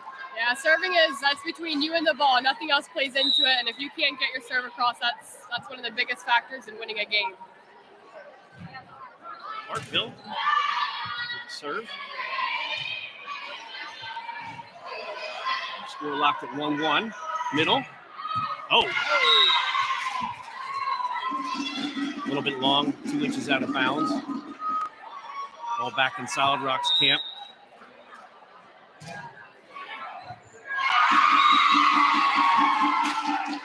Nicely placed short serve right over the net. Solid Rock Christian Academy is just below Philadelphia. Great school. Clark family, if you love your Southern gospel singing, Clark family singers come from that school. If you want to go on YouTube and look up the Clark family. Tamara, you love Southern gospel. You love your Southern gospel. Yeah, I do. One thing you're going to find about my announcing, somebody said that the previous group was sophisticated. There's not going to be a whole lot of sophistication here. Well, definitely not coming from the Foxes. Yeah, we're just going to call it as we see it. And Solid Rock takes the early lead over the number 2 seeded team, Hartville. You travel so far, you come to a tournament, you travel in hours. It's just hard to get into a rhythm. Hartville's front row is definitely going to have to match up against number 16. She got some height on them, and it's definitely hard to hit in for Hartville to hit against a tall girl like that. They're going to have to use some strategy there for that one. Oh, big block from number 16. Okay. She was right on top of that ball. Lydia Fully Love, senior. Number 6, Solid Rock. A shout out to Sue Gaiman watching from Lock Haven. Sue Gaiman, it's so great that you tuned in. We have a shout out from the Foxes and from your sister Beth. Great people up there in Lock Haven, Pennsylvania. Hartfield has the ball, down 3-6. And she serves in an ace. There's almost nothing more exciting, perhaps, than a good kill than a solidly placed ace. Oh, yeah. That definitely gets the crowd into it, brings up the hype, definitely. Over the serve. Oh, she got a hard serve there. Drops it in the middle before 15. Nicely done. Tighten the score down. Hartfield 5, Solid Rock 6. Crowd starting to liven up here at the J. Fox Arena. Second ace. Hartfield has definitely been known in the past to bring some very solid volleyball players, and looking forward to that this weekend. Marcia Gonzalez, sophomore, at the line right now, serving. She promptly places that one out of bounds. Puts the ball back in Solid Rock's hands. The tall middle hitter, number 16, plays a great front line, steps up to the line. Substitution for Hartfield. 13 checks in. Abby Miller.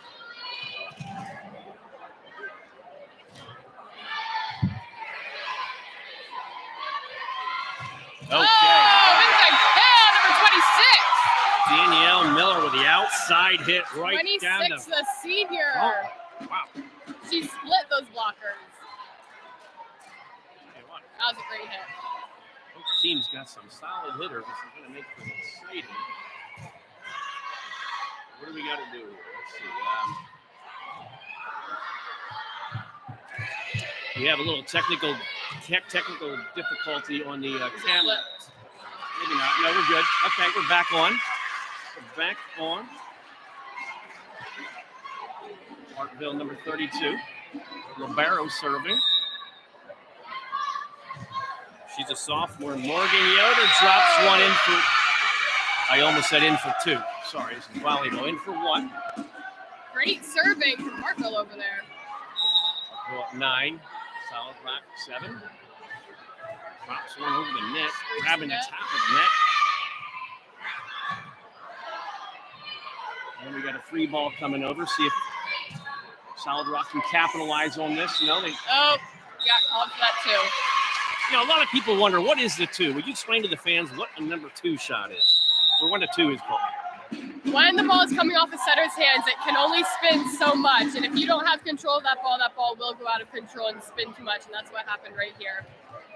When you see a referee indicate number 2, it means the ball has spun off of the setter. It wasn't a clean set. Oftentimes when you send the ball across the net on the third hit, if you're using your hands to push that ball across, that's got to be a clean set, or they'll call you every time for that as well. And I'm told that at the professional level, the ball rotates more than one time off of the step. Okay. Then it is considered a double hit for two. This game is line judged by Jake Petersheim, and Fairview's also Kyla Marks. Kyla Marks. He's made a statement this year as a sophomore, as an outside hitter. We're proud of her. Yeah, she's definitely developed in last year. Yeah, I'll say, there's line judging. Line judging is important to the flow of the game, right? They are. And here's what I want to say about officials. A good official is never noticed. You know, if you're talking about until you blow the call. Yeah, right. All right, we're back. Kind of like they say with the sound men, same thing. No one notices the sound man until they start squawking that. Yeah, squawking that. All right, enough of that. Back to the game. Solid Rock is down 7-11. Set up the backside. Going to send across to the free ball. Outside number 26. What's she going to do? All right.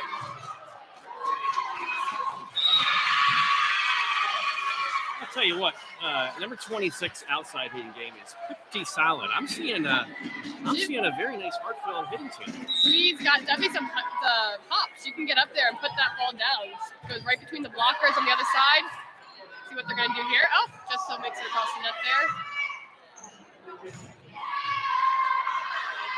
Hartville brings it up. Oh.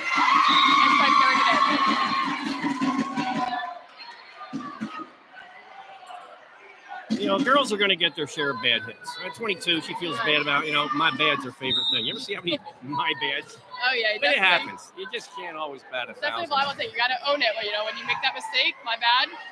But go out there and get the next point. You know, I watch Dude Perfect every once in a while, and they have that My Bad segment. My bad, you ever see it? No.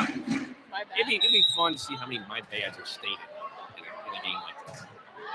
All right, here we go. Back to volleyball. Here's a pass. Set up outside. Oh! Just so splits the net. You know, one side about outside hitting, that ball was off the net. But when you have an outside hitter that can take the ball down the line, it just brings So if you want to mess up the defense on the opposite side, you take it down the line. That's the hardest spot for the defending team to get a good pass off of. Oh! Danielle Miller serving from the back row. Turnover of their team is now Heights in the back, so this is maybe a time that Solid Rock can make a run if they can get the ball back here. Goes Okay, to the 10 10 shot. hit.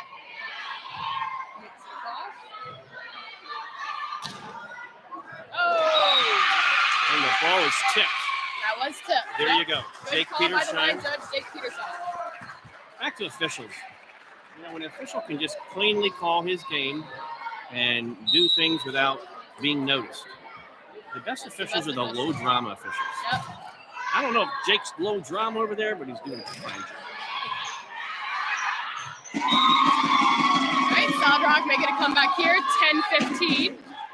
Number 12 going back to the line. Number 12 is a freshman, Christina Foya. It's really nice to see young freshmen who can play the game well.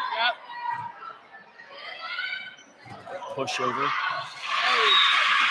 And I want to tell you a little tip here. Now that was a little, you know, when you have your middle hitters who can just plop it over and push it left. Take the setter out, push it left. It doesn't have to be hard, but it's effective. A good hitter is not always hitting hard. They're dinking, they're tipping, they're mixing it up, they're hitting line. Definitely. Hartville extends their lead to 17-10. Providing a little push in there. And we have a serve. Floats that one out of bounds. Turns the ball back over into Sophomore, number 1, Madeline Ziegler. Ziegler is the coach's daughter. Great family. The Ziegler family. Keith coaches basketball. He and I have had great basketball competitions over the year for many years. I'm telling you, probably, goodness, close to 20 years. Setting it up outside. Oh. His wife coaches the volleyball team. Here he's got his youngest daughter, Madeline, trying to add some points here, make this a game. Oh, just so makes it across. Set up the middle. Got number 16 there. Sending it across for a free ball.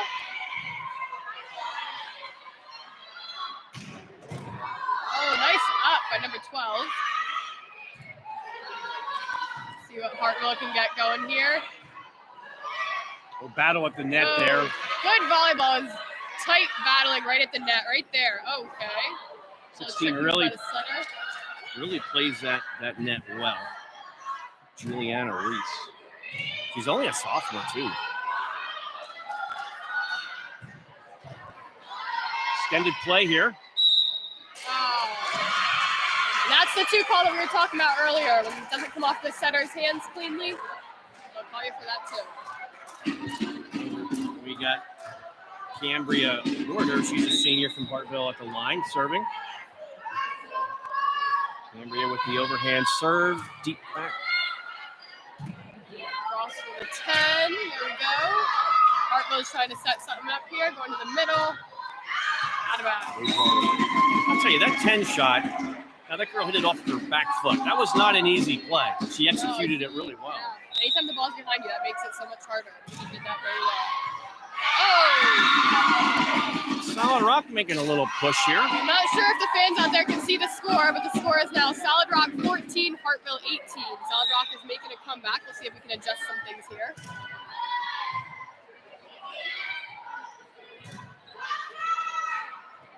Set it up outside. Oh, with the block. Solid Rock picks it back up. Needs to take it across here. Hartville, middle's going against each other. Oh. There you have that scenario where the ball goes middle, a nicely placed, left shot right over the. She didn't get up there and try to power it. She just got up there and tried to roll it across, and she placed it perfectly.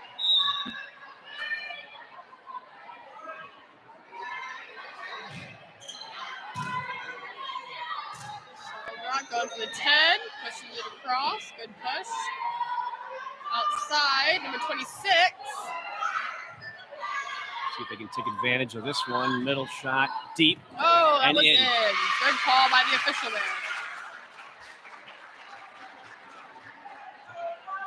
Hartville extending their lead to 20-14. Certainly, Hartville has their share of fans in the building. On a nice contingency. Ohio, right? Hartville, Ohio. Yep. We've got 4 states represented here for this tournament. What, the most states we've ever had, isn't it? For sure. We've got New Jersey. We have Delaware. We have Pennsylvania. And Ohio.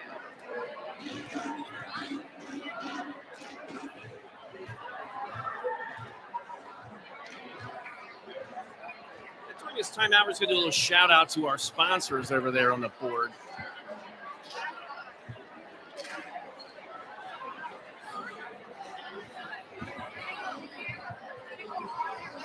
We're going to note like three different businesses.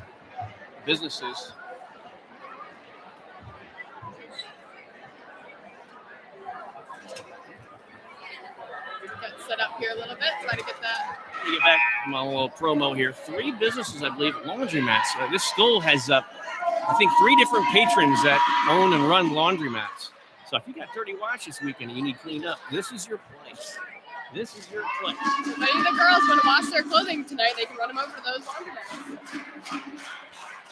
All right. After timeout, it's always important that the team who has possession can execute the serve. Here we go. Ball up.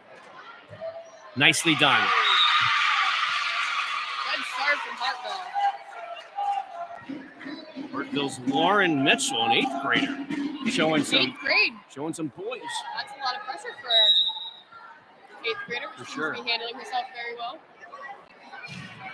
Drives it down to the middle. Solid Rock trying to get something going. In the Middle's middle. up against Oh, each the big other. girls All right. battling each other in the Cross. middle. Oh. I'll tell you, when 16 and 2 go at each other, that's a good match right there. And 16's got some. She has got some jump. I'm sure she plays basketball as well. Solid Rock has a basketball team.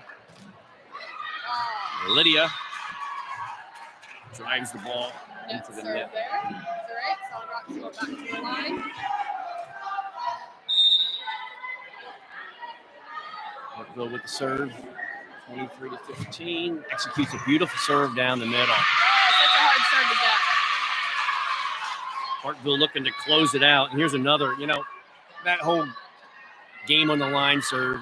Here's another one you really want to do well at. Sometimes a lot of pressure, you feel it, but this kind of lead, perhaps not. Here's the serve on game point. We're going to go to the 10 shot. Okay. See if they can capitalize on this. The big outsider double clutches and cannot push it over. Danielle Miller. 16 going back to the line. Juliana Reese. And in the game on the line like this is really hard. And These are the serves when you take your time and you think about the fundamentals. Hartville's bringing it back across the net. Solid Rock's going to set it up here.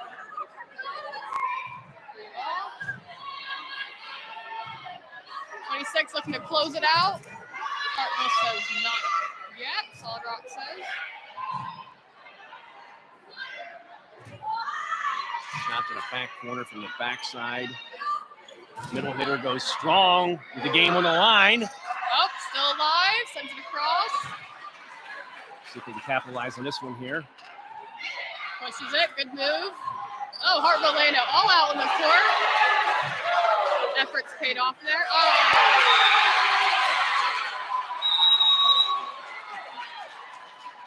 And Hartville That takes is game one.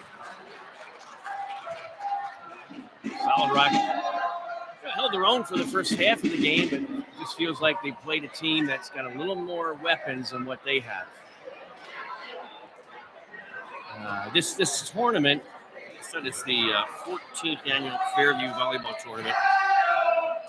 In this gym, we've had this gym for probably about 10 to 12 years, I'm guessing. And in those 14 years, Central Christian School has kind of dominated this tournament. They have most championships coming out of Fairview for not anyone. Yeah, Tamara, you're the Hall of Famer here. You're the Hall of Famer. Not quite. And here's the Hall of Fame flag. I'm just trying to be Joe Buck and you're Troy Aikman, right?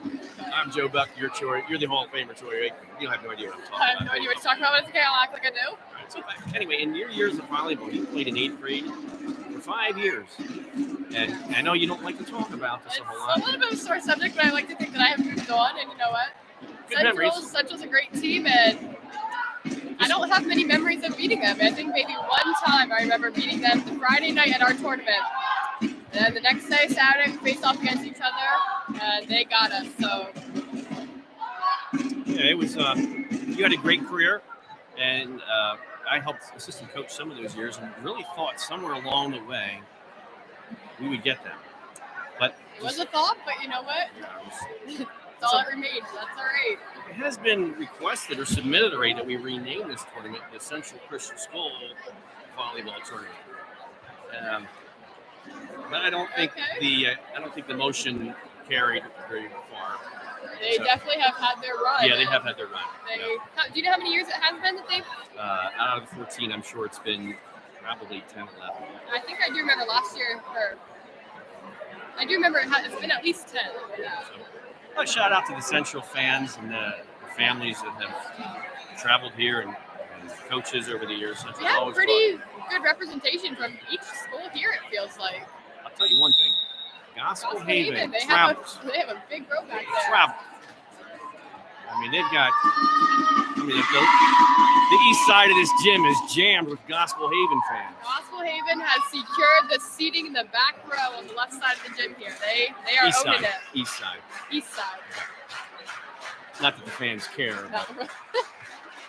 All right, we're calling the game from our left to the right. We got coming out. I believe we have.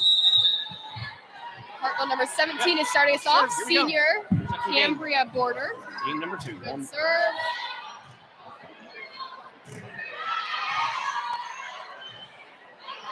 Middle's going. Oh!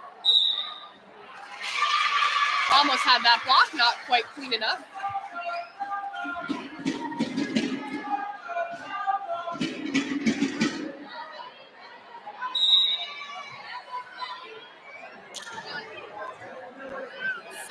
Come back to the line again. Solid Rock. Goes to the 10 shot. That's a nice shot. Solid Rock does lots of 10 shots. Well, Christina Fuller, the freshman, hitting that thing with the arm. To the middle. Wow. Oh, big block from number 2. You're going to note on that serve, on that. Actually, Solid Rock covered really well, but just didn't quite get the dig. But the team does a nice job of covering behind those hits. It's really important. It's one of the things that nobody sees. But when your back row can cover. Yeah, definitely. Very effective. Pick up those blocks. You know they're well coached. All right. Maddie Ziegler goes back to the line. Shout out to any of the Ziegler family and the Clark family watching from Solid Rock. A little miscommunication there for Hartville.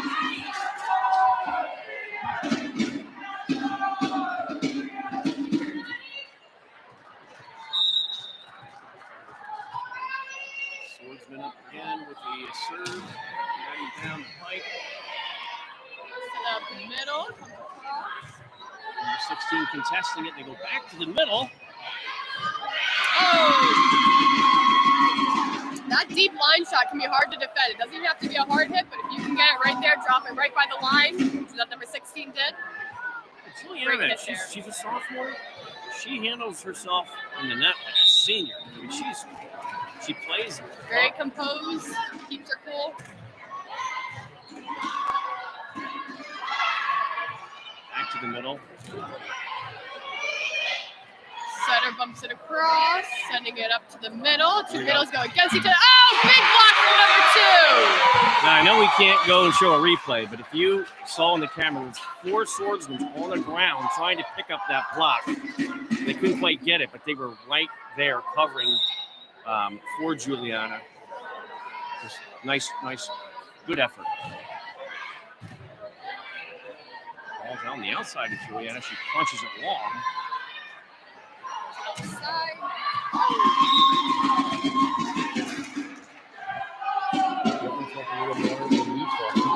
Next time you call it, I just chatter a little bit. I'll call the game, and every once in a while you butt in, and then we're talking over each other a little too much. And then we'll go the other way. You call it, and I'll do the call. You should be talking more.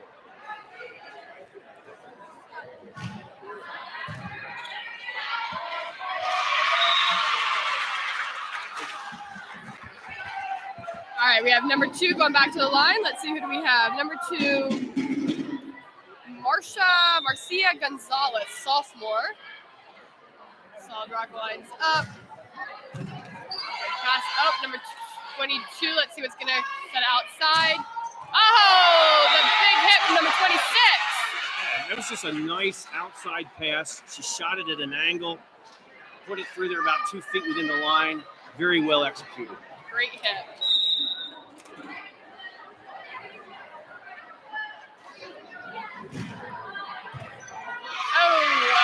Number 15 bumps it out of bounds. She has such a hard hit. It can be hard to keep that ball under control. Let's see what happens next here. You know, sometimes you have to. Different girls have just in their arsenal a lot of different kinds of serves. You got the float serve, you got the top spurt serve. And one thing I think about this serve is that the float serve is definitely a little underrated. A lot of times, I remember even when I was in school, the harder you can serve the ball and get that top spin, the more power you feel. But that float serve can be so effective. That ball starts moving. So much harder for the defender to pick up just because it's moving back and forth and you're not quite sure where it's going to all of a sudden drop to. That last serve was a good example of one with a nice top spin. Just kind of bent over top of the net, landed about 5 feet in, and it was a well executed play. Yeah, timeout here. Called by Solid Rock, trying to stay in this game because you're down 1 game. You can't afford to. Yeah, you can't afford to go. Again, some sponsors over there on our sponsorship board over there. We have the go-to guys. So Louis Cintron, a local businessman. Anything fixed around your house. Go-to guys. Go-to guys, you got it. A man with a great testimony for Christ. Loves the Lord and loves to serve. Okay, here we go. Alrighty, Hartville is looking here. The score is now 4-8. Hartville's up. Solid Rock's defending. The 16.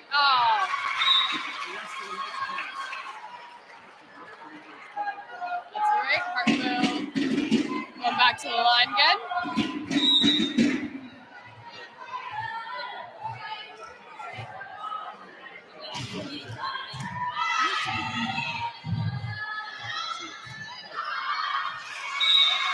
Out of bounds in the back.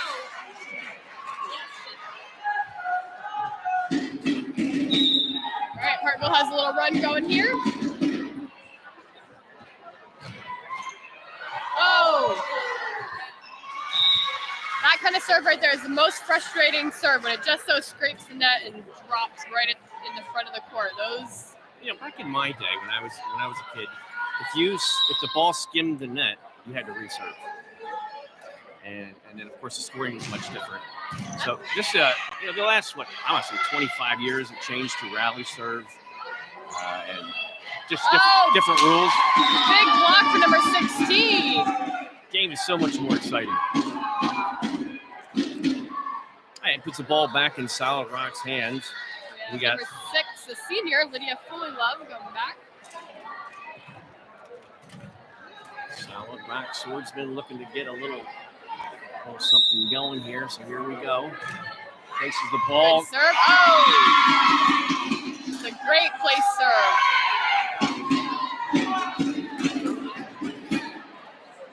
Again, we go back to what we said early on, the importance of serving. And when you have that girl you can depend on as a coach, you can just get it done from the I want to say the foul line, from the serving line. It just makes it easy on you as a coach. And certainly Lydia Fulop has done a great job. Don't want to jinx her here, but Number 26 coming up, the strong hitter. Oh, just so skims the line. Great hit from number 26. now, there's two kinds of people out there. There's people who can line judge. I keep going back to this line judging thing. There's people who can't. That was a great call. Jacob Petersheim is definitely one who can. He called that with confidence. Didn't hesitate on it. Solid Rock looking. Oh, that's the number 2. The 2 call that you'll get called for on that set. Libero, number 32 from Hartville.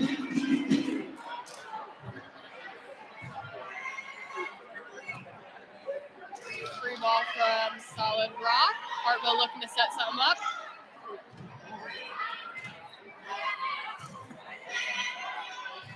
Sends it back across. Hartville's going middle. 2 middles against each other. That was out of bounds. Just as I look around the gym and I see so many visitors here, one thing I just want to commend parents who travel to see their kids. I know you kind of put your kids at the center of your schedule, and it's definitely a sacrifice to go watch them play. But I can attest to that. It means a lot when the parents do make those long drives. Oh, big hit for number 22.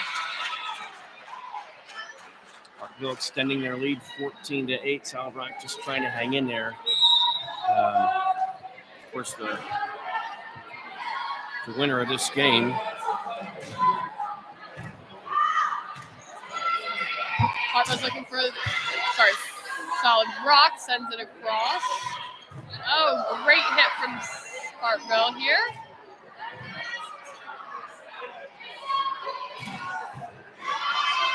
The 15 with a good pass. That's a great play right here. The winner of this game will move on to play at the 9 o'clock game, which, to be honest with you, is going to be closer to 10 o'clock. But Solid Rock's trying to put themselves between Hartville and that 9 o'clock game. As we get into the second half of this game, it just feels like game's kind of slipping away.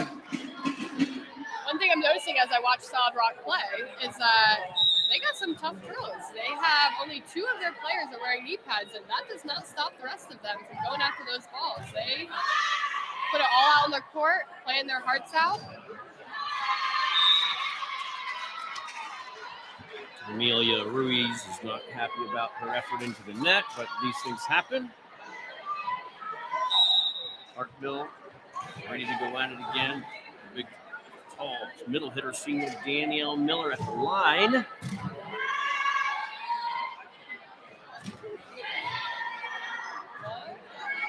Across on a free ball. Here we go. Solid Rock looking.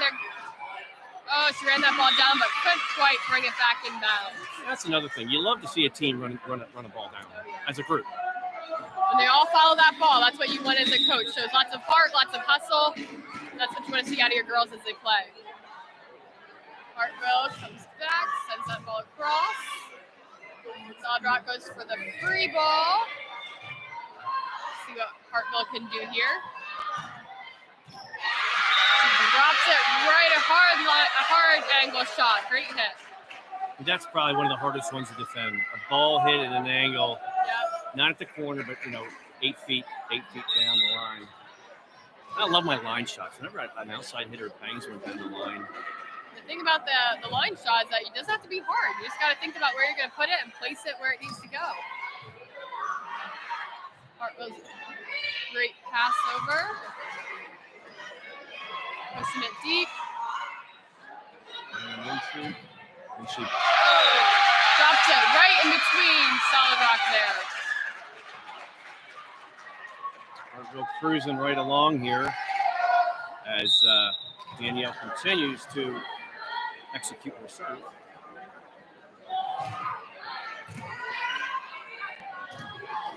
Solid Rock with a 10 shot again. Oh, drops it in bounds. Great hit. Nicely done. Nicely done. All right, that puts the ball back in Amelia's hands. See if we can't get a last run here. Down 11, but crazier things have happened here at the J. Fox Arena. J. Fox would love if he knew we called it the J. Fox Arena. Plus, it's his birthday today. It is. So Happy birthday to Pastor J. Fox. Founder of Fairview Christian School. He's played a huge role in what Fairview Christian School is all about. And seated about 10 people down from him is my daughter, Carissa Fox, who has a birthday today as well. So shout out, happy birthday to Jay Fox and Carissa Fox. Carissa King. Carissa King, yeah. Who was born, by the way, on the night of Bill Clinton's, when he won the election. Okay. Yeah. Interesting. That's a tidbit there. Number 22 from Hartville. Reagan Mitchell. Solid Rock tries to bring that back across the net. Oh, and it hits the roof. Now, when an interesting number 4 there tried to execute a pancake. You only see them like once a tournament. It's Now, true. that ball was off the roof. Right. But the player that can slide in there with their hand flat in the ground. The pancake is it's a fun dig to watch. That's when you slide your hand right across and you pop that ball right back up. Doesn't have to happen often, but No, and then sometimes it gets whistled because the ref thinks it hits the ground. yeah, that's always frustrating for the girl who did get it up. But Wait. Hartville got The middle? oh, big block from number 1. Watch the cover here, Solid Rock's team. Look at that thing of beauty. Back out here to the outside, push shot. Hartville just 2 points away from meeting Ephrata at 9 o'clock. Well, it's going to Probably be. gonna be later. It's going to be a little later than 9, but that's going to be a great game. I'll tell you, that Hartville Ephrata game is going to be a good one. That's gonna be a loud gym for sure. Yeah. So you want to stay tuned. Up in the broadcast booth is a Hall of Fame announcer, Brendan Martin's waiting in the wings to call the next couple games. Looking forward to that. He is ready and rearing to go.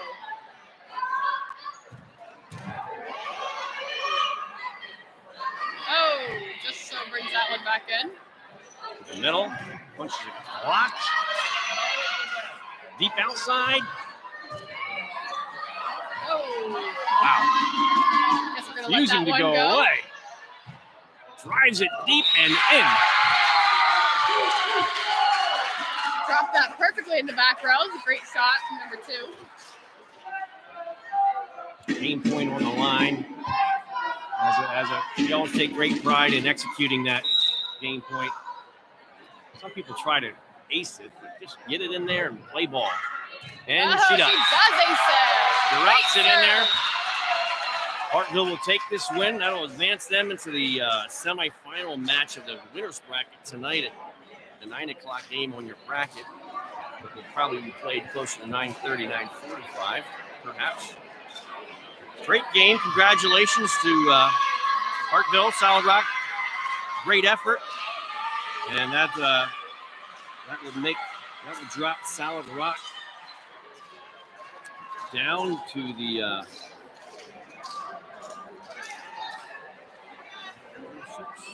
Yeah. Rock down here will be playing Faith Mennonite High. Actually, tonight at 7 o'clock. 7 o'clock. Won't be 7 o'clock. How late this thing is getting. You Solid Rock fans are out there. Your swordsmen are not done. Playing. They'll be coming back in a little while. And the next game we're looking at is the Schaeferstown Gospel Haven game. And the Schaeferstown Gospel Haven game will be up here. That could be a good game. Whitney Petersheim has done a great job at coaching Shakerstown and see what this next game brings. All right, we're about ready to turn this microphone over to the Hall of Fame announcer, Brendan. Does a great job calling the game. So we're going to sign off here. I've been with the Hall of Famer, Tamara. And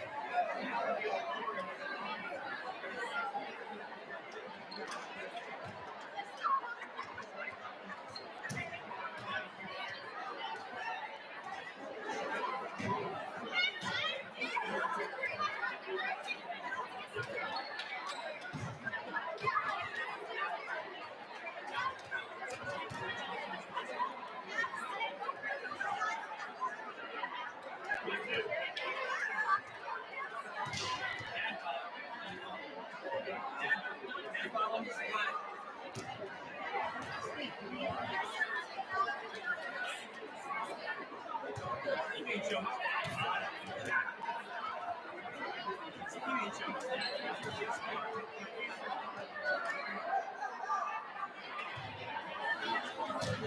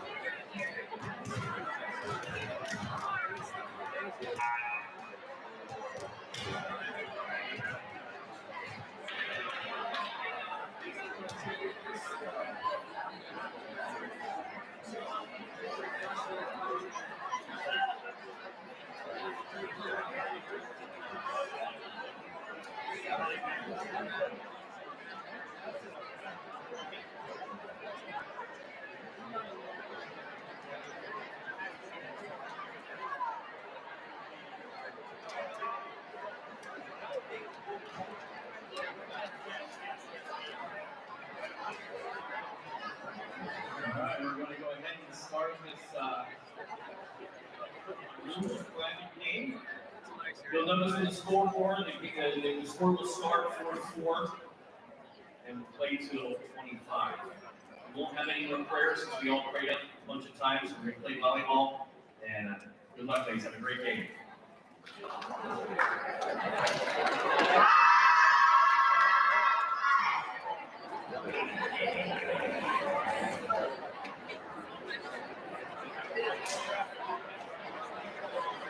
Game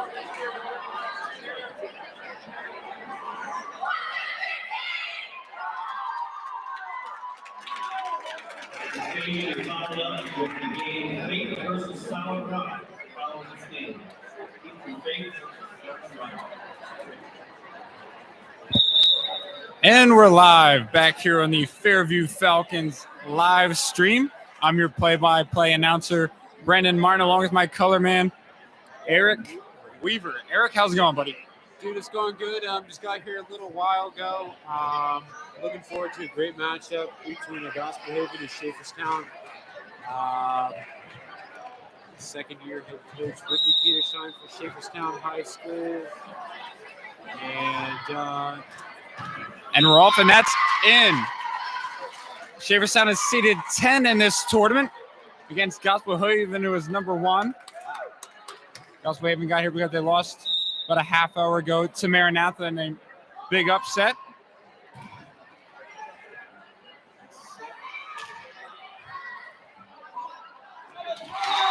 And it is a tie ball game here early, 5-5. You know, we're seeing a good defensive team here in Schaeferstown that really gets down and hustles versus a very explosive offense in the team from Ohio, Gospel Haven. That's why they're seeded number 1. They won the last tournament. Team's very well coached every year. It's going to be fun to see their hitters go out of here tonight. Ball served again by Martin, and they're on a 7-5 run. Good, consistent serving wins tournaments, Eric.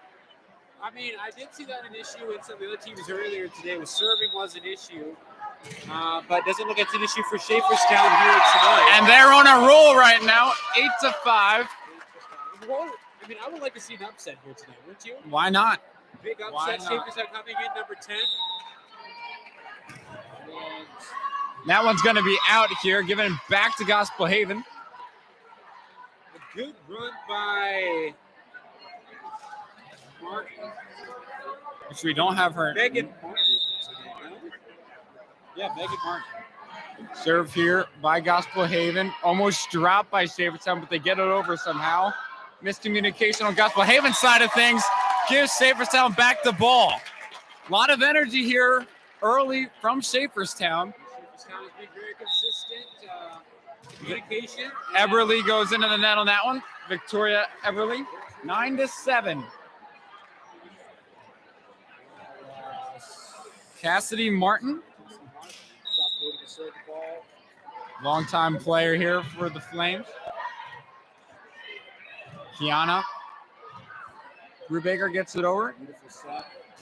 Nice swing there by the senior Cheyenne Colbins. Put down by Tammy Beachy. What a hit. Didn't even need to look at the bulletin for that one. I remember that swing from a long time ago. That's something Schaeferstown have to watch, you know, all that explosive coming from Gospel Haven's side. We got to get up and block this. 9-8. Schaeferstown trying to play here with them. They got to keep it away if possible from Tammy Beachy. Nice back set.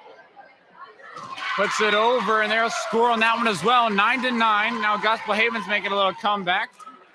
Just like that. Doesn't take much to get back in the game. Games are to 25. Justo gets over the net. Martin puts it over. Haven setting up some offense. Beachy puts it down, and she's on a roll from that side of the court. 10-9 is the score here at the J. Fox Arena in Reading, PA. Invite you to come out tonight. We got 2 more exciting matchups after this one. See how this one plays out as Brubaker puts it over. Colbins sets it across. Weaver back to Brubaker into the net. Score is 11-9. 2-point game. That was Cassidy Martin once again over the net for the Flames. Good offensive run here by the Flames, and what a swing that was. And good defense by Colbin. Brubaker couldn't seem to put that ball over. Rockhaven came out, they're coming out swinging hard. I'd like to see Shaverstown put up some points here, get a few swings in. I feel like they might have that mentality, that momentum to do that.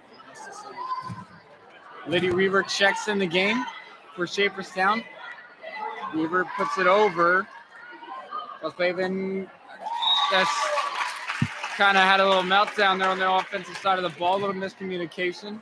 That happens in volleyball as Heather Weaver is now at the line, number 33 for Shaverstown. 10-12. Shaverstown still in this game, running with the 1 seed, and they're only down 1. And another ace. This would be unbelievable here, Eric, if Gospel Haven was indeed to go out of this tournament this early, coming in, defending champions, number 1 seed. Hey, you know me, Brendan, I love to see the underdogs, love to see upsets, so why not? But, you know, we hope for a good game from both sides. Both sides. Like I said, Shaverstown can hustle. They can hustle. And they get down on the defensive side of the ball. Let's see if we can see it here on this serve. Beautiful serve there by Nadine Miller. If I'm mispronouncing his names, I apologize. Doing the best we can here as Tammy Beachy puts one down. It's going to make it go all over for it. That's the hustle I was talking about, Eric. The Flames try to set up something offensively. Beachy's going to get another look at it, and they'll score. 14-11. Now they're going on a little run. Miller back at the line. One thing I've learned about playing volleyball too is that you know you can't let the team run away with it. You cannot let them run away with it. It can be hard to come back if they get on a. Gospel Haven right now is on a roll of 15-11. And you're wondering if Coach Whitney Petersheim is thinking timeout here or not. 15-11, nothing to panic about, but you don't want to let them run away with it here. Just put over by Brubaker in the center position. Now put back by Gospel Haven. That was Troyer, another longtime player for the Flames. A lot of familiar faces from Gospel Haven here.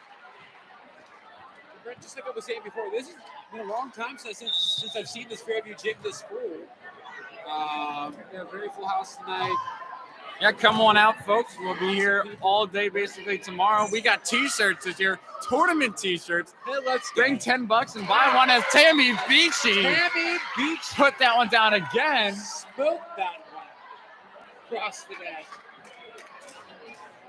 Coach Whitney does look pretty calm still, so 6-point lead for the Flames, and Miller's been at the line now for a while. Let's see if Shaverstown can get her out of there, and they're not on this one. A little miscommunication between the Shaverstown team.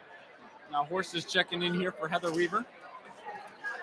18-11 is our score currently. Miller puts it over. And that one just goes sailing out. That was Maya Martin from Shaverstown. A little bit of a miscommunication.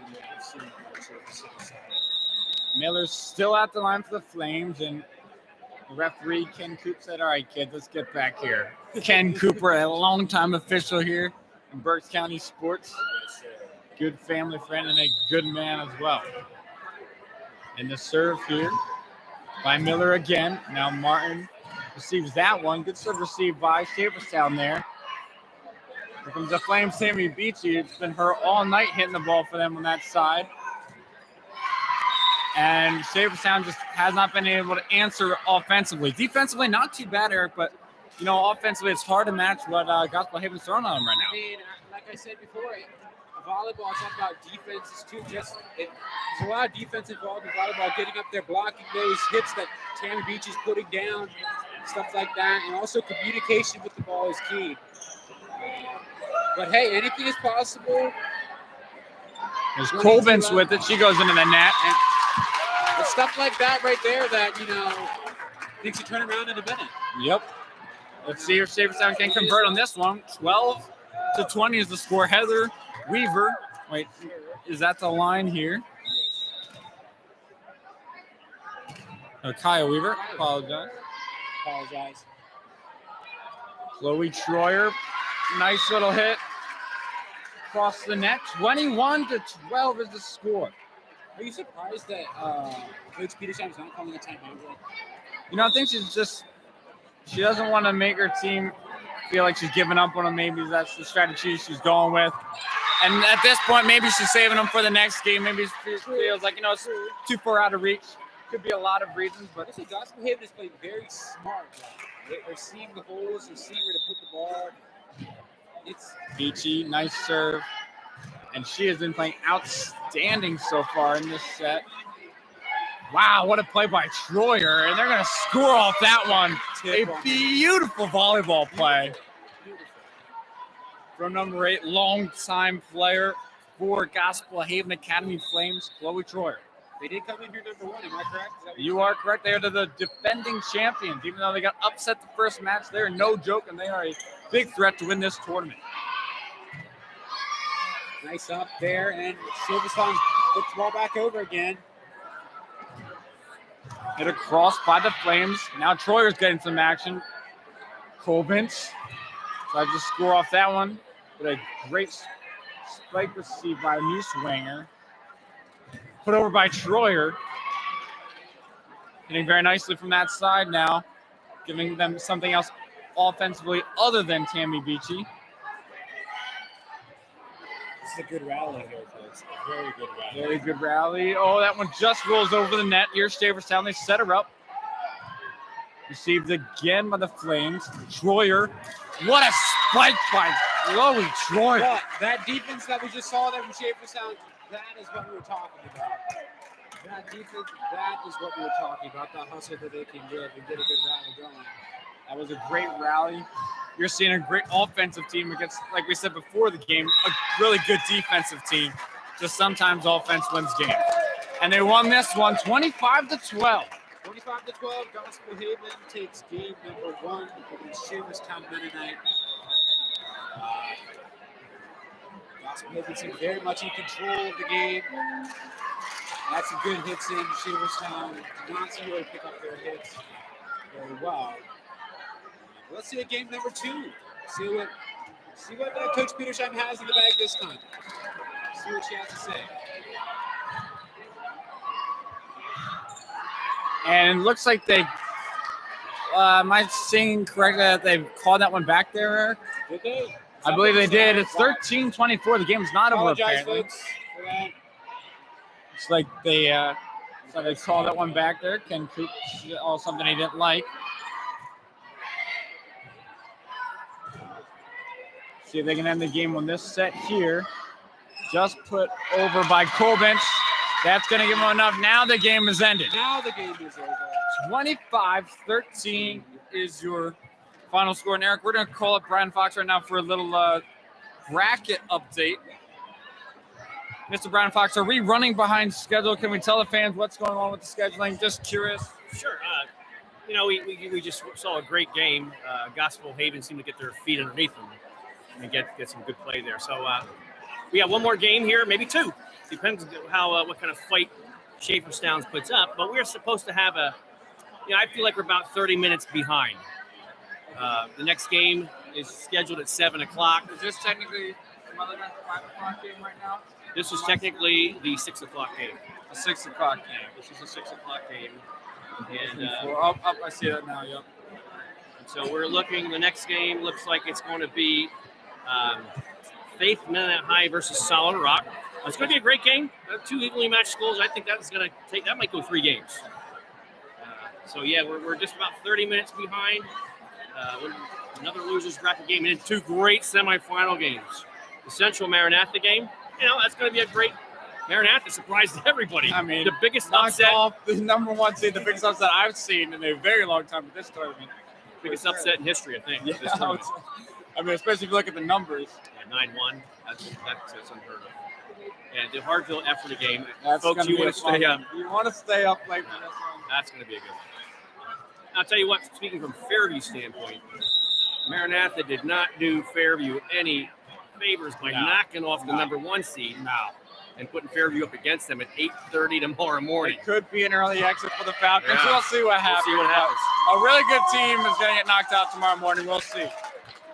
Thanks, Brian, for that bracket update. Thank you, Brian, for that update. That was great. So we're here, game 2 of this match here. between Shaverstown Bumblebees, is what I call them. They got the Shaverstown color. Bumblebees. Yeah, they have the color. That's all. Against the They have the Gospel color. Haven Flames. I always tell these principals, I say, hey, if y'all don't name your school's names, I most likely will. I mean, I'd like to see a Flame versus Bumblebee. Exactly. A Flame versus a Bumblebee. Nothing wrong with that. 1-0 is the score here. Gospel Haven has Chloe Troyer at the line.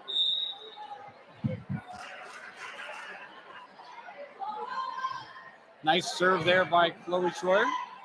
Martin. The Heather Weaver that goes into the net. Miscommunication again on Shaverstown's side. You know, just looked like she wasn't ready to spike that one. She thought, I don't think she saw it coming. It was a nice set, but she wasn't quite ready for it. Troyer again. That young lady can serve a volleyball very nicely. Going back to her now. And the score is 7-4. I figured they forgot to put it up there. They've been starting these games because it's a tournament, 4-4. The games do go to 25, though. I'm not sure why they don't play just to 21. I guess it's a PIAA thing.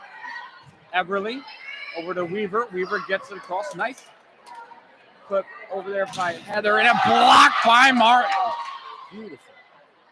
What a play there by Mrs. Martin. There we go. A massive block. Unbelievable. Was that Martin? That was Martin. A beautiful block. Hand Good placement read. exactly where she wanted it to be, and boom. And then a nice serve. She keeps the momentum going here for Shaverstown. Let's see if they can get a little run off this momentum they're feeling. Here's Heather to Kyle Weaver. Even trying to set something up. They knocked that one over. It was Cheryl Kim, I believe, from that side. And that was Kaylee Kim. I was thinking of her sister, I think, that played here for a long time. I've been announcing this tournament for about 3 years now, Eric, so I get names all matched up. But good rally again here we have going. Martin gets blocked now by Cassidy Martin. And 8-5. If you're Shaverstown, what you gotta do to stay alive is serve receive. Serve receive is massive here. Let's see if they do that here. Shaverstown does have a lead serve. They do have a lead serve. I've been seeing that. Gospel Haven, a good serve receive there by Shaverstown. They set up Kaya Weaver. She's gonna get met at the net by Miller. Miller now trying to set up some offense to who else but Tammy Beachy. And wow, Eric, she made that look really easy. Really easy. If you ask me. Too easy. And that's what I'm saying, Brandon, is those are those. If I'm Shaverstown right now, double block Tammy Beachy. Yeah, you got a double blocker. Double block, because when she gets rolling, it is. Oh, a nice hit there. That was Cassidy Martin, a longtime player for the Flames. Shaverstown fans making some noise in the background here for their Shaverstown bubble. Scary thought to think about, Eric, is that Tammy Beachy, according to our bulletin, I believe that this is correct, is only a sophomore. So you know what?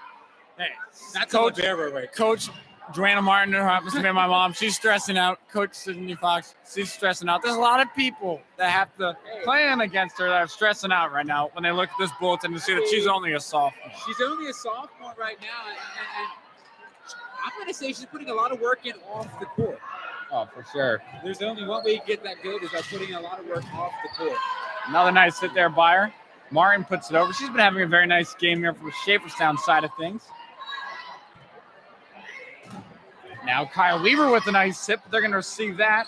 Put over by Beachy, and they have no answers. No one They couldn't even set it up. Let me on that tell you, one correctly. tonight is Tammy Beach's night. No one can shut her down. I'm baffled. She's a sophomore. Playing like a senior. Yeah, playing like a senior.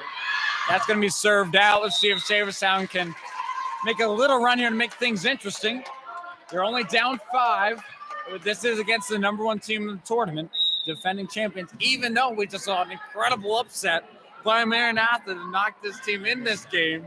And Tammy wow. Beachy all over again. Tammy Beachy with a nice hit once again, and the score is now 12-6. So I'm telling you, Tammy Beachy is a phenomenal player on this court. And to all those Gospel Haven fans watching from Ohio, And if you just tuned in here, we have Faith and Solid Rock coming up next. Like Mr. Brian Fox said, that's going to be an exciting matchup. Would not be shocked if that thing goes into 3 games very easily. And then tonight we have 2 powerhouse games, Eric. I'm telling you, you want to be watching these games. It's the late night game, prime time, Fairview Falcons. Time to watch it. Okay, we have Central playing against who we have here? Maranatha. And then the winner of this is going to be we have Hartville. And there it is. The game that everyone's been waiting for, the late game, Hartville and Ephrata. It's going to be a good game. So is Fairview playing later on tonight? Fairview will be playing tomorrow morning, early, 8:30, the first game that comes on here tomorrow morning. So if you want to wake up early, drink a coffee, eat your eggs, watch the live stream. Yeah, but hey, that late night game that Brendan was just talking about, it's supposed to be a 9 o'clock game. Might be a little later than that, by 9:30. I'm thinking more so like it. Yeah, we're running a little bit behind. You're gonna want to tune in to watch that. That's gonna be a fun one. Here's Coleman. She's just gonna bump that one over. Newsmaker gets that over. We're gonna give it to Coleman, and she has not been swinging tonight, but she's been playing very smart on the offensive side, just putting the ball where it needs to go. Good ball placement by her on that side of the net. Here we have Maddie Miller.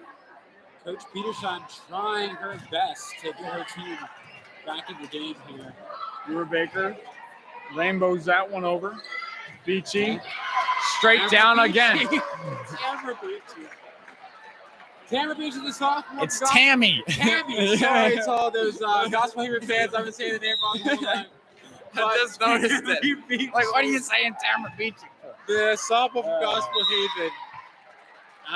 There's the timeout we were looking for, Eric. 15-7 is the score here. Flames up big. 16-7. 16-7. You're not out of it if you're Saferstown, but you got to make a move, and you got to make it quickly. Now is the time. Now is comeback. Right now is when you put a stake in the ground, and you're like, let's go. But like I said, Tamara Beachy, they have to take care of her. Tammy Beachy. They have to take care of her tonight. Double block, whatever you have to do to get her under control. I mean, I'll be completely honest with you. Unless the rotation is the way it is, I don't think there is any way, from what the little bit I've seen, that Saferstown can stop Tammy Beachy. That's going to be the hard part of the night. Am I saying that that it's impossible to win? No. Serve receive is big. Serve receive is big for Saferstown, and also when you're serving is also big. Yes.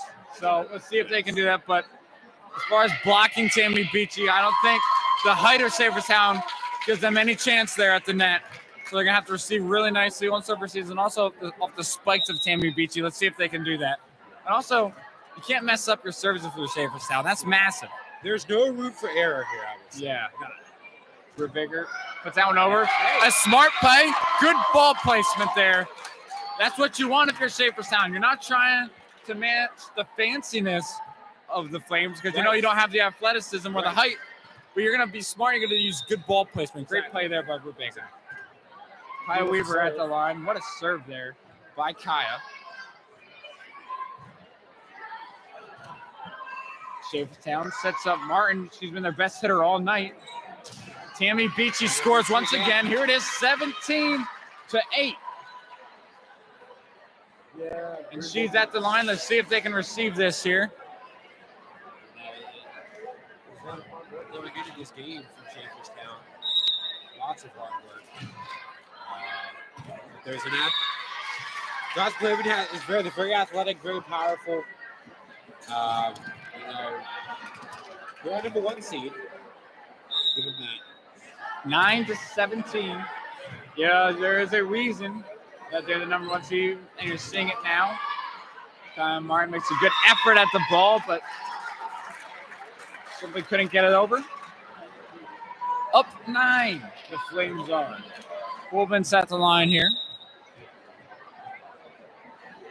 Cheyenne Koblenz.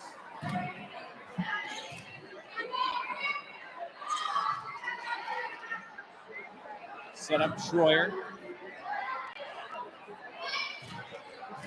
Almost sailed out of bounds, but Tammy Beach got her hands on it. Good hustle here by Schaeferstown. They're trying to get over, and they will. See what the Flames can set up now. Nice spike there by Colton.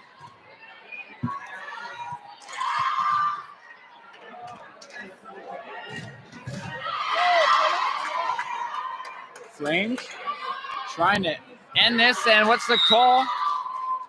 She calls out. And Ken Coop was a little confused, as we all were. But it was indeed out. And New Swinger is out the line. Hey, an 8-point game here for Gospel Haven. You make that a 9-point game. Gospel Haven trying to keep the Ohio streak going of winning the Fairview tournament. It's currently at 2. We had Hartfield 2 years ago. Let me tell you, if they keep on playing like they're playing right now, they have a very good shot at it. They have a threat. They are a threat to win it. Everyone might write them off because they lost their first match and got upset by the 9 seed. You know what? I'm not there yet. You know what? Upsets happen, okay? Watch March Madness sometime, then get back. There you go. 20-11. Hard to put that one in the net. Junior, Schaeferstown. That's kind of what we were talking about, Eric. There's little mistakes that aren't huge, but in this game they are huge because the offense of the Flames are just so much better than almost any team here. I mean, it's hard to find a better offensive team at this tournament than the Flames.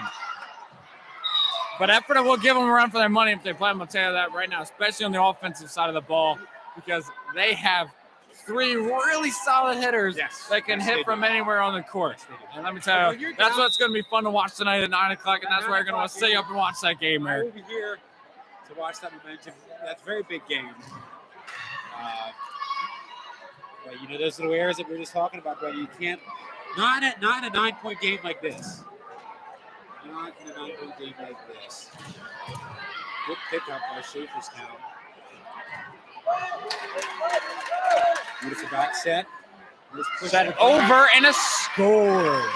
Maddie Miller from the front row scores once again. 22-11, Gospel Haven.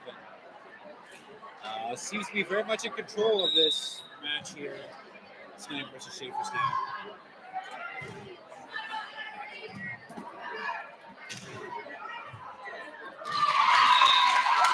Score is 12-22.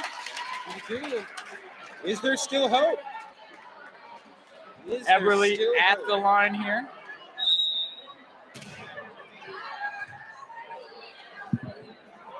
Set her up in the net. 2-hit call by Ken Coop.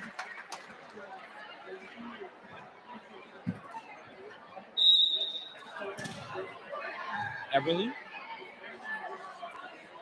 serves that one over. Fight at the net there. Schaeferstown side it falls on. A nice set there by Troyer. Good pickup indeed as they get that one over. The Flames now try to set something up and score off of it. Beachy's just going to bump it over. Weaver to Brubaker. She's been getting a lot of looks, especially from the middle. Troyer sets her up, and a nice hit there. Wow. Eric, was that number 34? I was watching the ball. I believe it was. 34. I believe it was Cassidy Martin. Cassidy Martin. There was just no one there for Schaeferstown. She's smoked that. They were just scrambling, you know, and it happens sometimes in volleyball. It's that ball. It's a curveball. Wow. Looks like the great Randy Johnson throwing a curveball. Unbelievable movement on that thing. I don't think she tried it, but it was still impressive. 1 point away from taking this match here. Gospel Haven is. 24-13. As Eric just said, this game is very close to over, but it ain't over yet. And we have lost the score thing again. And it's back. You see magic. Schaeferstown coming back. right now. Should I give you a realistic answer, or? Let's just stick with the reality part here. I don't really see that, but hey. Good effort, though, by both teams tonight, and that's going to be netted, and that is the game indeed. And the 1 seed, Gospel Haven has advanced. Does that mean that is she not on this tournament now, or? that means, Eric, if I am correct, that tomorrow the game will be played. That will be, they're going to play Fairview tomorrow. So Flames and Falcons. So to all my local people out there, looking for a good rivalry game.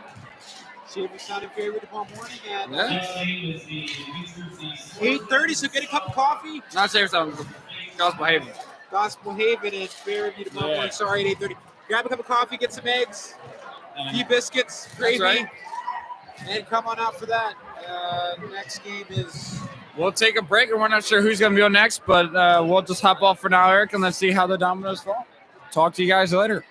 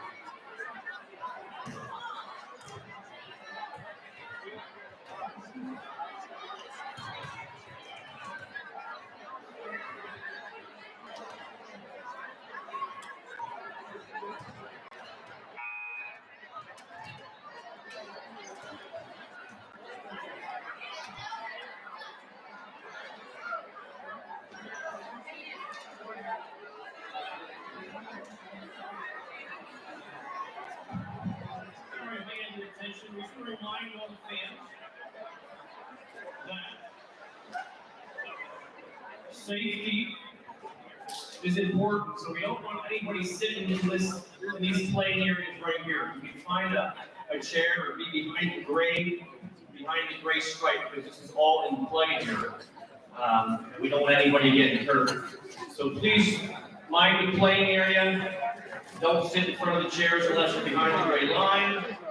A reminder, this is a losers bracket game, so the score will start 4-4, and I think we're ready to play volleyball. Good luck, everyone.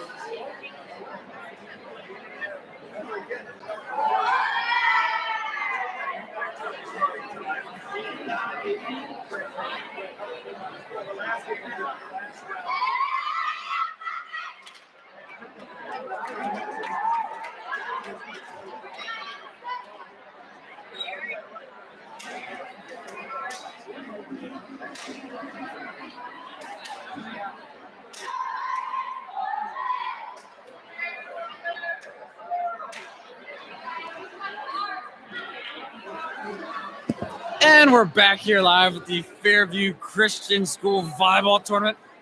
I'm your play-by-play announcer, Brendan Martin, joined here live by what are you, a freshman? Yes, I'm a freshman. Freshman Tyler Burkholder. He's going to be the color commentator here for this losers bracket game, which starts at 4. If you're wondering why this started at 4, it is because it is a losers bracket game. We have Faith versus Solid Rock, and we had Brian on a little earlier, did a little interview with him. Like you said, this game could go to 3 games. The set could go to 3 games, and I agree with him. It's going to be a good match. We'll see what happens here. What are your thoughts on it? Have you seen these two teams play this weekend so far yet? Yes, I have been doing scoreboard for most of the night, so I've been able to witness these teams and see what their skill levels are. And yes, they're very evenly matched tonight.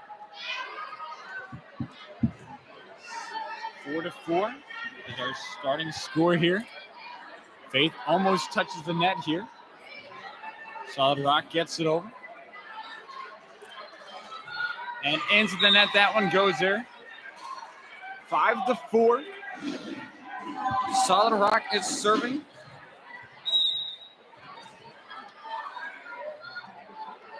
Madeline Ziegler served that one for Solid Rock, and I'm sure I just butchered that name up. I apologize.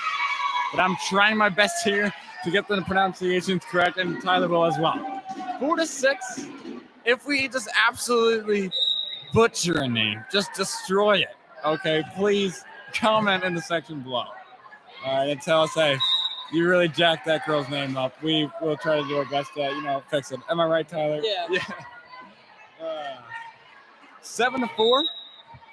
Ziegler still at the line for Solid Rock. Wow, what a serve that was. Tyler, one thing that me and you both know, watching a lot of Fairview volleyball this year, is serve receive is big.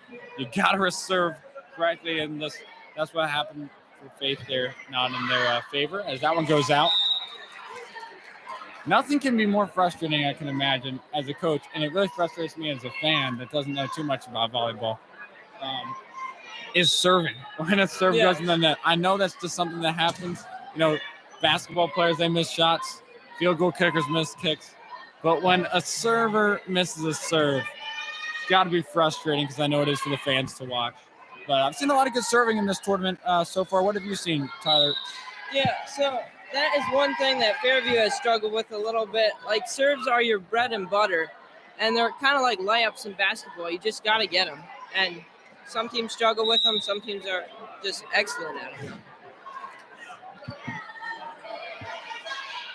And Stolzfus sends that one in the back row off the face of Ziegler, but it pays off. Putting it all on the line. 10-5. And for all those that are joining us now, Gospel Haven has just defeated Schaeferstown, which means Gospel Haven will play Fairview tomorrow morning. And what a play there by number 16 from Solid Rock. We're still getting the names all down here, so if we don't say them on the fly, that is why. Juliana Reese. It's good to have Solid Rock here, because they don't have, shall I say the boring Mennonite names? Okay. The boring Mennonite names, the names that we hear all the time. Okay, all the time. I mean, Reese, Wenzel, Ruiz, and wow, a really good name here, Lydia Foley Love. That's what I'm talking about. Some good names out of Berlin, New Jersey. Solid Rock. 11-6 is the score. And the Solid Rock fan base is just amazing. They come here with lots of energy. Oh, lots of all the energy. time. All the way from Solid Rock, too. I mean, they come from New Jersey to cheer their girls on. Here's Faith at the line, number 41. And Annie Stahlschuss' effort does not come up big in that play there. Received nicely by Solid Rock. Put over by Solid Rock. I think they're the swordsmen, or in this case, the swordswomen.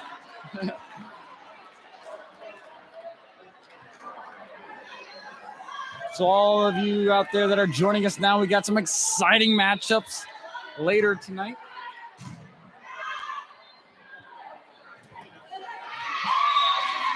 We have Ephrata playing. We have Ephrata. Sorry, there's a fan in the lower section that is distracting me, okay? We call her Aunt Beth. She's down there. She's distracting me. But we have Ephrata. And who did we have at the night game here? Ephrata and Hartville, sorry. Ephrata and Hartville, and then Central and Maranatha play at 8 o'clock. Maranatha knocked off Gospel Haven, the number 1 team in the tournament. That was an exciting play as Faith called the timeout. They're down 7. 14-7 is our current score.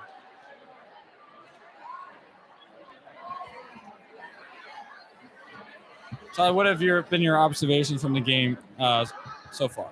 So far, well, Solid Rock has just been dominating and getting really good spikes. And Faith has been putting it all out on the line, but just not able to get there in time. So Solid Rock is being the better team right now.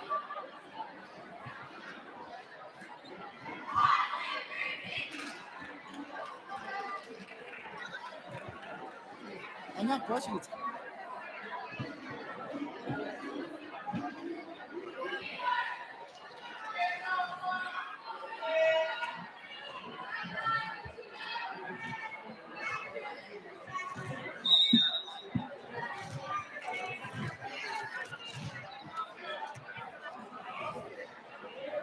Juliana Reese serves there for the swordswomen, we'll call them.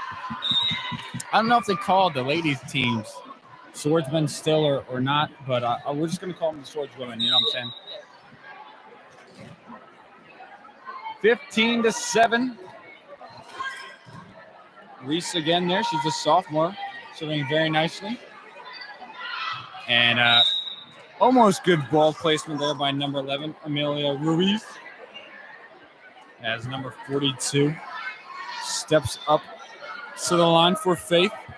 And we do not have her number listed on the bulletin. So she's just going to be number 42 for the night. We are going to have Mr. Brian Shirk on the broadcast later tonight, but Mr. Brian Shirk went out and shot a buck.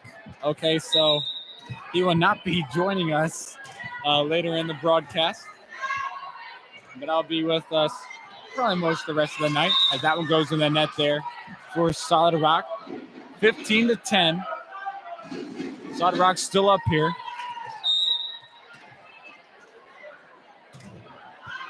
Faith trying to itch their way back in this game. It's been mostly Solid Rock up to this point, as you can tell by the scoreboard, obviously. You know what I love about Solid Rock here? Whenever they play, fundamentals, man, fundamentals. They might not come in here as some teams do with these girls that can jump way high over the net, but that was a nice jump there. But let me tell you, these girls play good fundamental volleyball. They get down, they get low when that ball's hit. Great serve retrieve, a lot of good serving. I mean, I don't know if it's the coaching. I assume that's part of it. It's a really good job by the swordswomen every year here at this tournament. 10-16, swordswomen are on top here from Solid Rock.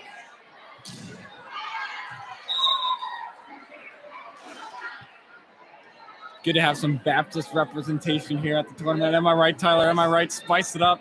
Yep. Interesting fact to note, though, that This is going to be good. This is going to be a nugget of Faith- knowledge. their volleyball team is entirely made up of seniors and juniors. No sophomores, no freshmen. Wow. That's really interesting. That is fascinating. That's a good comment. I hate to burst your little bubble here, Tyler, but at Faith, only juniors and seniors play. So that is why Okay, the team so is the completely wisdom made was up. given to me this time, not to you guys. That is why we only have those two on the court. Yeah, that was a good moment there by Tyler. He's a good color commentator, though. Yeah, they're having a lot of fun up there. Am I right, Tyler? Yeah. 11-18.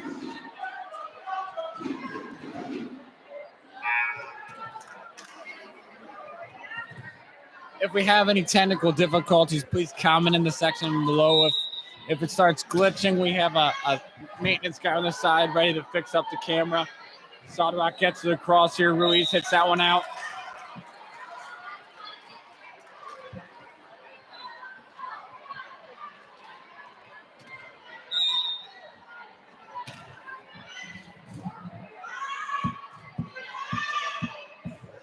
Put over there by Ziegler.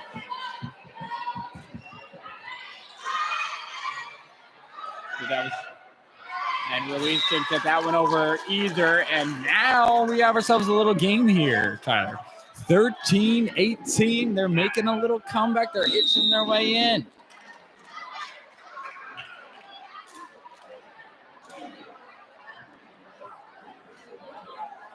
Five-point game now.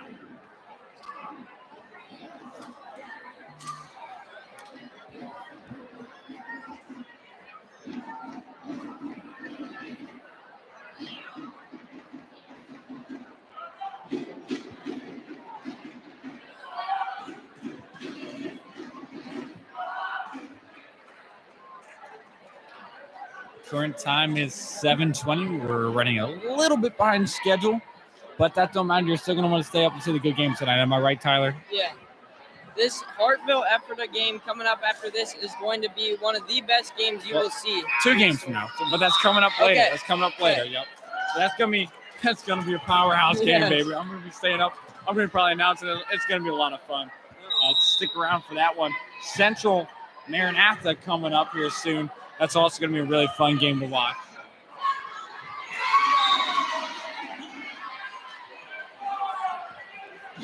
So if you're at your house and you're close to the area and you're contemplating coming tonight, you're like, should I come? Should I come? Take it from us, Tyler. You want to come to watch this game. You want to come. It's a great experience here. A lot of people, not going to lie. Going to have some trouble finding parking. But let me tell you, it's worth it. It is worth it. 14-19 is the score as Faith has the ball. Here's Byler at the line here.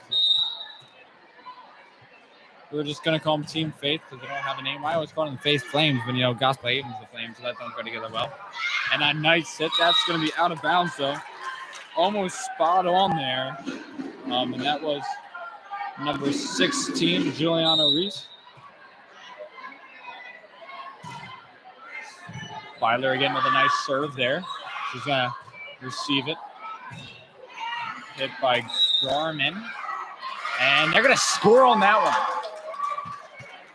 And the other line judge, Martha Fox, is smirking at his buddy John, who just called that one.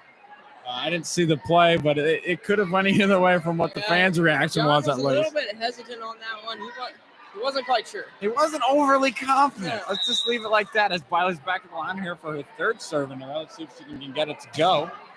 And a nice serve. She can serve very nicely for Faith here. And Ziegler didn't know what to do with that one, so she just threw her hands under it, and somehow they received it and got it over the net. Smoker sets up Garmin. A nice hit by Garmin. She's got to get it right back and put it down. Put a hand over the net and say, bye-bye, ball. Straight down. 17-19. As Brian Fox said, we do have a thriller. Am I right? Yes. This is going to be a very close game.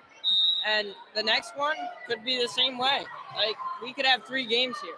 And simply put, these teams just don't want to go home yet. They don't want to go home. And we're seeing that here early as Ziegler hits it over. That was flipped over by number 12, Christina Fully Love. And I got to tell you, man, I am super impressed by these last names. Okay.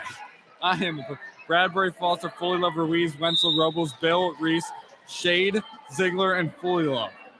Yep. Man, way to That's spice something it that up. you don't get with the Fairview volleyball team. Yeah, I'm same mode, same mode, same mode. You know what I'm saying?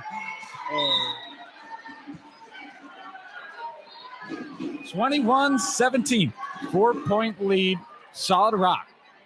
Trying to knock Faith out of this tournament and stay alive. This is a loser's bracket game.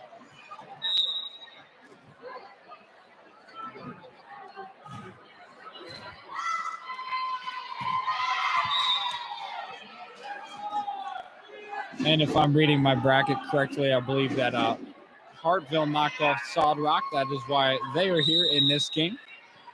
And Faith would have been defeated. Let's see here. Yes, Faith would have lost to Maranatha.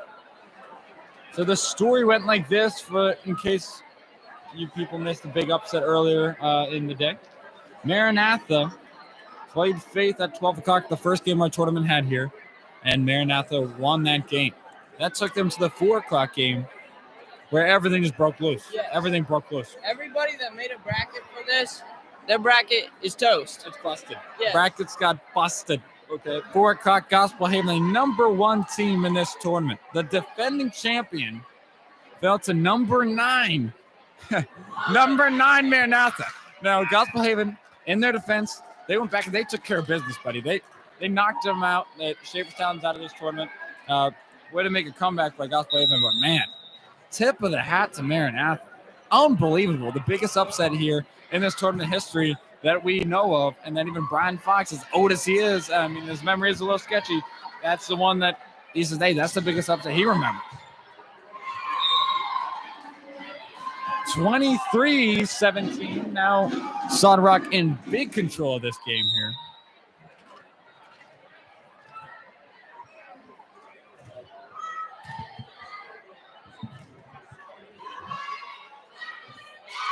And 24-17.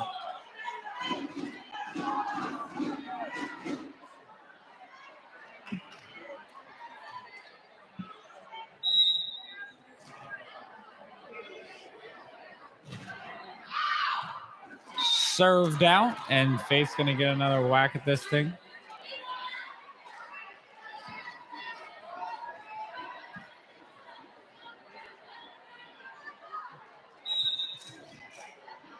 Stallsfuss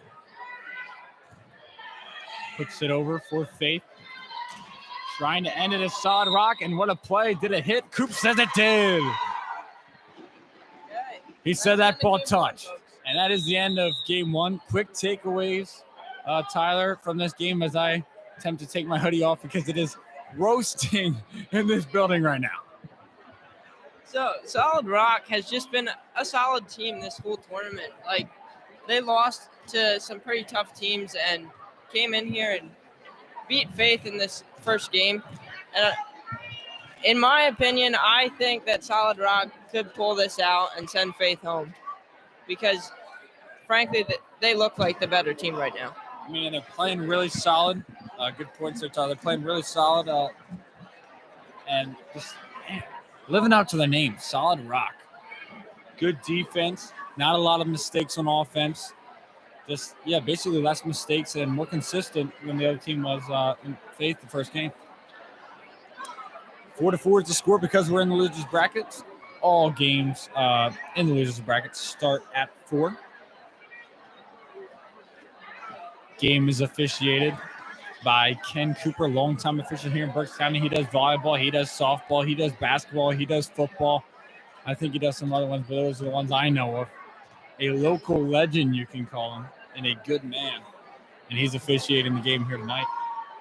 The line judges here are Marshall Fox and John Martin, both freshmen here, classmates of our color commentator, by the way, Tyler Burkholder.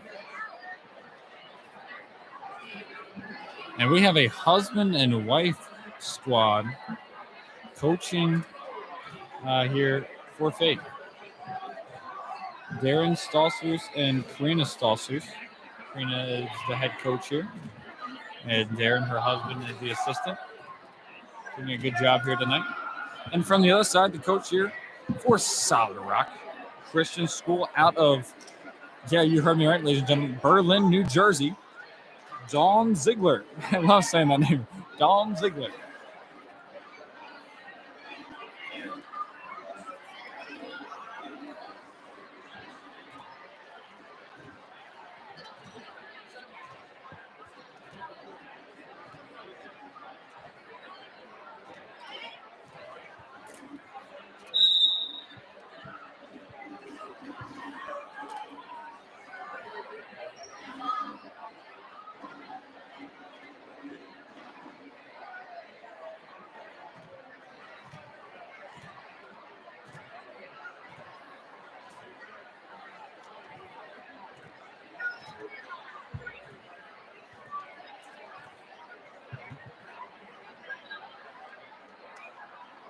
And on this front of the bulletin, it says, welcome to the 14th annual Fairview Volleyball Tournament, where there is 10 teams and 4 states.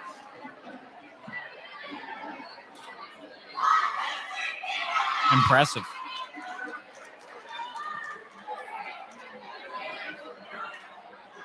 I mean, let me tell you, another thing that you want to be coming here for this tournament is the food, okay? Yes. I mean, my aunt and uncle. And my mom, actually. And your mother. Okay, yeah. We got a lot of family here. Yeah. And our family knows how to cook, okay? They've been in the back there making food, well, and will be making food all weekend. And I even saw Uncle Kevin Aronson there. Wow. Okay, I like that. For our sake, you know, he was not making the food. Let's just clarify that. He was. But he was a clerk, you could call him. And he was taking, you know, he was at the counter, he was selling burgers, and that's what we want to see. So everyone's helping out here at the tournament. Got a lot of good food. Try the cheeseburgers, man. Try the cheeseburgers. Might want to put a lot of mustard on it, you know, give it some spice, but cheeseburgers are a must-have. And Uncle Dwayne. Have a lot of variety too. Like we have pizza, baked sweet potatoes. If I could show the fans right now the menu, I would. I mean, unreal. Baked sweet potato. Where are you going to get a baked sweet potato? Come here, enjoy some Pennsylvania Dutch baked sweet potatoes here in Reading, of all places. I'll put down here at the tournament. And we're back to the game now as Garmin knocks that one over. Solid Rock trying to set something up there. Ziegler sets her up. Nice hit there by Reese. Garmin, she's been getting a lot of looks there. She's going to get that one as well. Reese again, straight down, and scores 5-4.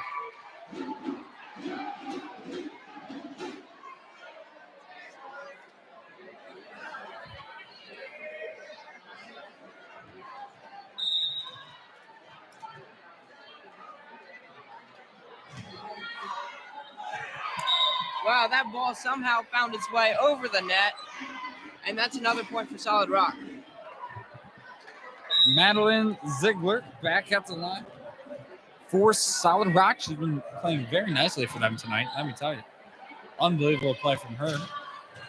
And good showing by the sophomores from Solid Rock as Faith scores on that one. That's going to send Byler to the line. Emmeline Byler.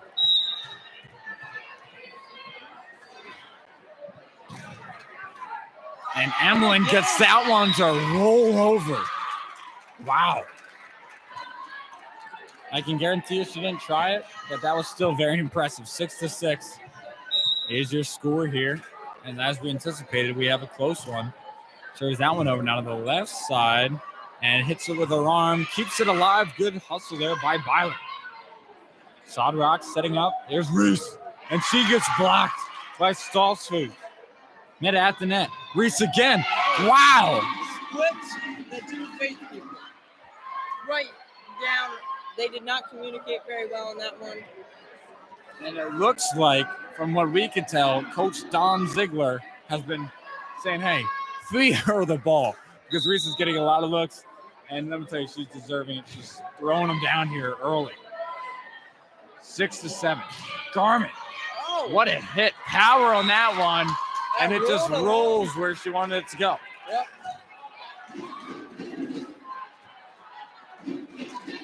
Solid Rock fans getting loud here. Becca Stolzfus at the line. Let's see if she can handle this noisiness. Into the net. She gave that ball a face of dismay. She could not believe it went into the net as Solid Rock takes it back here. Another reason you should come to this tournament, we have t-shirts, Tyler. We have Fairview tournament t-shirts with your school's name on it. How cool is that? Yeah. Buy them for $10. $10? Yep. I mean, you can hardly find any good t-shirt other than if you go to Ross for like $10. And I promise you, I was not paid to say that. But yeah, I mean, come here, buy a $10 t-shirt. It's a good one. Yep.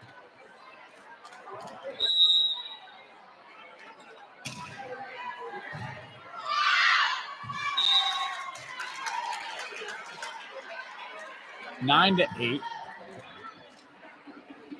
Annie Stolzfus serving for Faith. Nice serve there by Annie. Ruiz puts it over. Reset the line. Tries to block it, almost does. Might have got the net there, but Coop doesn't call anything. He has a better view than we do.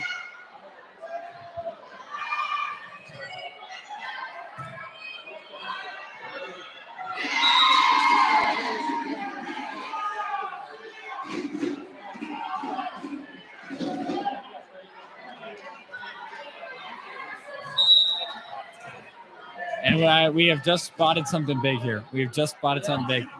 We have Brian Shark. He has entered the building. He has entered the building. And as much as we love Tyler, Tyler's going to finish this game. Tyler's going to step out next game for the great Brian Shark taking over as color commentator in the next game. That's going to be a lot of fun to hear his voice. So don't go anywhere, folks. Don't go anywhere. 9-10 is our current score. We got a lot of fun here, though. Let me tell you, Tyler, a lot of fun. Now, Tyler, I wouldn't mind if you would line judge, one of the next upcoming games so that I could actually bust in the line judge a little bit. Because, you would be able to take it, us picking on you like that, Maybe you should just tell Ken Cooper, hey, throw me in as a line judge. Throw me in as a line judge.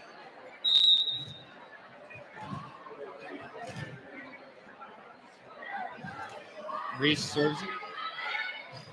Into the net is Ziegler, and she's frustrated about that one. Score is 10-11. And another thing that's going to be fun when we have Brian Shirk up here is we were told by reports, a.k.a. his wife, that he shot a buck. He's here now. I want to know what happened, if he actually shot this buck or not. I think he might have not. I don't know, man. Yeah, this is going to be a story. This is going to be a story. I'll tell you that. Oh, no. I see him showing pictures. I think he actually shot one, dude. We'll see.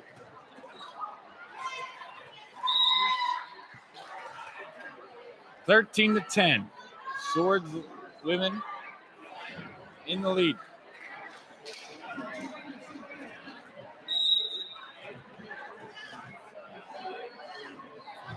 Served by Ruiz. Put over by Stolzfus. Ziegler. Nice hit by Ziegler. Madeline Ziegler, and like I've been saying, this sophomore are having a strong showing tonight. Strong showing. And Solid Rock does not want to go home yet. And I doubt they will be if they keep this level of play up as Ruiz is at the line. Rainbow's that one. Back to Ruiz.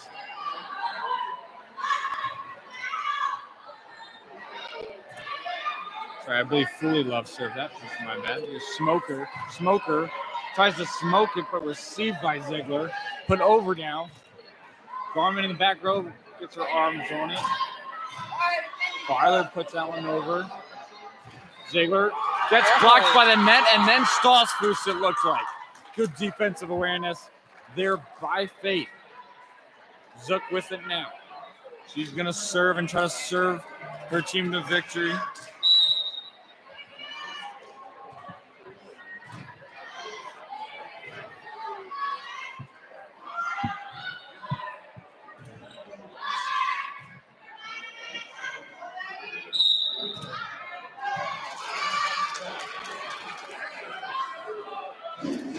(14-12). Faith making a little run here. You hear some chants. Fans are getting into it. They're understanding the seriousness of this game because it is an elimination match here between these two teams tonight.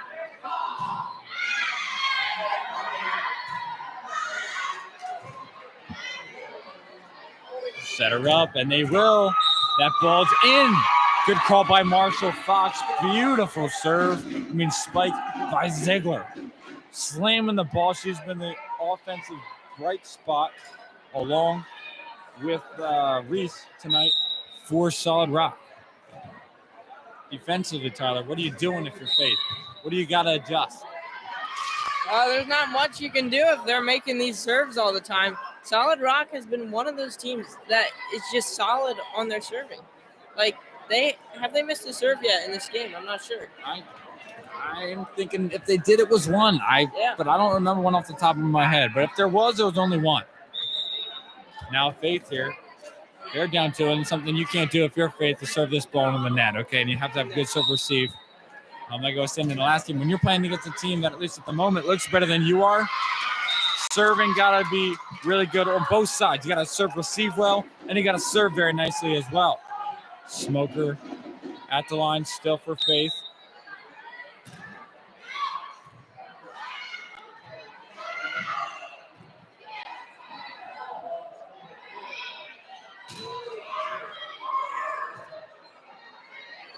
Nice hit there by number 16, Juliana. No, that was not Juliana Reese.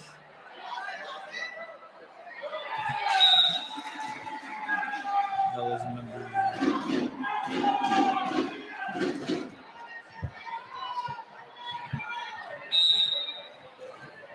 14, 16. Served over by Ziegler.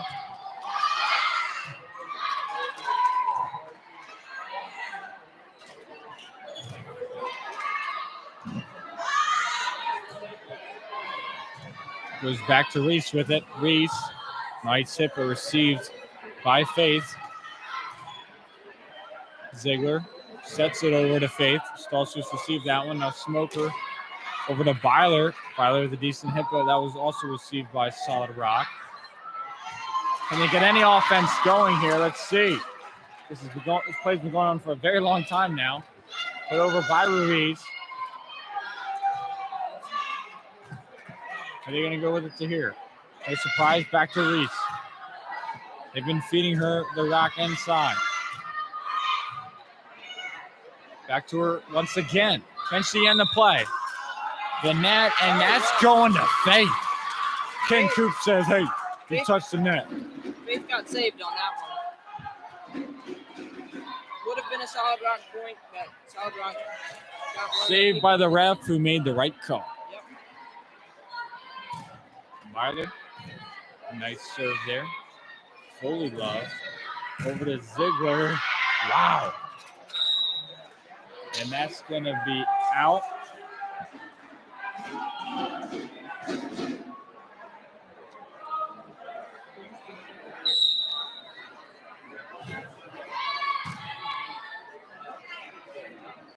Set up Garmin, but that was a little too close to the net. And we're going to have a score of 16-17. Tyler, we got ourselves a ball game, 1 point game. Let's see if Solid Rock can hold them off.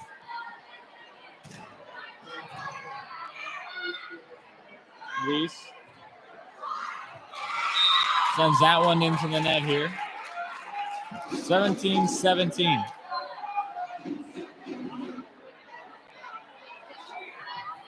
Faith making a comeback here. Becca Stolzfus, the senior, she's at the line for Faith. Let's see if they can keep the momentum rolling.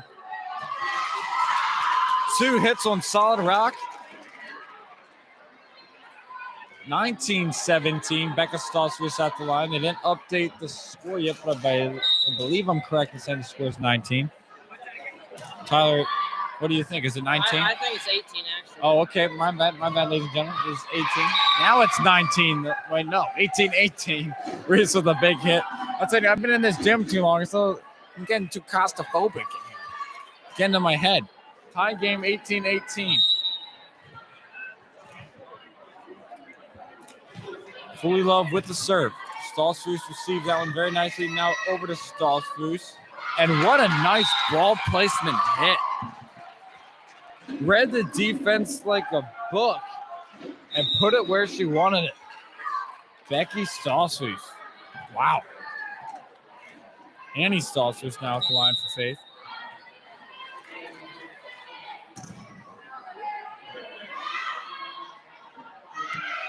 Ziegler gets it over. See if Reese can get a block. She gets hands on it.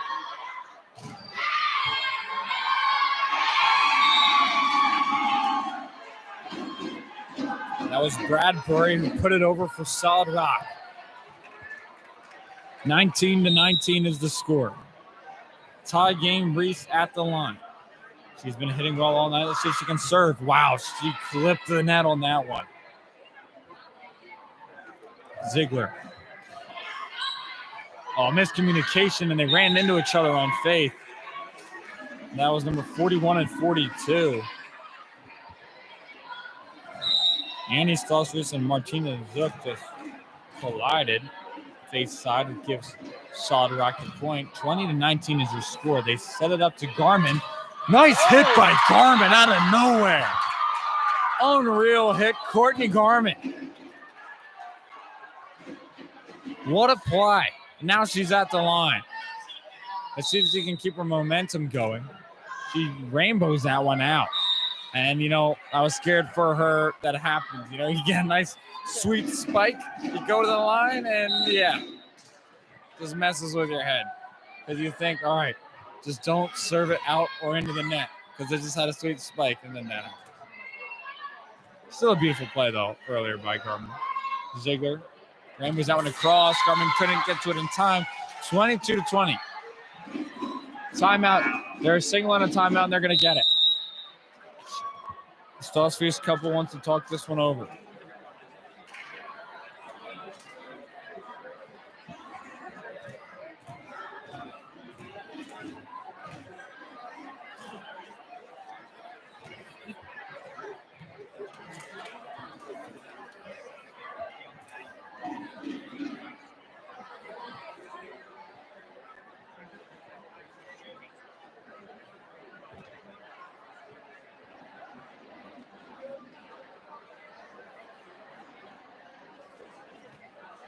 Just remember, folks, if you have any questions about the tournament or if you're experiencing any problems, just comment in the comment section below, and we'll try to help you out. 22-20 is the score here tonight. Will we be seeing Game 3, Tyler? Or will we be seeing Solid Rock advance and Faith sent home? We'll find out in a few minutes. Don't go anywhere, ladies and gentlemen. Elimination game. We're in the losers bracket. Louise serves that one over. And Smoker just sets it into the net. 23-20.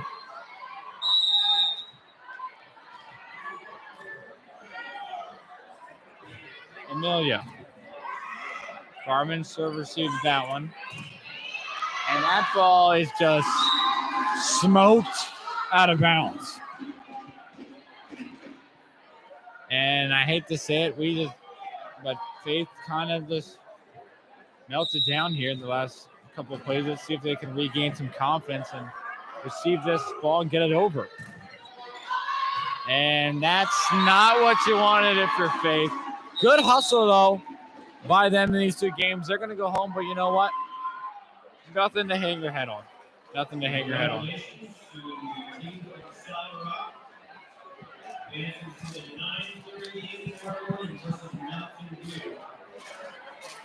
There is an order of Little Caesars Pizza that was delivered. Little Caesars Pizza belongs to the snack bar.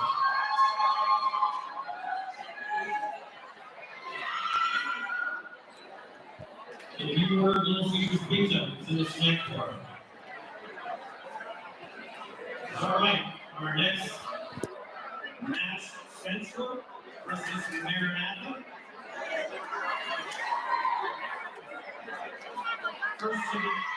First of the two big semifinal bracket, winners bracket games tonight.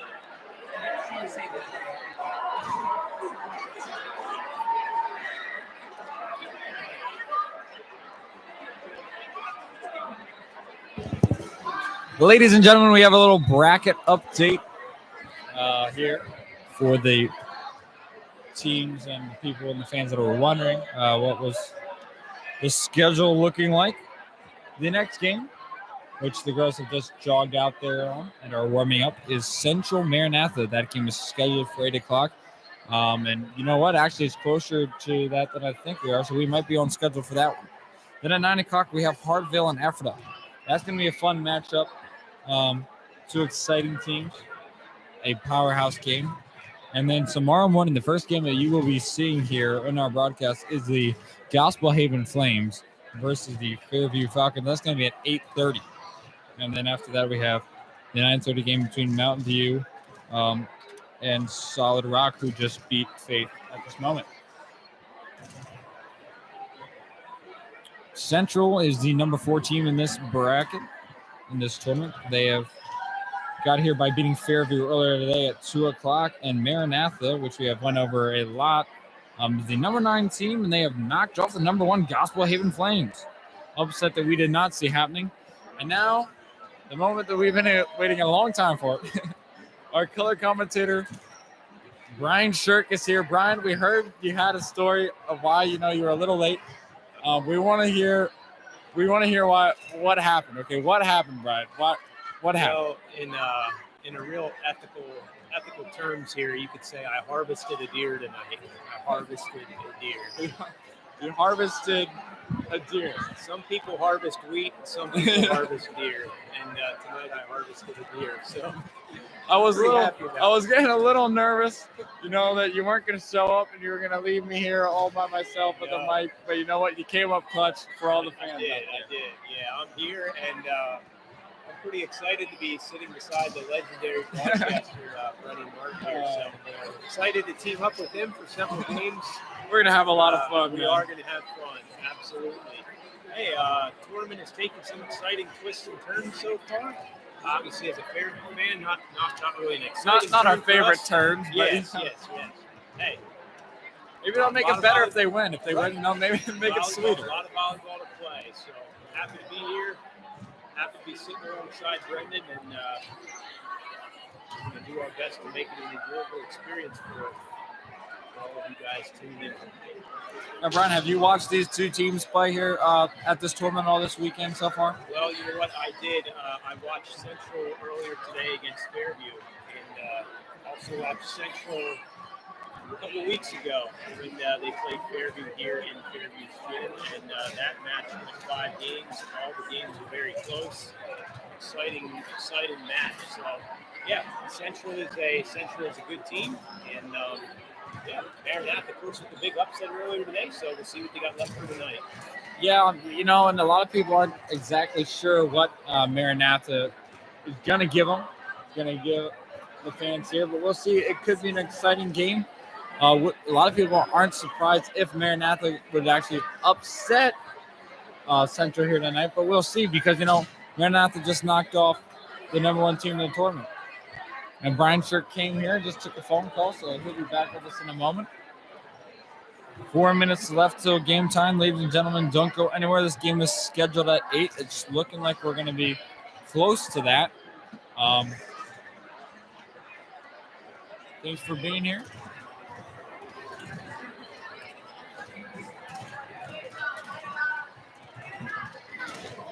Central being the school from Dover, Delaware. Maranatha being a few hours up north in Watsontown. Watson, yeah, yeah.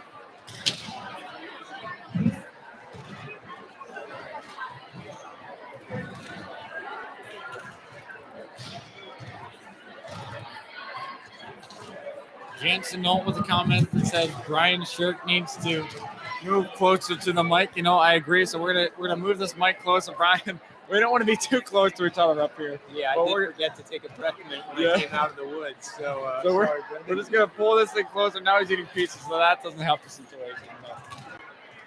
It's gonna get loud in here. I'm telling you that right now. I agree. It makes it exciting, right? It really does. But another word of warning to you: whenever you do, don't lean over and start nibbling this pizza I have here. I won't. Okay, I will not disrupt the Hungry Man supper here. 3 A minutes big till shout game out to time. Jansen, though. Yeah, big shout out to Jansen. And for of the non-Fairview people that are just joining us, our live stream for the tournament, they don't subscribe to our school's channel. The teachers at our school just spent a night on top of the church roof for a fundraiser. I mean, you want to talk about a good time? Good time to watch. I don't know, Brandon. Did you have a good time doing it? Was that Well, you know, Brendan, we did try and make it enjoyable, but let's just say conditions were less than ideal. I heard you guys were dealing with some frost. There was a bit of a frosty situation, yes. Some of it weather related and some of it attitude related due to the wheel unfortunate we did up there. There was heads that were getting not shaved, but trimmed. You could say trimmed, from what I heard. I missed the wheel unfortunate segment.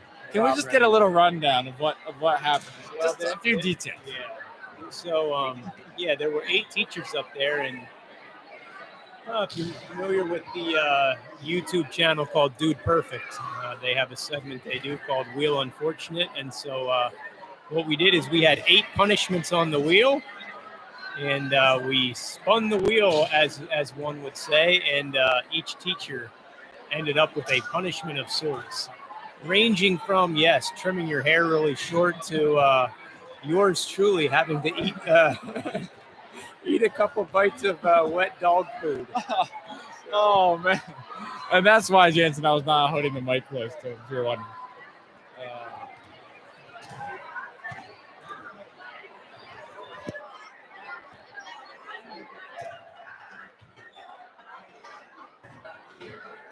1 minute till game time, ladies and gentlemen. Central versus Maranatha. Maranatha probably dealing with a lot of emotions, a lot of good emotions, coming off a big win, knocking off the #1 team in the tournament in Gospel Haven. Exciting match to watch.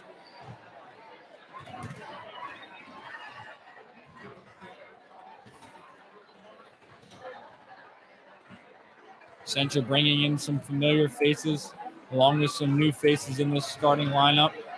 This team is coached by Jalen Schwarzentrooper, with Maranatha being coached by Evelyn Black and assisted by Destiny Smooker.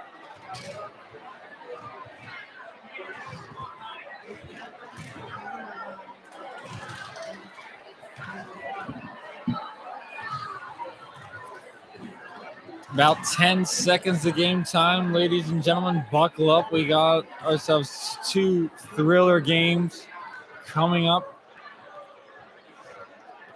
Don't go anywhere.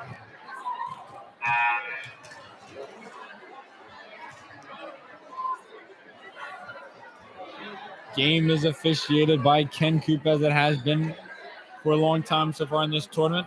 And the line judges tonight are the Rhodes brothers, Rodney Rhodes, current junior at Fairview Christian School, and Reed Rhodes, a graduate of the school from class of 2021.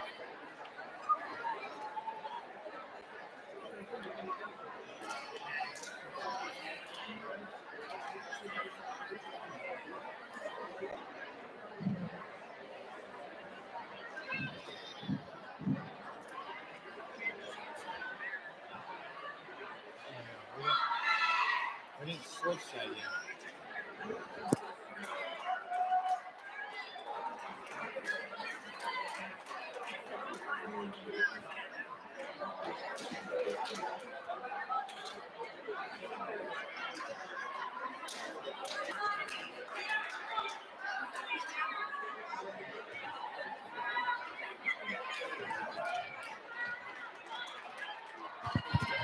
Now we got the court view on, and we are ready to roll. All right, first serve of the game here, folks. Maranatha serving. And Maranatha will get the first point of the game. Serving, such a critical part of the game of volleyball.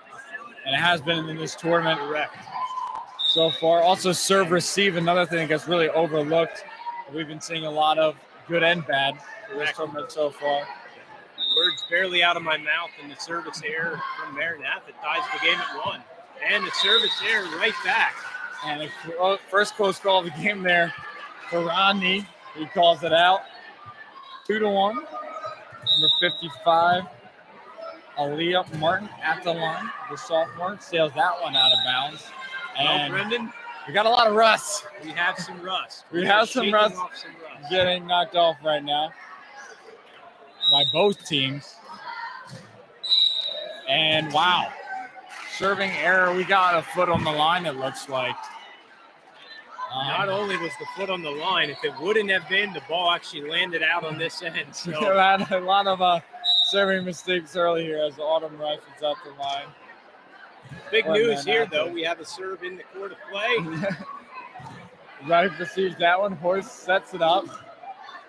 And Draw hits that one just on the line, it looks like. 4-2. Nice shot by the outside hitter on Maranatha, finding the spot deep in the left-hand corner there. Well-placed ball. That was Janae Sensen. Rife again with a nice serve. She's been serving nicely so far for them. First, good code. Hits up Yoder. We got 2 hits called on Maranatha. It looks like Ken Cooper's going to have a busy night tonight here, Brian. I see that. Yeah, I forgot to look over and see who was on the ref stand at the moment. So Kevin catching a little bit of a break here. And nicely dug in the back row by Central. Third quarter.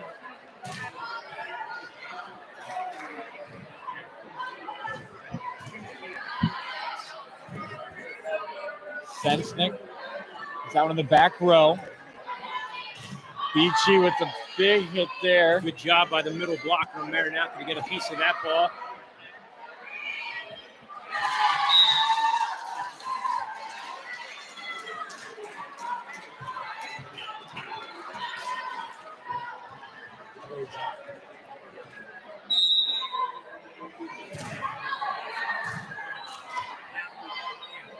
Saloma Mast unloads one Really and nice hit. scores. Beautiful hit. Nice hard angle shot across the court. A lot of power in that hit. 1-point game here, folks. Good game in the early going. Caitlin Beachy, the sophomore, the star sophomore from Central at the line, got that one over, and wow, nice little move there by a horse who's been battling injury, but she's here tonight. Toughing it out for Maranatha Eagles. Nice dig in the back row, but front row not able to pick up the trash, as they would say, and have ourselves a 2-point game. 2-point game indeed, and a good one to watch here. 6-4, Maranatha with the lead. Sensnick at the line. Nice serve by Sensnick. Decent receive by Central, just enough to make it able to get over. Mass just throws her arms around and it goes over. Now that's hit into the net by Yoder. Both teams seem to be settling in a little bit here after the rough start. Let's see, can Maranatha use this momentum that they took from the Gospel Haven game and not only knock off the number 1 team in the tournament in the same night, but also the 4th seed. Correct. There are times when you Cinderella just, stories. That's correct. You have teams that just catch fire and go on a run at the tournament. Sometimes it's all about whoever's playing the best that weekend, and Maranatha definitely surprising some folks here in the early going. 8-5. Nice serve. And Sensnick laid out there, but just too much on that ball. She could not receive that. 8-6. Here comes Central. They're making a little rally now. Samantha Bortcoder at the line. Central serves it over. Give it to Horst. And it's caught in the net. Juggles around and goes over. Wow. One thing I did notice when looking at the brochures for the weekend is the future for Central looks pretty bright. One senior on the roster, so a lot of underclassmen making their way up through. That looks like Central's going to be a team to deal with for a couple years here. Yeah, we were talking about the earlier young players in this tournament that are going to be in trouble for a long time. Right. And let me tell you right now, and we'll see that in the next game, 2 of the best players in this tournament are sophomores. Correct. Fox from Ephrata and Tammy Beachy. as Jamie Beach would be from Gospel Haven, but what an incredible Wow. players they are. And a Well hit done, by a well horse. done. 10-7. That backside hit in the front row for a right-handed hitter, a difficult swing to make, but she made that one look easy. Good power on that swing, too. Talked to her before the game. She was battling some shoulder injury, but looking wow. like she's getting over it pretty nicely Yeah, after that hit. Yeah, could have fooled me on that swing.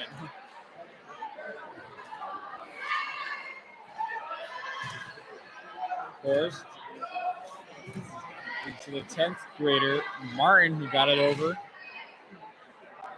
Maranatha playing a good game of volleyball so far. Not too many mistakes other than the rusty start that we all saw. Good volley going on here. Both teams kind of struggling a little bit to get this front row set up. There's a nice swing, but nicely dug by Maranatha in the back row, and a double hit is called on Maranatha.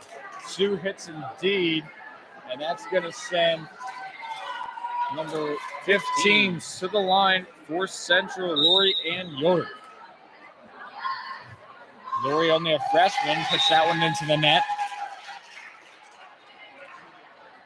Although mistakes are obviously okay and they happen in sports, not what you wanted there. Yeah, service errors for sure considered free points that just usually drive coaches crazy. And that one almost out, but it looked like it just so dropped on the line. Always a tough call for that back row middle passer to make when you got a ball at that spot. Is it in? Is it out? You got to make a choice and go with it. That time it burned them. And it's going to burn him there. Leah Martin put that one out.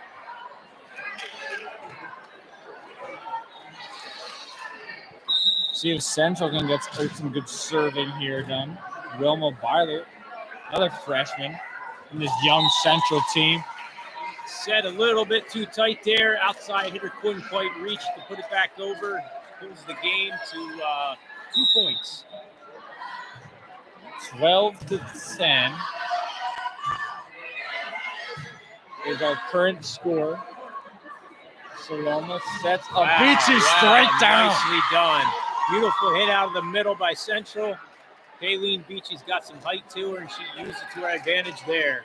Nicely done. Nice set there by Saloma. Has to set up Beachy all around. Beautiful play from Central. Wow, nicely done there. Nice dig in the back row. A little bit of miscommunication in the front row, and Maranatha takes that point. Autumn Rife at the line. We've been seeing a lot of good hitting so far in this game. Right. Like the hitters are getting a little more comfortable, and they're unloading on these balls right now. Good hitting, usually a result of a good pass that happens before that. She is again, Beachy able to flush that one down for a point for Central. 13-12 now. And that one's going to be out. My, that must be the 7th overall probably serving error that we've seen tonight. We've seen a lot of it. And Brooke Coder has the ball now. Brooke Coder, the junior, serving here for Maranatha. Her team up 2, and another serving error. Square that one up. Something I would have to imagine both coaches going to address after this first game. Just make the serve a safe one and drop it in there. Nicely done. That's a brutal jump serve to return. Wow. Don't see many high school girls breaking that one out, but she did it, and it was a good one. Kind of caught Maranatha defense off guard there. And now Central regains the lead, maybe for the first time all night, 15-14. Yes, sir. Back and forth we go, folks. Got ourselves a thriller as we expected, and we're anticipating as that jump serves into the net. 15-15 to score, sending Sensnick to the line. Janae Sensnick.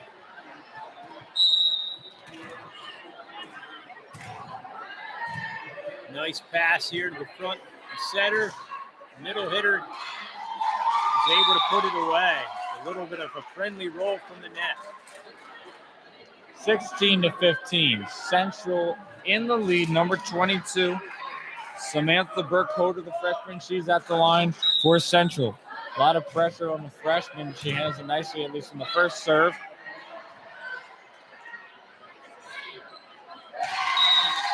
Lorianne Yoder could not get that one across. Tough ball for the backside hitter to get to there. She did her best, but wasn't quite able to return that one. Ellie Yoder at the line from Maranatha.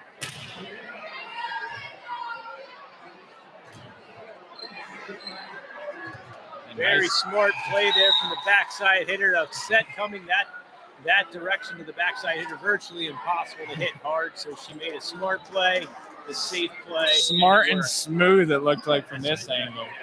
Beautiful floater serve there, works to perfection. Central grabs the 2-point edge.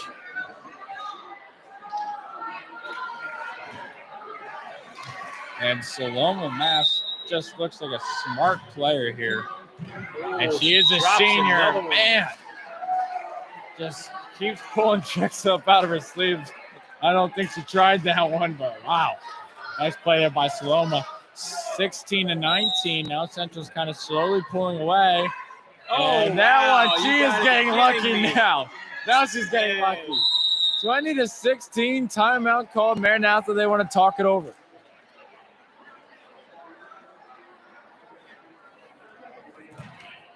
Ryan, other than practicing, obviously before the game, you're in a game, serving.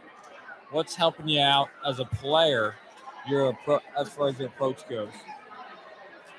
You know, it's basically the same as every other sport. In when you take into account just the mental part of the game. So sports, a lot of sports is mental. So.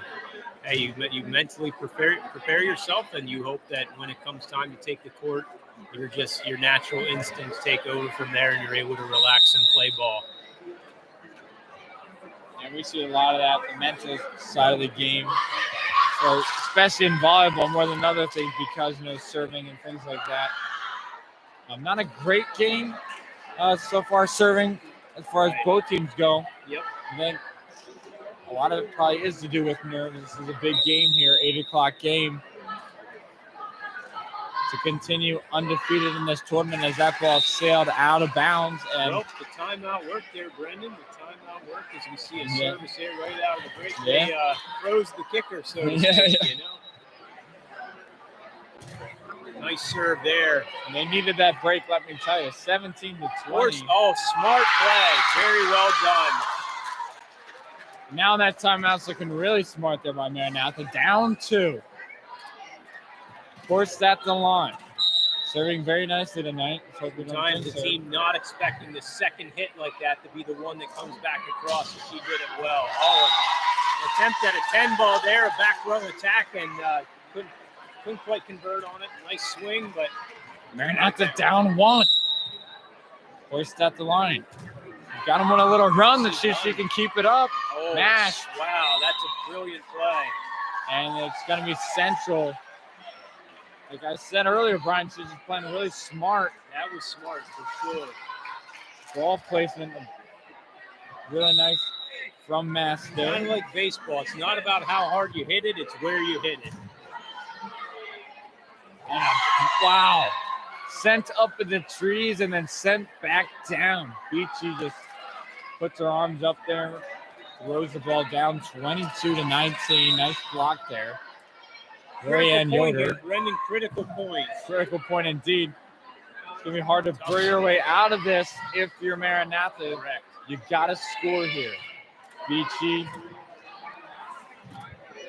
Short holder. Wow, that girl just back-to-back used opposite hands.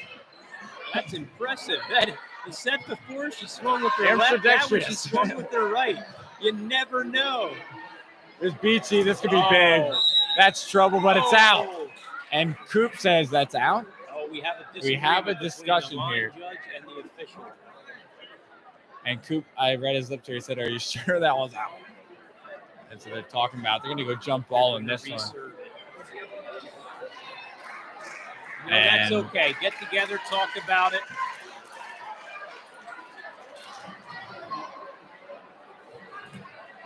And we'll redo this one. 22-19. Refs are humans too, you know. Yeah, let me tell you, they are.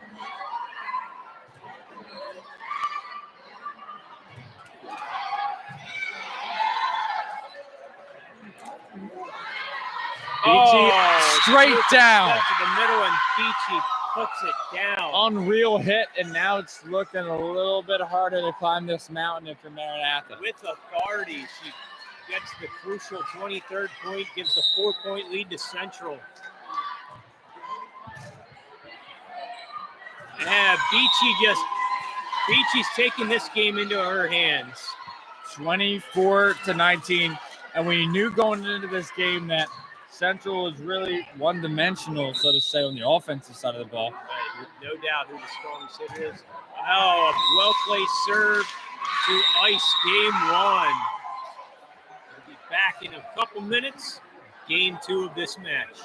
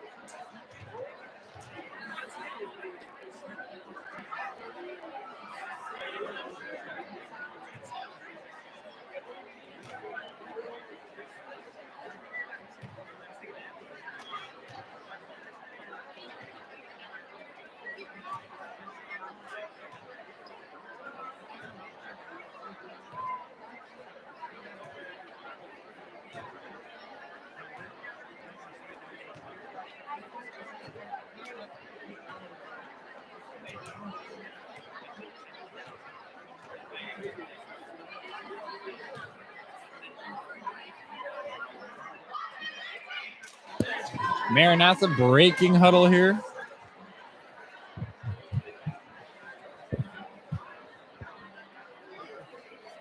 Got a minute left till Central comes out here.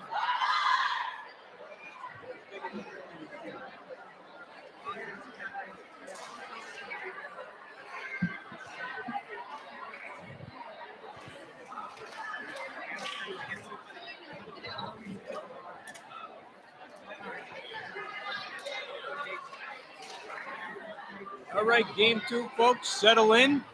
It's going to be a good one. Settle in and buckle up. A must-win game for Maranatha.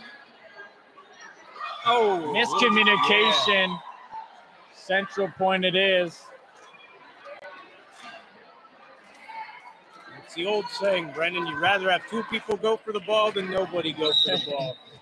Correct.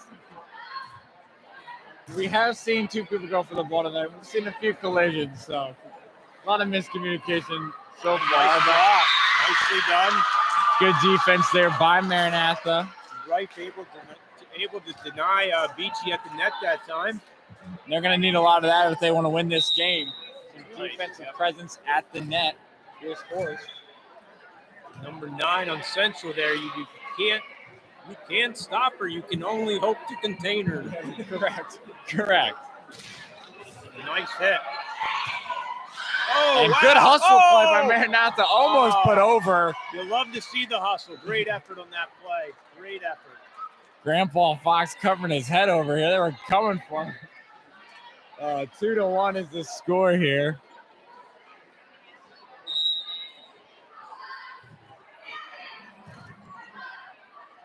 Forrest sets up the right. Caught him. Nice hit there, but received by Central. Nice little tap by Beachy. Good hit put across by Central. Martin. Royce, middle set. Oh, Beachy pushes it down. Good effort on the dig there, but that's a tough return to make.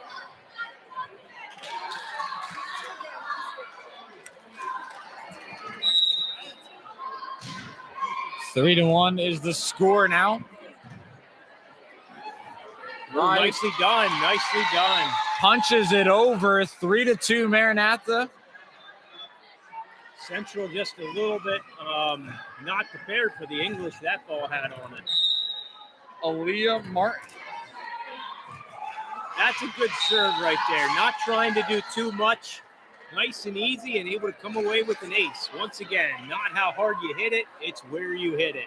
And Marinaz is playing good enough that why not just get the ball over there safely and just, hopefully that your defense comes up clutch. Nicely dug out of the back row. Sets her up. She's going to set it over to Tries Central. to go off the hands and Central able to pick it up. Forced with a nice set. outside set. 2 hands with the push, couldn't put it away. Good volley going here, Brendan. Life with it into the net. 4-3.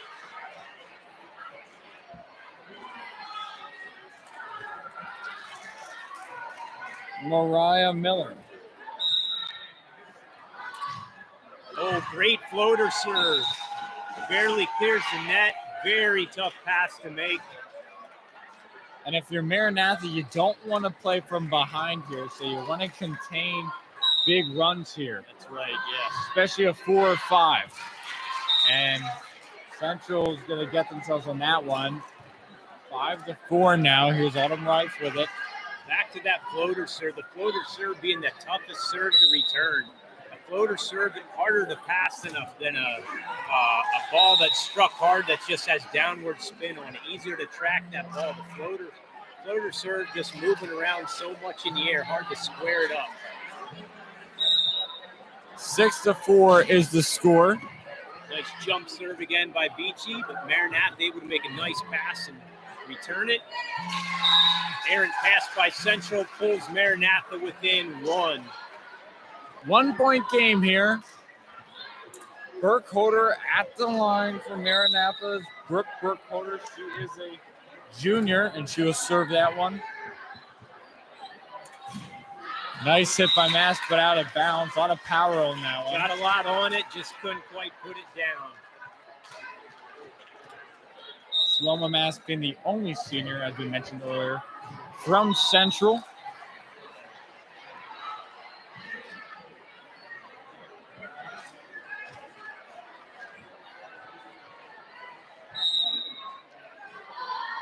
Samantha Burkholder served that one over for Central. Here's Sensnick. Wow, Nice that's an hit. excellent backside hit down the line.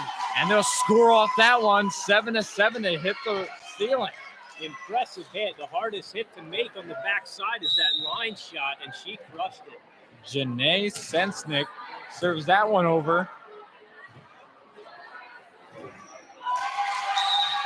Put into the net by Lorianne Yoder. Score is 8-7. Sensnick still at the line, trying to ignite her team on a little run here. Oh, got caught in between on the pass and caught in between is right.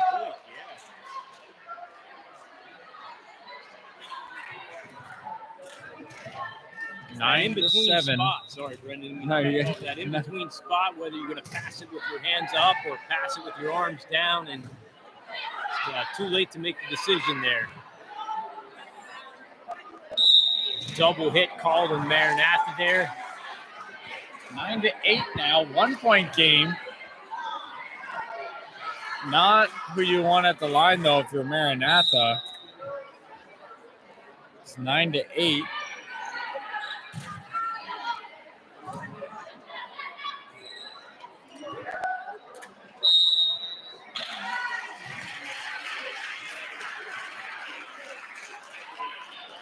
Ten to 8 now. Schmidt at the line.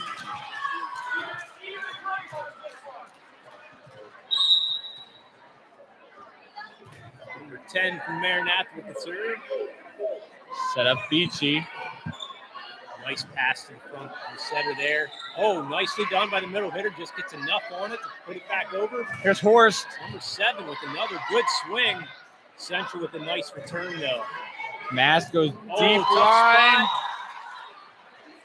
Might have been in, might have been out. It's that spot where you better go ahead and play it because you don't want to let it drop and have that line judge call it in.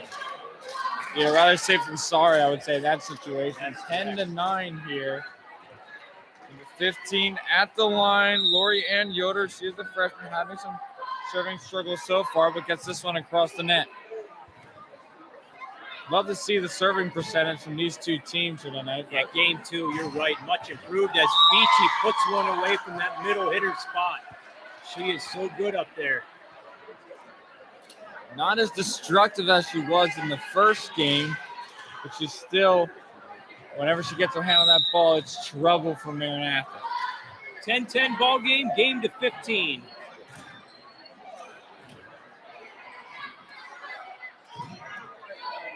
Ooh. Caught looking at the ball, but this horse able to recover and nice return.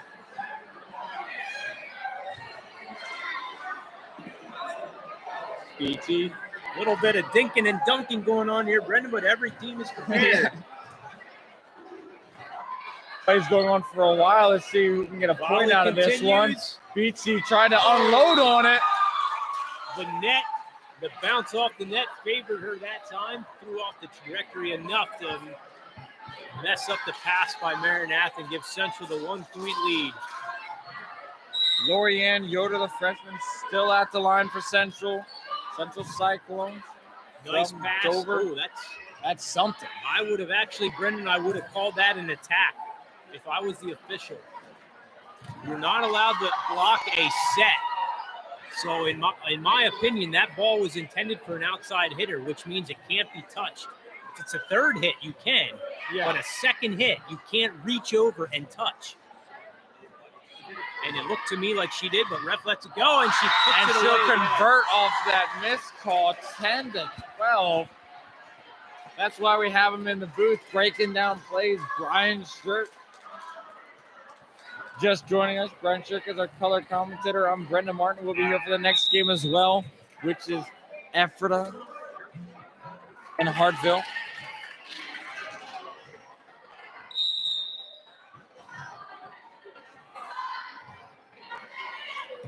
A tough call to make, but it's out, and I believe it is the correct call. Rodney all over that call. And Horst out the line. She had a really good run serving last time. Let's see if she's still got it in her. Master to Good Beachy. set, really good set. And just, wow, nailed Senstick in the shoulder. Good effort by number 25. Couldn't quite control the pass. That was a beautiful set, though. Central. 13-11. Just put over by Central. Now Martin with it. Sails out to the left side. Intended for Beachy, but it went over the net, so Beachy's just going to punch it over. That's to Beachy. Central's now just, like I said, thinking, going to just getting that ball over there. Going back and forth, not a lot of swings at this ball, and Beachy just pushes that one over, right at the net, and she won it. There's what I was talking about, Brendan. That was the third hit, so that blocker on the other side can do whatever they want to. Nicely done by number 9, Beachy.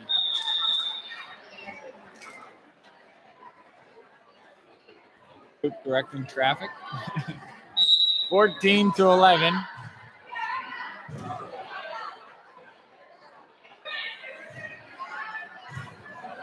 Mast with it. Nice set and nice spike. Nice dig there in the back row. Well played. And she gets the Wow. Unreal. They would have put it away. 10 ball and cast in. Yeah, what a sequence for 25. Gets the dig in the back row and puts away the 10 ball. Aaliyah Martin, I feel like she's been at the line a lot tonight. She's back there again. She's a sophomore serving for Maranatha. Central, close call. He calls that one out. Rodney calling a good game there. Rodney he's getting his money's worth this game. Close calls to make over there, but he's doing the job well. Aaliyah's still at the line here. We got a nail biter. Nice serve. It's a good spot. Central not able to control that pass. We got ourselves a tie ball game. Brendan, game to 11, and Central wants to talk about it. We are having a timeout here. So this is 2:25, correct, Brian? This is 25, right? Game is to 25. If Maranatha loses this game, they are knocked into the losers bracket. They've got here by beating Gospel Haven, the number 1 team, earlier in the day. If you're just joining us, this is game 2. After this game, we have Hartville and Hartville and I'm having a brain cramp here. Hartville and Ephrata. Up next, that'll be the last game for the night. And then tomorrow morning, be back here on the live stream. That game will start at 8:30. Fairview Falcons versus the Gospel Haven Flames. It's going to be a tough game if you're Fairview to beat. But here's Aaliyah Martin serving for Maranatha.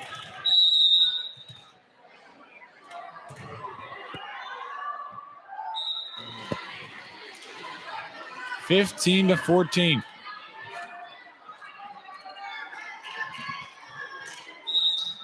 Back and forth we go here, folks. Nice serve, not trying to do too much. Tight set. She able to use the hands on that play? Was that ball touched? They say no. I thought maybe she hit it off the blocker's hands, but the ref says no touch. Central takes the 2-point lead. 14-16, Central's up. Brooke Carter. It's that one out of bounds, so 17-14. Now Central's getting a little run, and you got to make a stop here if you're Maranatha. This is where Central could run off. Critical point in the game for Maranatha. They're really in need of a side out here. 4 points feels like a big differential to dig out of it for Maranatha, and that's going to hurt. Spot. Defense caught slightly out of position, pulled a little too far front in the back row, and Central made him pay. Maranatha needs a good first pass here. Need to put this first ball away. Mariah Miller served that one over for Central. Central's going to put it over. Nice set to the outside. Double block to perfection. That's exactly how they draw it up on the defensive side there, Brendan. Well done by Maranatha. 15-18.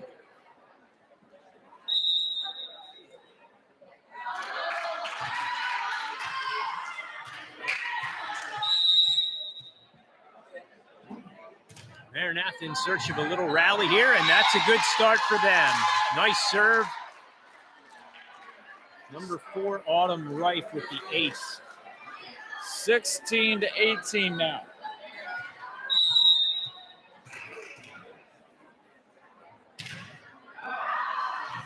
Sailed up and sailed out. Absolutely the last thing that you possibly could have wanted it for Maranatha. 16-19. Beachy going for the jump serve, and wow, she gives it right back. What a break. 17-19. Only a 2-point game for Maranatha. They're still in it. I guess if there's a spot to try to jump serve, it's right there. You're up by 3. You figure high risk, not necessarily high risk, but high reward. Couldn't put it in, but they're able to get the side out in the next volley and regain that 3-point lead. 17-20.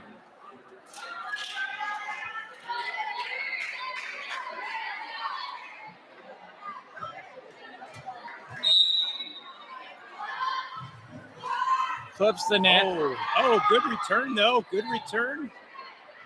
Nicely blocked done by Horst. Horst able to put a lid on it in the middle and pick up the point for Maranatha. Exactly the play they needed, a little momentum to get them going. Now they need to just get the ball over the net. Sensnick does that. Nice serve, nice safe serve. And they score the point. Maranatha just hanging around, Brendan, hanging around. They're not going away easy.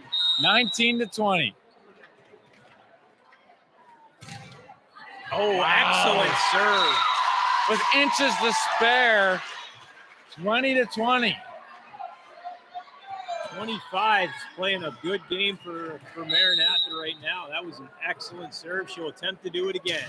Janae Sensing having a little run here.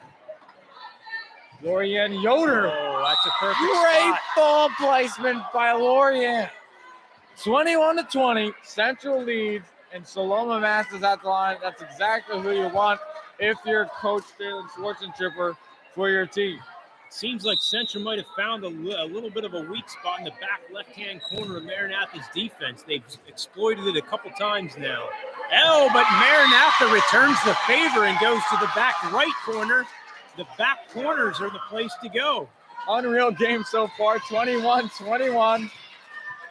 Schmidt at the line here for the Eagles. Oh, excellent. Wow! Who knows if she tried it, but a beautiful serve, beautiful placement. If we're talking about ice cream, Brendan, that was a perfect soft serve. Lorianne, good hustle there. Nice pass out of the back row by Maranatha. Horse, good spot and scores again. Maranatha forces them to call a timeout, 23-21. The story of the Cinderella team could continue. They're up 2. If they win this, they go to game 3. You can't ask for more than this, Brendan. 2-point game coming down to the wire. Will there be a third game, or will Central walk away with the 2-game victory in this match? Only time will tell, and luckily we'll find out soon. But even if Maranatha runs this, it's been a successful day for them so far, let me tell you. No doubt about it. Looking for their 3rd win of the tournament. Beat a solid Faith team to get to the Gospel Haven game and then shock the Mennonite volleyball world by knocking them off. 23-21. Don't go anywhere after this game. We got a really good game coming up. Ephrata and Hartville. We've been waiting for that one for a while. Game of the night. Will Coder sets up Autumn Rife. He sets that one over. And he's going to get 2 hits on that one. Don't often see the double touch called on the 3rd hit, but occasionally you do, and that was one of those times. 22-23. Critical point right here. Which way is it going to go? Horse. She loves that move right there, but they read that one like the book this time. She goes for it again. She's been looking for that spot. Defense jumped in front of her. She had to bail out. Right. Central able to come out of the timeout and score 2 points in a row to knock this game up at 23. All knotted up indeed. They need a big play for Maranatha, but Beachy, it was like it was set to her and she put it down. 24-23. Lorianne Yoder at the line. 1 point to go if they're Central, and an advance in the winner's bracket to play tomorrow, I believe, at 12 o'clock. Game possible. Horse with it. Nicely Beautiful dug hit. in the back row, though. Nice hit, nice dig. That's just how you draw it up on both ends. Martin sets it over. Beachy swings. Nicely dug, though, by Rife Maranatha. puts it over to the back row now. Here's Beachy again. Oh, chance they're to end hanging it, but with it can't. Rife with it. She gets blocked, but it's back up. And just the height. Wow, no, the height did not win. Are you kidding me? Unreal play. And Maranatha makes something out of nothing. 24-24. Maranatha's going to the line. Horse is serving. Unbelievable, Brendan. Unreal play. The gym's going crazy. And absolute momentum killer if you're Maranatha. Straight to the net. 24-25. 1 point Central lead, chance to win it. The fans on the edge of their seats. Horse And with the set. Jim goes silent. Jim has gone good very spot. silent. You can hear Neil drop here right now. Anticipation is building. Here's Horse to right. Middle set. And it's Oh, blocked, and and that's able to convert. 26-24. Great match, though. Let me tell you, an exciting game. Even the referee, Ken Coop, is clapping. And now, ladies and gentlemen, we have an exciting match coming up. We're going to take a little break, but we'll do not go anywhere. We have Ephrata. We have Hartville. The game everyone's been waiting for. We'll be right back in about 6 minutes.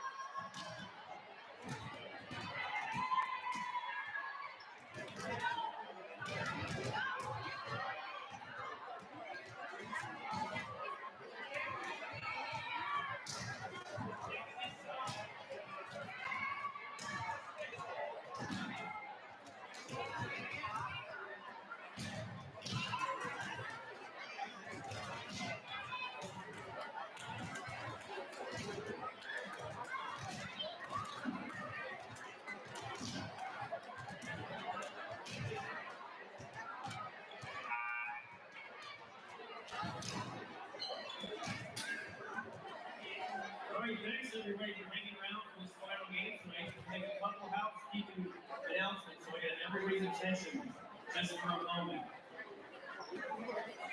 Everybody to listen in for this. There's about 3 people talking yet. Thank you. Tomorrow when you come, be really careful where you park. We had somebody this close to getting towed away. So don't cross any alleys, don't park in handicap spots. They had one ready to go tonight. There's a big parking lot down Muhlenberg Street at the Catholic Center that you can park in. So come early, find decent parking. Anything that's in an alleyway, or handicap, or fire hydrant, stay away from them because they will pull you away. It's like $350 to get back. So just be careful with that. This is going to be a great match. And so I want to thank you all fans for hanging around. And we're going to commit this to the Lord and ask His blessing upon this game. Let's pray together, shall we? Thank you, Lord, for giving us a good first day of volleyball. Thank you, Lord, for the fun times, for fans that have traveled to come, teams that have played, and now we commit this final contest to you. Thank you for the excitement of good volleyball, and we anticipate some great competition right now. We commit this time to you. Pray for the coaches as they coach, Mr. Cooper as he calls the game, the rest of us as we cheer. Help this to be just a time of fun and godly fellowship. In Christ's name we pray. Amen. Amen. All right, guys. Good luck. Have a great game.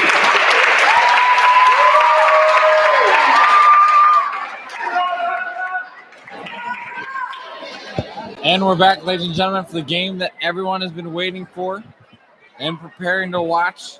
Ephrata Mennonite School versus Hartville Christian. This is exciting, Brendan. I'm looking forward to this match. I got to watch Ephrata a lot this year. Hartville, this will be the first time I'm watching them, so I really don't know what to expect from them. But I know that Ephrata is a really good team. They do everything well. They got good hitters. They got an excellent setter. They're very defensively sound. Not many weaknesses for Ephrata. So I'm not too familiar with Hartville, but should be a good one. Settle in, folks, and enjoy the match.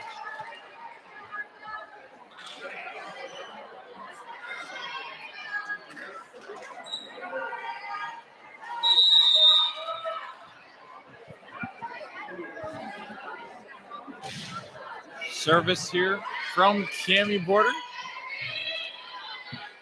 All right, I was just passed a note from somebody in the stands that says, this is a message from M to Karen and Jason. So sorry you couldn't make it. Karen and Jason, hopefully you can enjoy the games from wherever you are tonight. We're sorry you can't be here, and M wants to let you know that she's just, she wishes you could be, and wanted to say hi to wherever you are tonight. Thank you for that message as Hartville comes out and scores first. And Brian, I know you said you're not too familiar with these two teams here, but let me tell you two names you should know from Hartville. Cambry Border, the senior setter, is incredible. Okay. And also great hitter, senior Danielle Miller. Another player you want to keep your eyes on tonight as Border sends that one out of bounds. Marcus Fox running the lines here for this side of the court. And on the other side, we have Blake Fox as the line judges. Nice serve there by number 39 on Ephrata, Jenna Groff. That's another name we're going to be saying a lot tonight. Jenna, one of Ephrata's best players.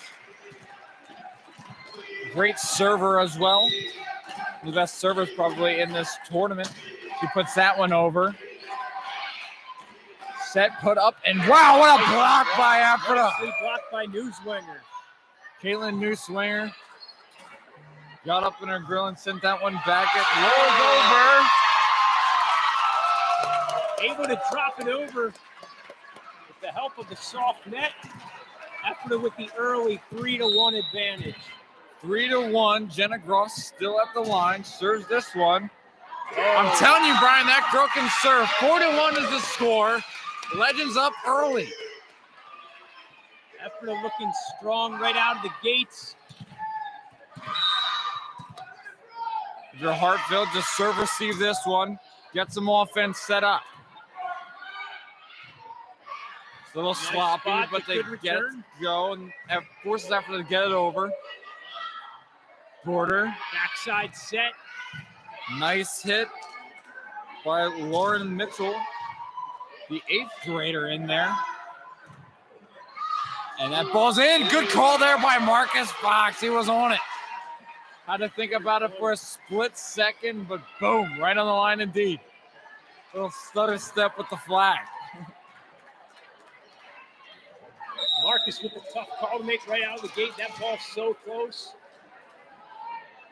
Lauren Mitchell gives him another one. He calls out an easy out. That's 2 service errors early on for Hartville here. Not what you want, especially against this Effort team that will make you pay, let me tell you. That's correct. You can get away with it with some teams, but wow, and this one just right back. We've seen a lot of, more serving errors than we expected in the last 2 games, this one and also the last game. Let's see if they can clean up this game. One thing that I'll tell you about Ephrata, not a lot of weak links on this team. Good at all spots and another one. Wow, this is unbelievable, Brendan. Unreal.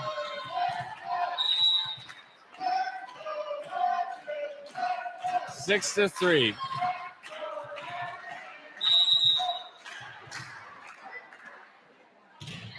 Karina Zimmerman, nice serve there. Nice set. There's nice that's hit, what I was too. talking about right there. She is Danielle Miller, but we got net. I think he called it on Ephrata. So the Ephrata. spike is still good. Point for Hartville, 6 to 4. That was with Cadence Fox and Nisha Wanger ran into it there. Oh, that's a good serve, but excellent pass from number 7. Excellent pass. Oh, wow. That's a great spot. Ephrata has come out and they look ready to play. The offside defender drops back like that. That spot tight to the net is a great spot to hit.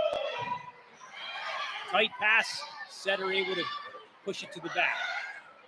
And man at the net here. I don't think that ball ever came, but Cadence Fox puts it over. Nice. Oh, straight down. Miller again. Unreal spike. That was a beautiful hit there, Brendan. Beautiful hit. 7 to 5. Danielle Miller with the kill there. And she steps back to serve. Tight pass, and they can't play it. Now 7 to 6. Hartville would have had a shot last year at this tournament. Sadly, last minute had to bail because of COVID. They're here this year, ready to roar. 7 to 6. Another nice serve there by Miller. Nicely dug in the back row. Hartville sets up some nice offense. set, but nice dig. Some great defensive plays so far. They try to keep it alive, but good hustle. They could not convert those. 7 to 7. We got a nail biter early. And the crowd is into it. 7-7. A lot of fans here from both sides.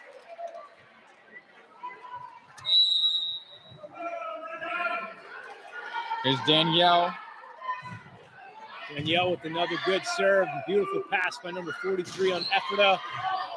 Throws that one to the back row. And able to put it away. 8 to 7 now is the score. Ephrata in the lead. I believe this is Denisha Wagner at the line. I am correct in saying so. Here she is. 8 to 7. She has a 1-point lead. Serve. Plays with the net and it pays off. 9 to 7 now. Beautiful serve there. There's Denisha once again. Denisha Wanger. Wanger with a good serve. Nice set to the outside. Nice hit. Cadence. Double hit on that one, but we got a double hit. 9 to 8 is the score here. I have a feeling we're going to be seeing 3 games here, Brian. I was just thinking, Brendan, I think this one's going to come down to the wire. It's what you like to see in a winner's bracket game. Some games, they're close early, and you can tell that one team's eventually going to pull away. I'm not seeing that here from these two teams. Right. Seems like a great, pretty evenly matched game so far. Let's see if Cadence pulls out the jump serve here on this one. Candace with the jump serve. Hartville able to return it. That's it. She gets met at the Hartville net. able to get the block and pull within one. Unreal energy from the red side of the net. See how blue can respond. 10-9 is their score. Number 17, Cambria Border back to serve. Little trouble with the pass, but nicely done by number 40. Unreal play defensively from Karina Ephrata. Karina Rutt passes in there. Jenna Groff back at the line for the Legends.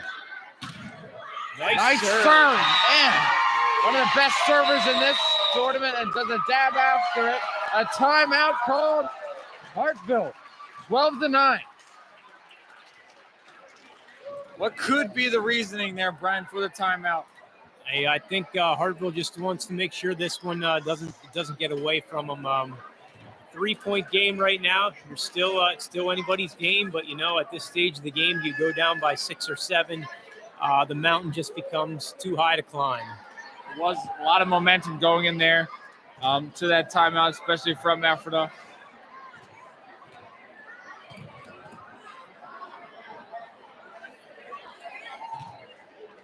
Let's see what adjustments Hartville can make coming out of this huddle.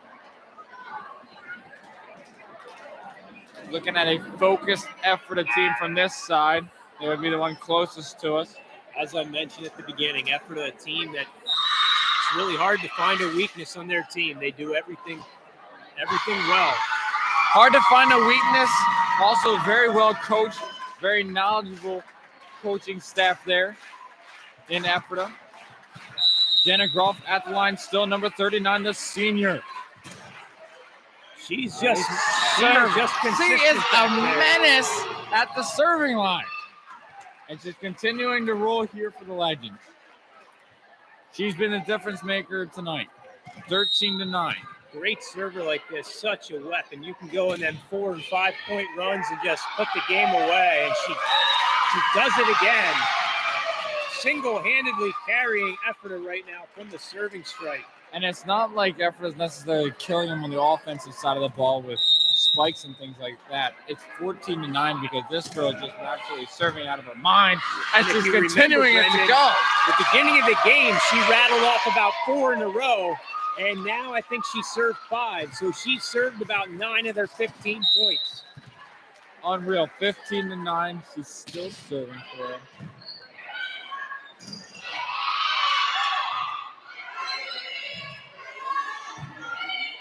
Now Jenna Groff's going to set up Karina Rutt. Danielle, no, that would not be Danielle Miller. Nicely dug by Ephrata. There's Gonzalez with it. Battle at the net, and we're still going. And a double hit called on Hartville. Brian, you summed it up nicely when you talked about Jenna Groff serving here. You said weapon, and that's what she's been so far, 16-9. She's still at the line. And finally drills one into the net. You can live with a service error like that when the girl's just giving you 6 points in a row. So excellent work at the line. Hartville able to get the side out. Let's see what they got left in the tank. 16-10. Hartville's got to start answering soon, though. You can't go on another big run. Number 4, an 8th grader from Hartville, just in to make that serve. Impressive to see a girl that age out here tonight. Earlier she got a hit, and I looked at her name and said, sure enough, she's an Hartville 8th grader. plays it well.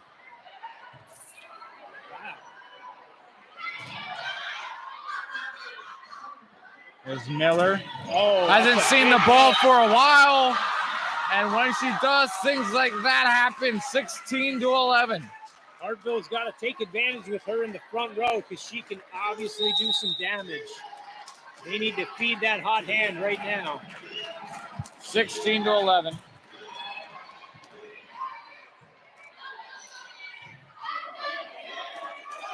Nice set to the outside. That's and Miller trouble. puts it away No again. answers for her on the defensive side of the ball.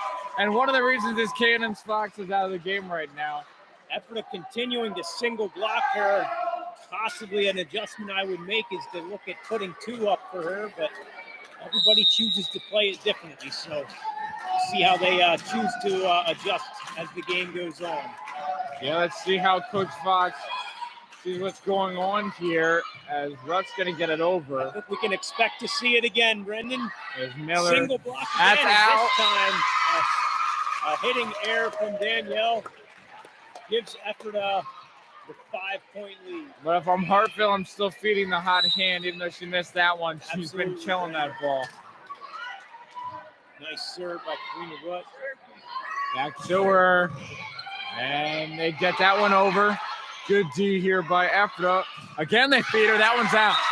Now she's cooling down a little bit. Not quite getting on top of the ball now, but Effort able to stretch the lead back to 6. Now, if you're Hartville, do you keep attacking Brian, or do you just play safe and just get it over there? Well, you know what? That's a tough call to make. I mean, you're down 6. I don't know. The safe play is hardly ever a bad play, but and we got a 2 hits call again. 19-12. Effort is pulling away. Kind of shocking. That's a 7-point game. We expected a little bit closer than this. Let's see if Hartville can bring it in here. Gonzalez, number 2, is also a very solid hitter. Let's see if Hartville can give her a few more looks. backside set, nicely done. Good hit. And just boom. Courtney Newswanger puts it in there. We got a timeout called for Hartville.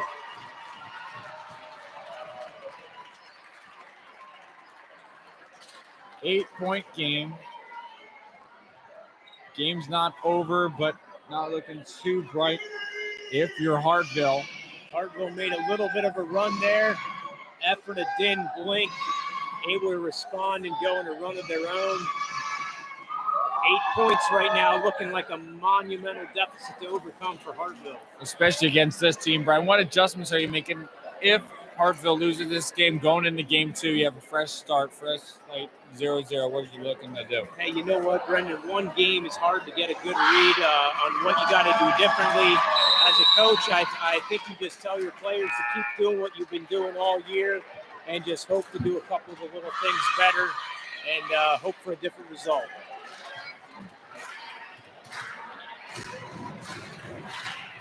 Yeah, good point. I feel like Hartville can't change too much. They just got to play their game and hopefully things fall their way for them. Right now, it's just about getting the side out for Hartville. Get the ball back and see what you can do. And great dig in the front row. Effort just able to cover the court right now. And Miller, that's in. Nice hit once again. Danielle Miller, they've been feeding her. Hartville needed that point badly. They're in need of several more. So let's see who's going back to the line. Number 2. Martinez. Number 2. Marcia Gonzalez. Marcia Gonzalez, she's a sophomore. A lot of nice hits this tournament, but sends that one into the net. 20-14. 21-13, sorry.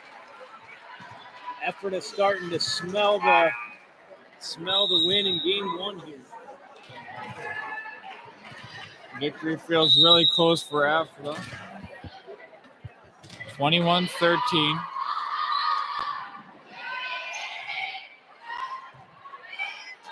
Jenna Groff, nice set. In the middle, and man, this is trouble for Hartville. Deadly combo when you got Jenna Groff and Cadence Fox there together. Karina Zimmerman with another good serve. Steady back there. Nicely dug by Root. They set up the front side. Hartville with the return. Miller gets met. That's what I was talking about earlier, Brian. They were missing Fox in the game. When she's in there, she gives them a run. And now she gets a nice hit. Some firepower of their own. 23-13. Well played by Effort. Well played.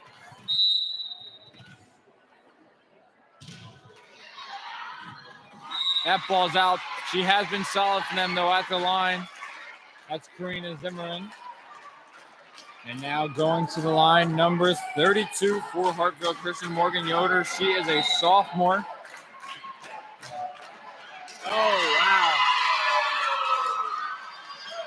24-14. You mentioned adjustments, Brendan, and if I was Hartville's coach here, you got first thing you got to point to is about 5 or 6 missed serves. 10-point game now. There's a good pass. See what they do with it. Miller sends her out. Ephrata takes game 1. 25-14. Big win for Ephrata. Statement win. You know, we talked about it at the beginning of the game. We didn't see anyone running away with it, but Ephrata proved us wrong and went on a run that Hartville couldn't recover from. We were talking about it a lot earlier, Brian, but I believe that run was sparked by Jenna Groff serving. Absolutely. And then they contributed with Karina Zimmerman had a nice little serving run of her own, and they just kind of slowly pulled this game out of Hartville's hands. Serve receives a big one, it looks like. Let's see if they can do that in the next game. Absolutely. 2 minutes and 30 seconds, and we'll be back here, ladies and gentlemen. You're listening to Fairview Sports Live. Don't go anywhere. We got a thrilling game 2 coming up. Can Ephrata win this game and advance in the tournament?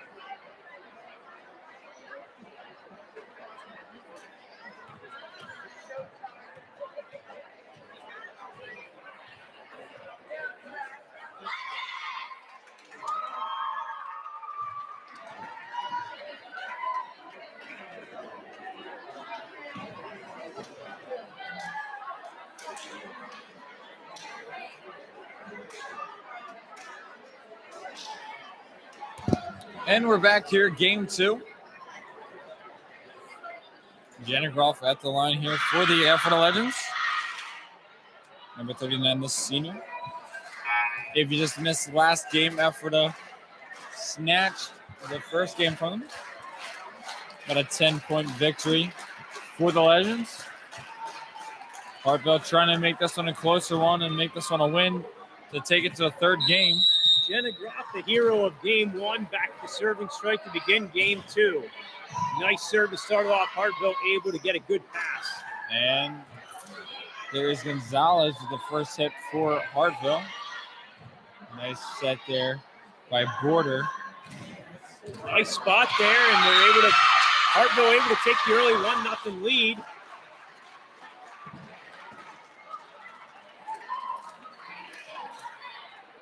Cambry Border, solid player for Hartville, has been for years. She's at the line here. Nice serve there by Border once again. Nicely done in the middle. Newswinger very good at that cut shot. She often hits angle on that side and does it very effectively. Really solid group of seniors here from Ephrata making their marker in this tournament, especially trying to bring home, I believe, the first ever championship trophy in this tournament for Ephrata Legends. And they're going to get the ball 2-1. And if there ever was a year for Ephrata to do it, Brian, this is the year. I think you're right, Brennan. To me, they're the team to beat right now. That last volley, the ball goes off the post, the red and white post at the end of the net. Any ball that touches that, obviously out of play. Border again with a nice set here. Oh, nicely done with a little roll. Little roll indeed, and a nice play by her. 2-2 now. Number 4, the 8th grader at the line, Lauren Mitchell with the serve. Once again, I'm just fascinated. There's an 8th grader playing in this varsity tournament. Good for her. Couldn't quite convert on the serve there. You see a few from Central occasionally. You see a few from the Ohio team. It's just nice to see some young talent here in this tournament. Absolutely. Can't help but root for a girl like that. All right, Newswinger at the line with a good serve. Hartwell able to get a nice pass. And that's strong ball. No blocker up on the outside, and Miller puts it home. That is trouble. No blocker on the outside. Green light for her, and she just smokes that ball. 3-3. This game starting off like game 1. Tight in the early going. It'll be Gonzalez again. Marcy Gonzalez. Nice serve there. That's a good back set. Miller able to swing hard and put it away again. Really making her impact in this game. She scores to make it 4-3 now. Gonzalez still out the line. Hartwell at this point just hoping to keep effort from going on them 3 and 4 and 5-point runs. So far they've done your Hartwell there. Done it well.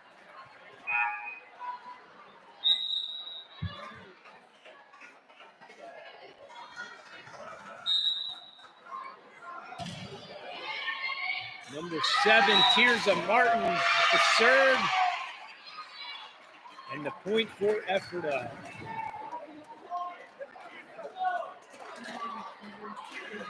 Ephrata takes the 1-point advantage. 5-4. See if Ephrata can pull away with the game here. Tirza Martin, she's a junior. Oh, nice job by Candace to get over there. Good hustle there by Kenneth Fox, the daughter of the head coach, Sydney Fox. There's Miller again. Oh, wow, unreal hit. Danielle Miller carrying Hartwell right now. Some beautiful spikes from the outside. 5-5 is the score.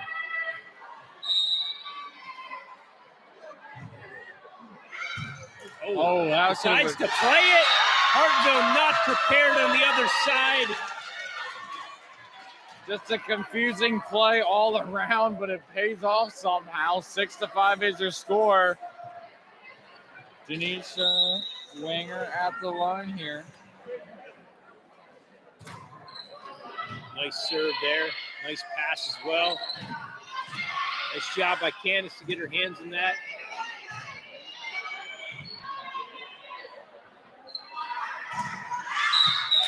And that's net called on Ephrata. We got a net and it's going the other way.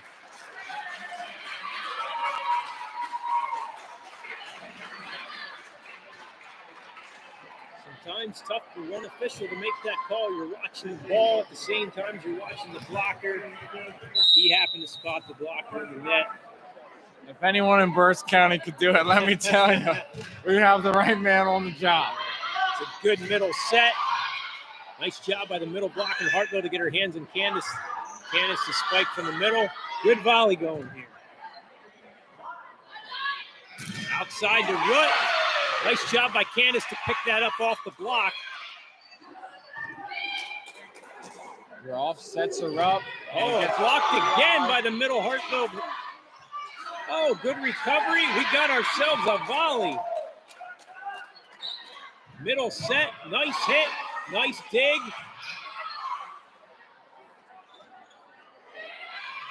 Pushed over by Candace.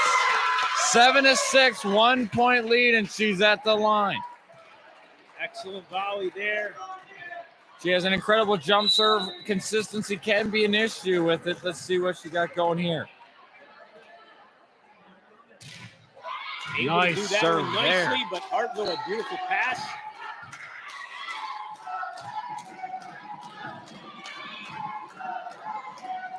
Porter, nice to set the like outside. usual. Nice hit. That was the 8th grade Mitchell on that hit. Hustle play by Hartville. Oh, wow. Unreal, almost got it over. 8-6 is your score now.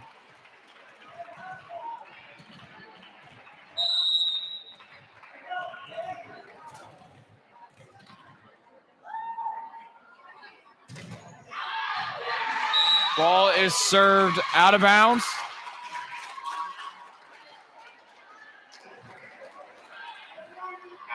Real close serve there by Candace. Couldn't quite drop it in. Pulls Hartville to within 1. 8-7. Nice floater serve there.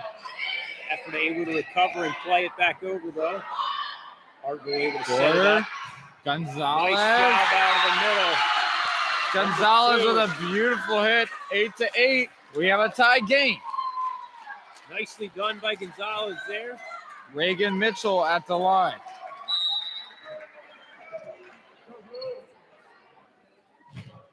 Oh, floats it out of bounds. Here we go, Brendan Jenna Groff back at the serving stripe. Big moment in the game for Hartville here. Can they get Nice her pass off on that the serve. line? Oh, wow. The freshman able gets credit for the kill. And we got a little talk here happening. Marcus wants to chat with him. He goes, hey, we got a net here. That ball is going to be out. Line judge Marcus said it hit the upright. Jenny Groff with a good serve. Kind of surprised he didn't call the double hit there, but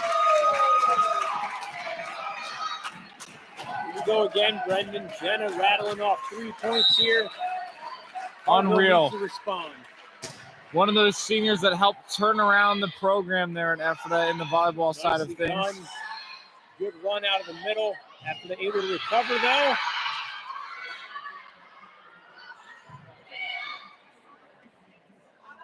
Got another solid career player for the Ephrata Legends.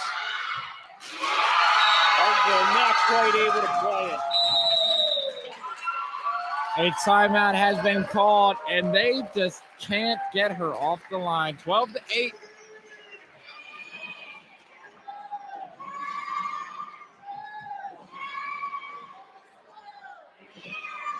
Brian, am I correct in saying that she's still at the line here for Ephrata? She's still at the line here for Ephrata, yes.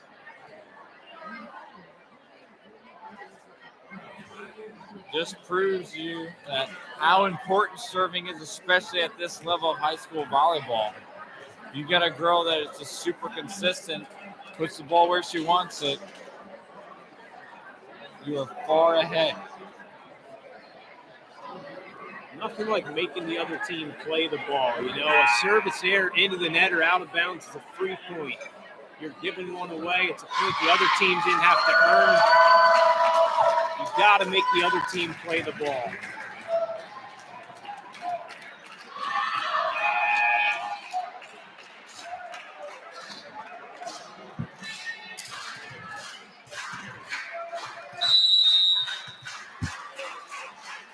Twelve to 8.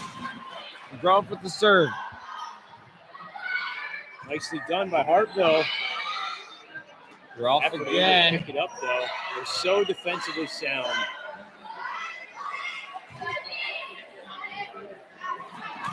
Oh, nice hit job on indeed. the weak side hit. Groff sets up Rutt. She's Double getting a lot hit of on looks that here. one. 2 hits. Hartville with the side out, looking to go in a little rally here. 12 to 9. Porter at the line. Haven't called Miller's name in a while. I wanted to be looking to give her some looks here on the offensive side. It's been, mainly we haven't called her name because Groff has been dominating for Ephrata. Nice With middle Gonzalez. set. Tries the short hit after it digs it.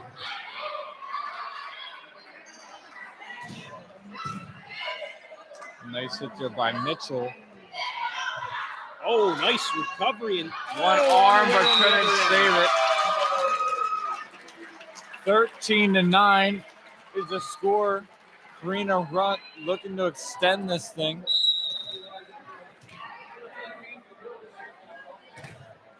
Oh, excellent serve.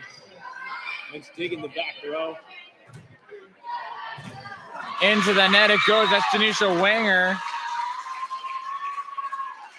Brings Hartville within 4. So I'm sorry, 3. 3-point game. Hartville's down, but they are not out of this thing. Could easily make this go to 3 games, but that's not going to help their cause. 14-10. Effort of playing with a lot of confidence here, as they should be. Aggressive.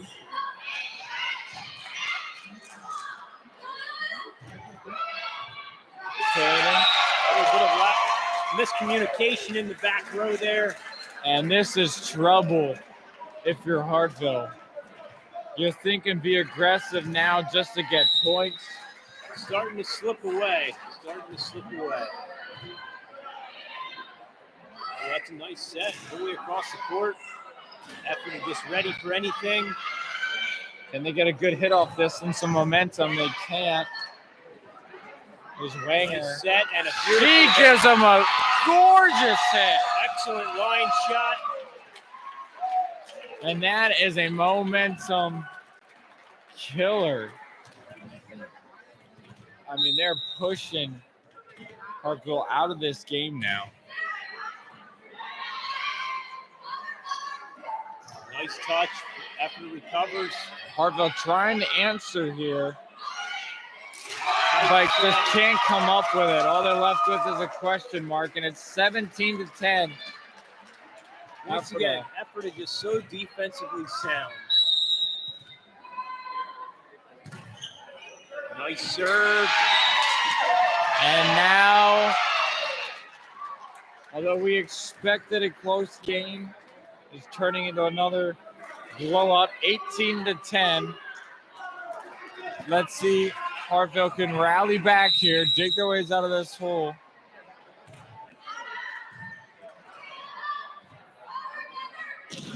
There's a nice hit by Danielle. Gonzalez with another hit. Just into the net there that time. Thought about it too much. Much needed point for Hartville. Still a lot of ground to make up here, but it all starts with 1. 1 point at a time has to be the goal right now for Hartville. Take it 1 point at a time, and then come back. Nice serve. 18-11. And a double hit gives Hartville another point. Little bit of momentum here. Every point right now so crucial for Hartville. Nice serve. Nice hit from the backside.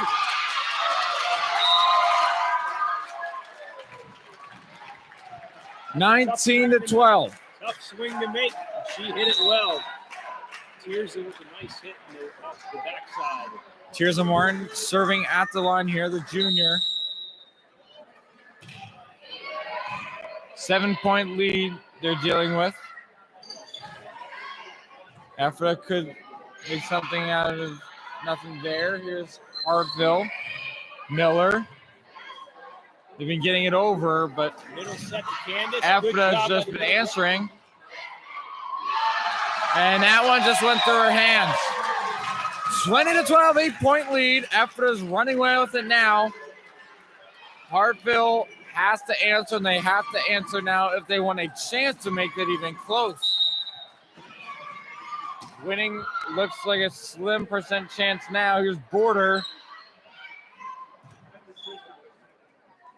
Fox. Off the blocker's hands. Miller with it. Beautiful hit by Miller. Nice defense. Couldn't get there in time. 20-13. 7-point lead. They're slowly chipping away. going to send Morgan Yoder to the line here for Hartville. Once again, 1 point at a time. You can't get 7 at once. Start with 1. See what happens. A tight set. Hartville able to put it away. 20-14. Little life being shown by Hartville here. Fans are getting into it, trying to rally behind them girls. Absolutely, you like to see a team fight to the end. Fox sets it over. Here's Outside Miller. to Miller. What a beautiful hit! Unreal play by the senior. Great hit on the outside by Miller. 20-15. All of a sudden we have a game, Brian. Morgan Yoder gets it to roll. 4-point game, 2016. Life being slowly pumped back into this gym. You love to see it, Brendan. You love to see a team fight even when they're down by a bunch. You never know.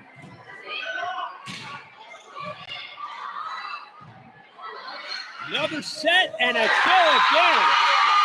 That's a great hit. Hard angle shot. 20-17. Timeout called. Coach Fox wants to talk about it. Unreal. Big run here by Hartville. And after faithful. Good time out there by Cindy to kind of rally the troops, and they're looking for a side out. Hartville in the middle of an impressive run here to get themselves back in the game.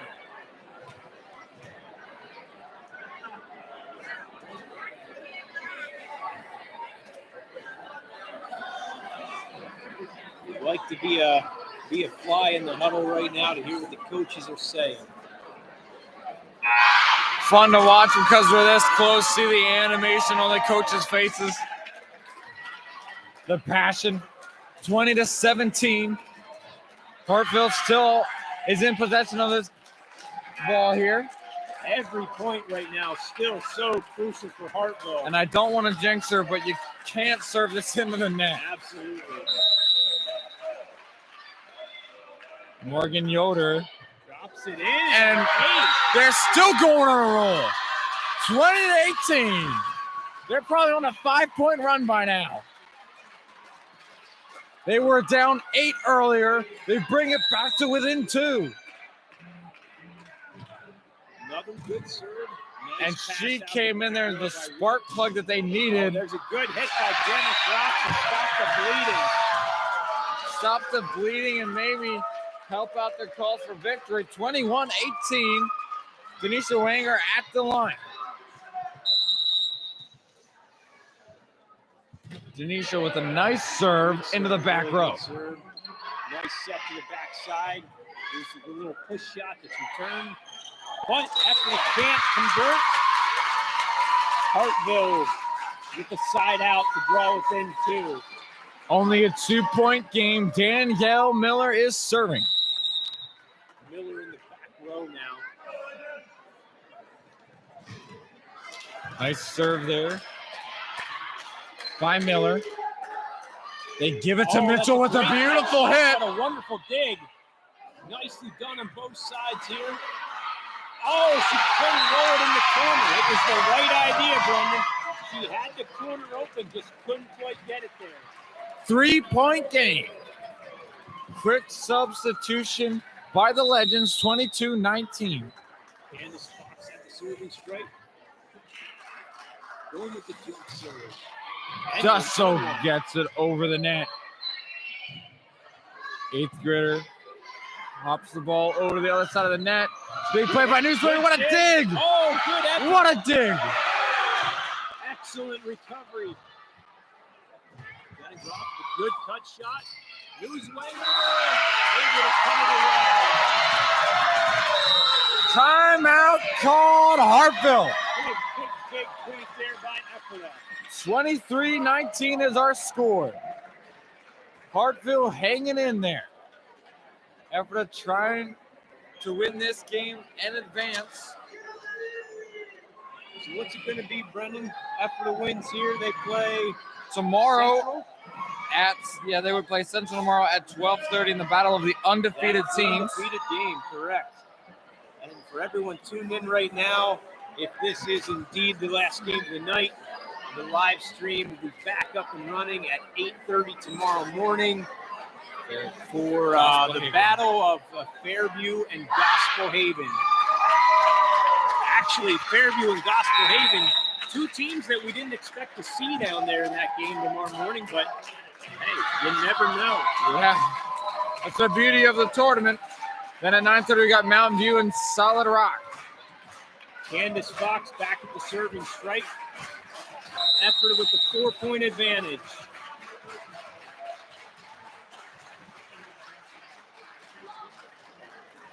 Another jump serve, and it's out of bounds this time. Out of bounds, and let's see if Hartville can make something out of it now. 23-20.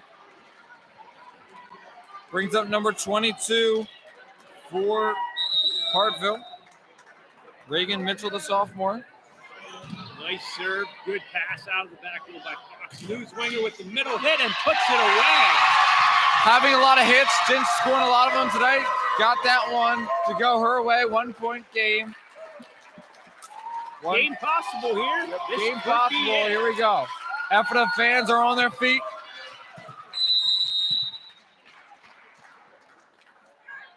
Ball is served. Hartville, nice set there. There's Gonzalez. Effort all over that little middle shot, and they roll it over for the game. Unreal roll gives them the W. Ladies and gentlemen, Effort able to advance to the undefeated game at 12:30 tomorrow against Central. Thanks for tuning in, everybody. Get a good night of rest and join us again in the morning.